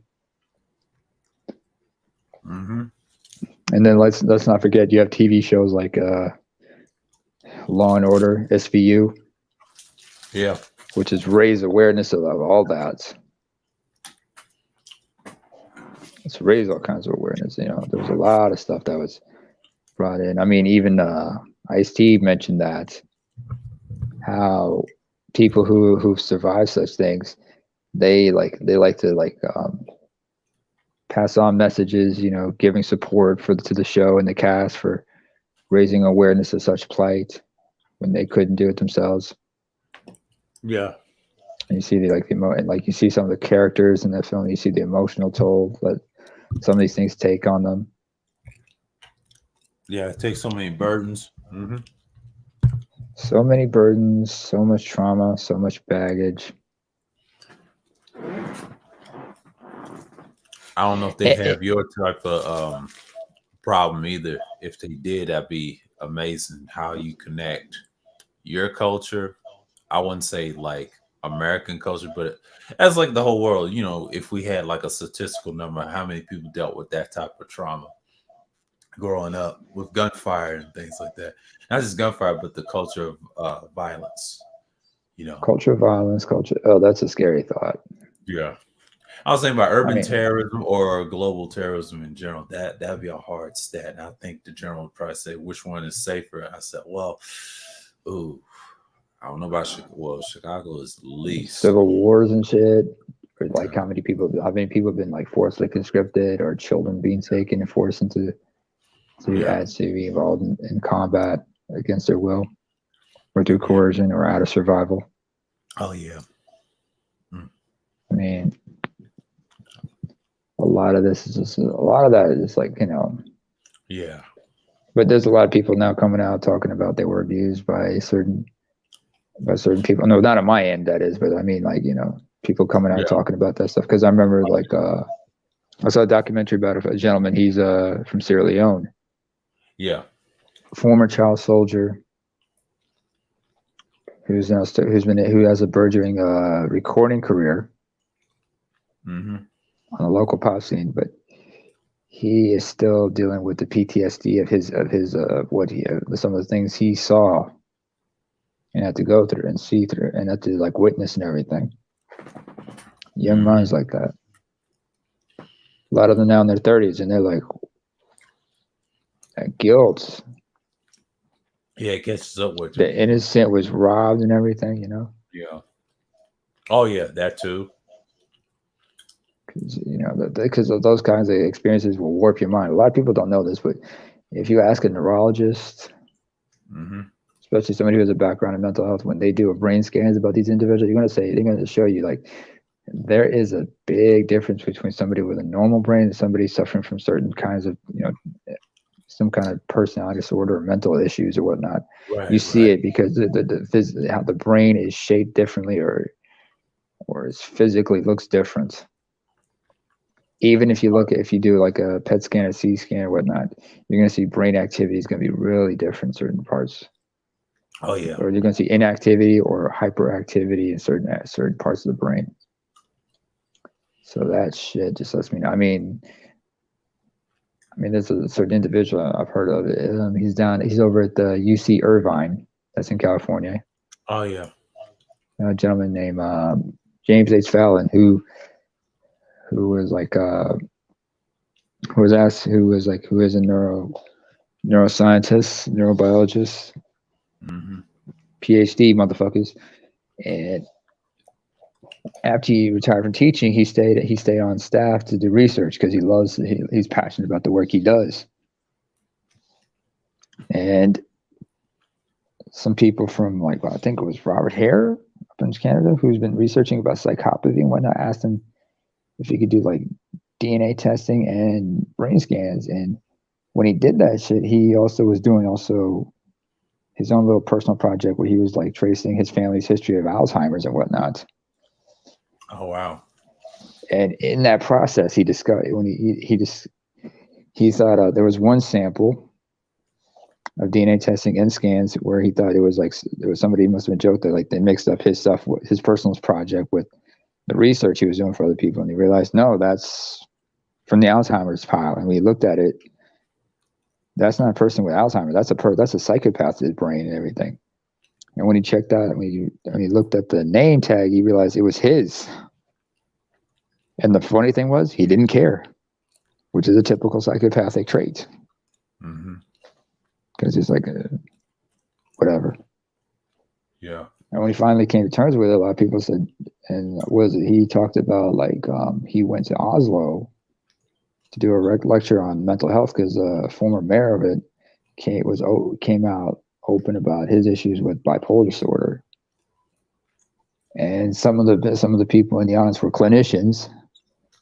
And then they pulled him and after he gave that lecture, afterwards, when they were having the reception, a few of them pulled him over to the side and they explained to them that they observed that he seemed to have the trace of a psychopath, and they were doing an impromptu psych evaluation, and they're and he said, well, I just don't care what you think. He said, exactly. You are. And he finally, he said, yeah, I had to come to terms with it. And we was trying to understand why I am a psychopath, but why am I not a violent person? And that's when he realized the whole thing about prosocial psychopathy. And a lot had to do with his mother turning him into a positive person by introducing the positive experiences. While most people who are psychopaths have experienced abuse and whatnot, and that's what drove them to the edge. And you see it. And there's a movie that came out a few years ago with Tilda Swinton called We Need to Talk About Kevin. Have you ever seen that movie? Yeah. Talk about somebody killing his classmates with a bow and arrow. And realize he doesn't care, and you look at his development and everything, you see, oh, that's the telltale signs of a psychopath. He was born that way. And a lot of people don't understand that. In fact, a lot of parents don't want to see it. They have a lot of ego how they raise their kids nowadays.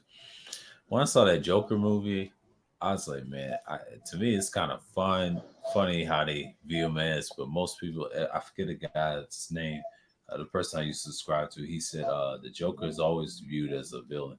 Yeah, he's the troll type, and that laughter.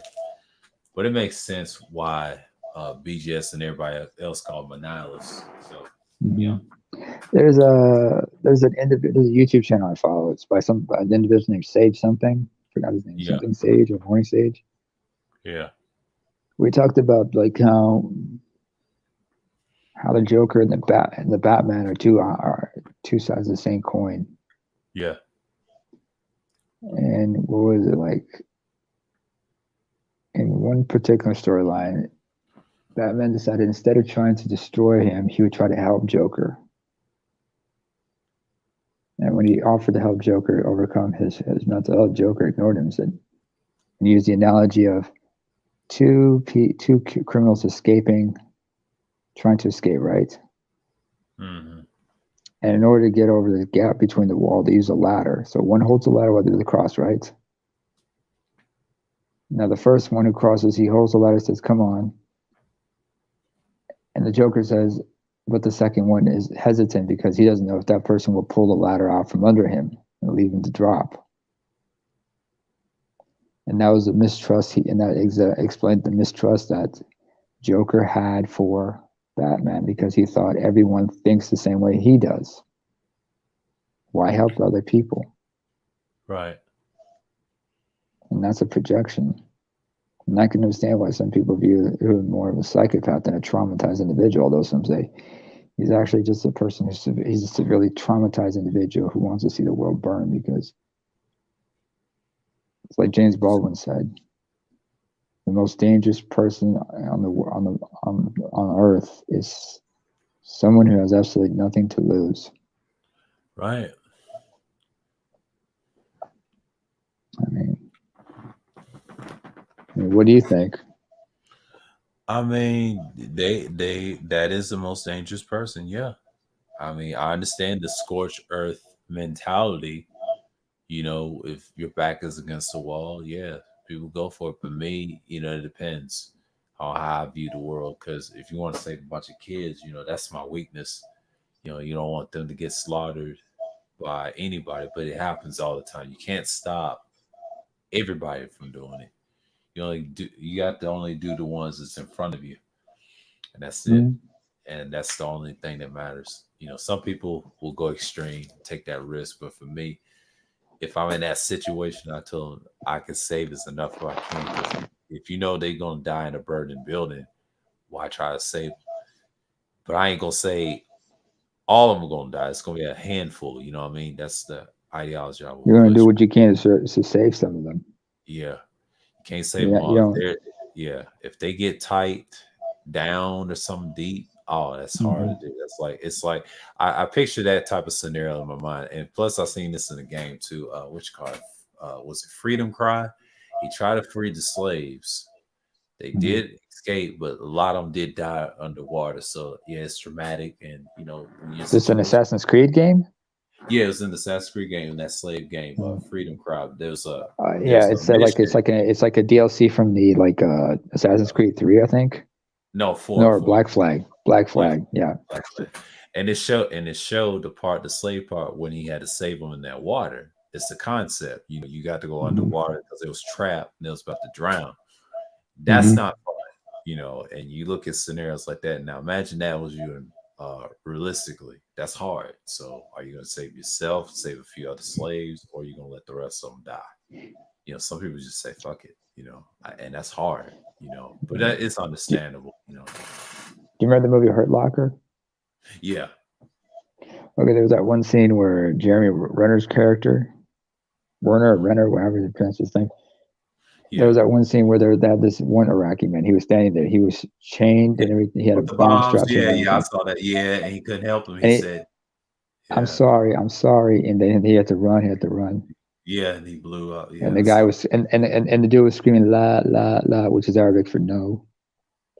Mhm. Screaming, no, no, I don't want. I'm sure he was begging him not to die and everything, but. And it showed, like when he came to, he looked around and he noticed there were some men at one of the minarets who were observing them. Mhm. And there was a young kid flying a kite, which is probably how the insurgents were communicating with one another. Uh-huh. Very ingenious. I remember that.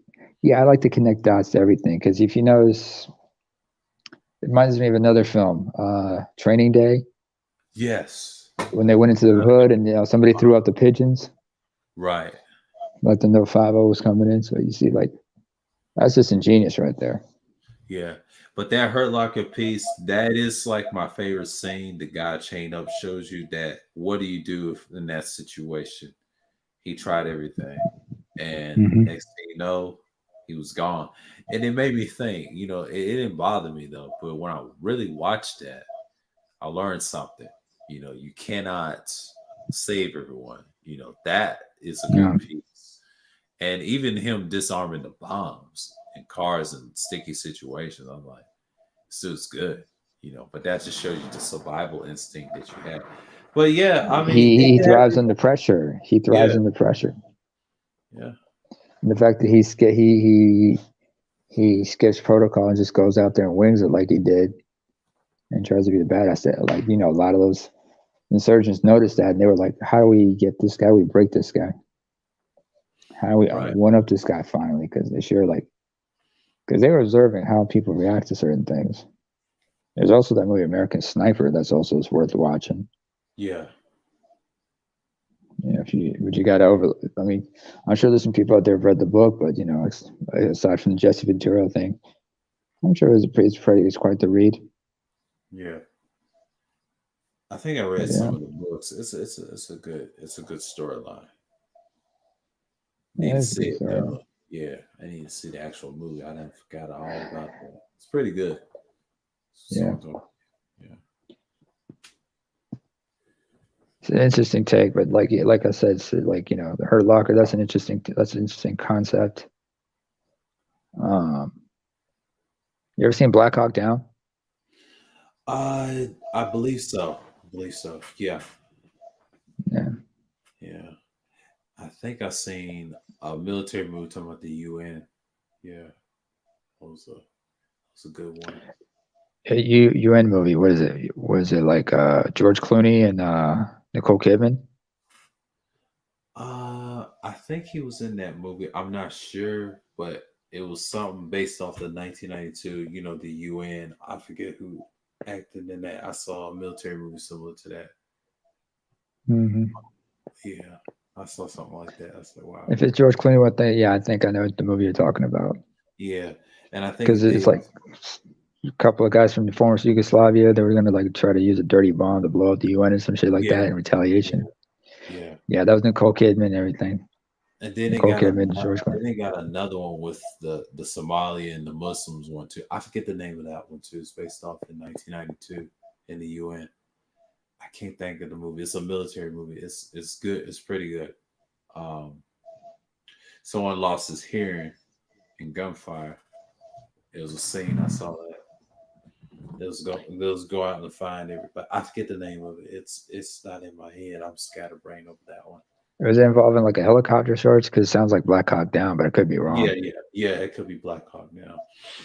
Because that's what it's based off of. I didn't know that because when I read the info on Netflix, I said, "Damn, that's a good movie." You know, Black Hawk Down. Black Hawk Down. I remember the actual news was reported when I was a kid.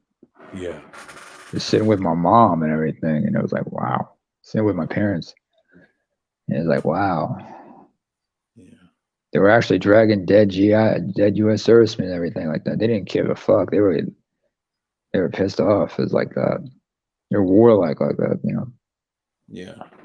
By their nature, is like, what is it like? Certain people, like certain ethnicities, like, you know, Somalis, and there's also an ethnicity called the Afar. And these folks are fiercely independent, and they're wary of outsiders, very suspicious of outsiders, like to keep themselves.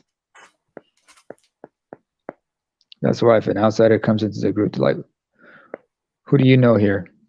What are you doing here? Everybody gets suspicious when they see you. Yeah.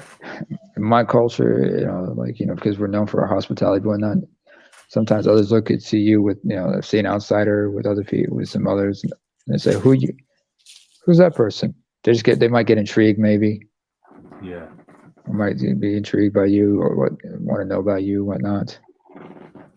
And then sometimes they ask the wrong questions or something like that, but it is what it is. Right. Sometimes unless you got some partners in there, they're gonna have to protect you sometimes, because let them know, like, now he's with us, he's associated with us, so just to make sure that nobody tries to like give you a hard time or anything like that. You know, some people are very friendly, others are just like, you know, might have ulterior motives and such.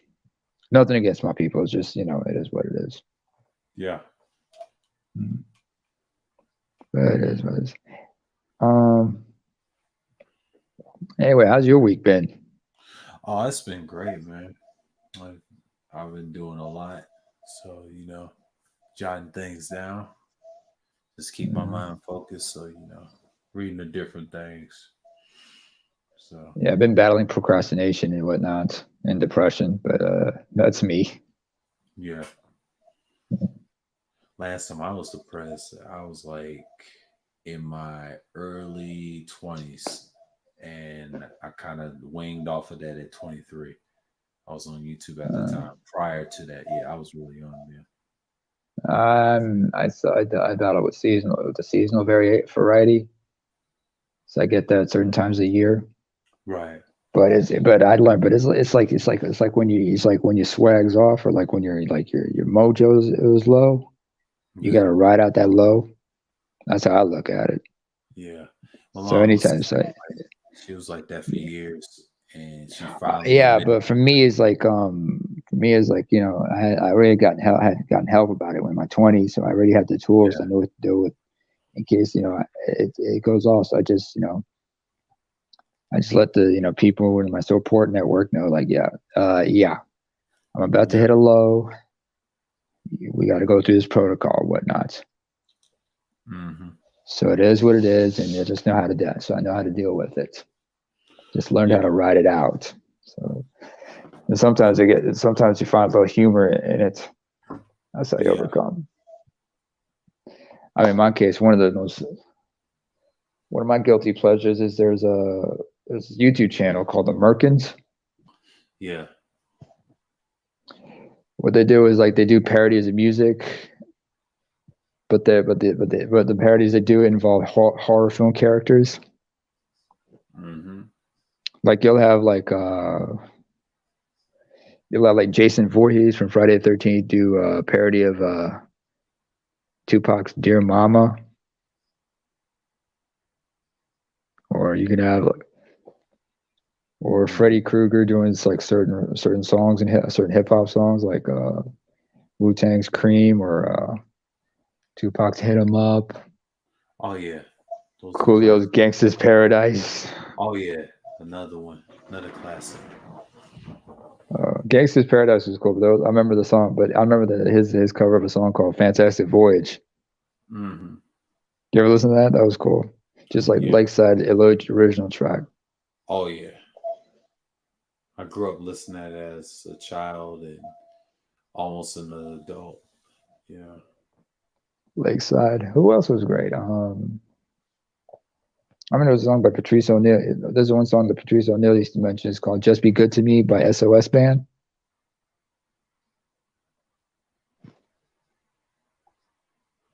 Yeah. You remember that song? Mm-hmm. "Just Be Good to Me" by SOS Band. Yeah. All right. One thing I love that song is like the same thing I like about Lakeside. Somebody who has a love for the bass guitar. The way they played the bass on those joints was just pretty cool. But in "Just Be Good to Me," if you ever listen to the 12-inch, somewhere between the hook and that's the second verse and the bridge, the bass player John Anthony Simpson gets to do a bass solo, and he just shows how his skills on the bass. Because back then, a lot of people were like, a lot of people credit Larry Graham for some of the techniques of playing the bass, like the thumping and everything. Pretty cool.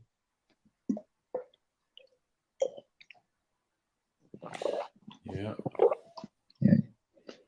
You getting sleepy? I would say a little bit, but because everybody's moving around because it's Friday. Because I know Art's on. Yeah, because this is like I'll do these like the end of the next month because I'm gonna go back to do the Thursday thrills, catch everybody. So yeah, man. Yeah. I guess I better wrap up because I need to finish what I started. I got some things to do in the morning. It's almost 7 a.m. So it's like I gotta do what I gotta do. Yeah, I appreciate you stopping by, man. Not a problem. Oh, that's cool. Appreciate it. Hey, grateful you let me out. Appreciate being up here. Not a problem. Peace. All right. Peace, bro. Stay safe out there. All right. Same to you. Mm-hmm. Hold on.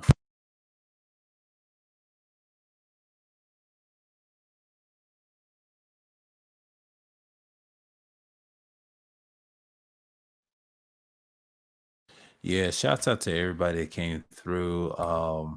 Shouts out to Cerulean, Wacky, Nate, aka the Wolf, known as Sig Diggy. Appreciate y'all coming through. Simply Neat, Juan G's, Pastor, number one Grinder Real Talk, UD.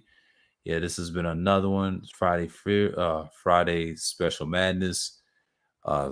Was Saturday morning, but enjoy your morning. And Vonda and what's her name? Ashar, please. Okay, Kylie Jane and Kamanate Lou, Enhanced Utility. DeAndre, yeah, appreciate everybody coming through. Oh, I forgot the Toya, the Ultimate Tutorer, and come through. I am listening. Educate Aries, appreciate you, bro, for coming through. And shouts out to everybody. Everyone on the playback, I want to say peace and shalom.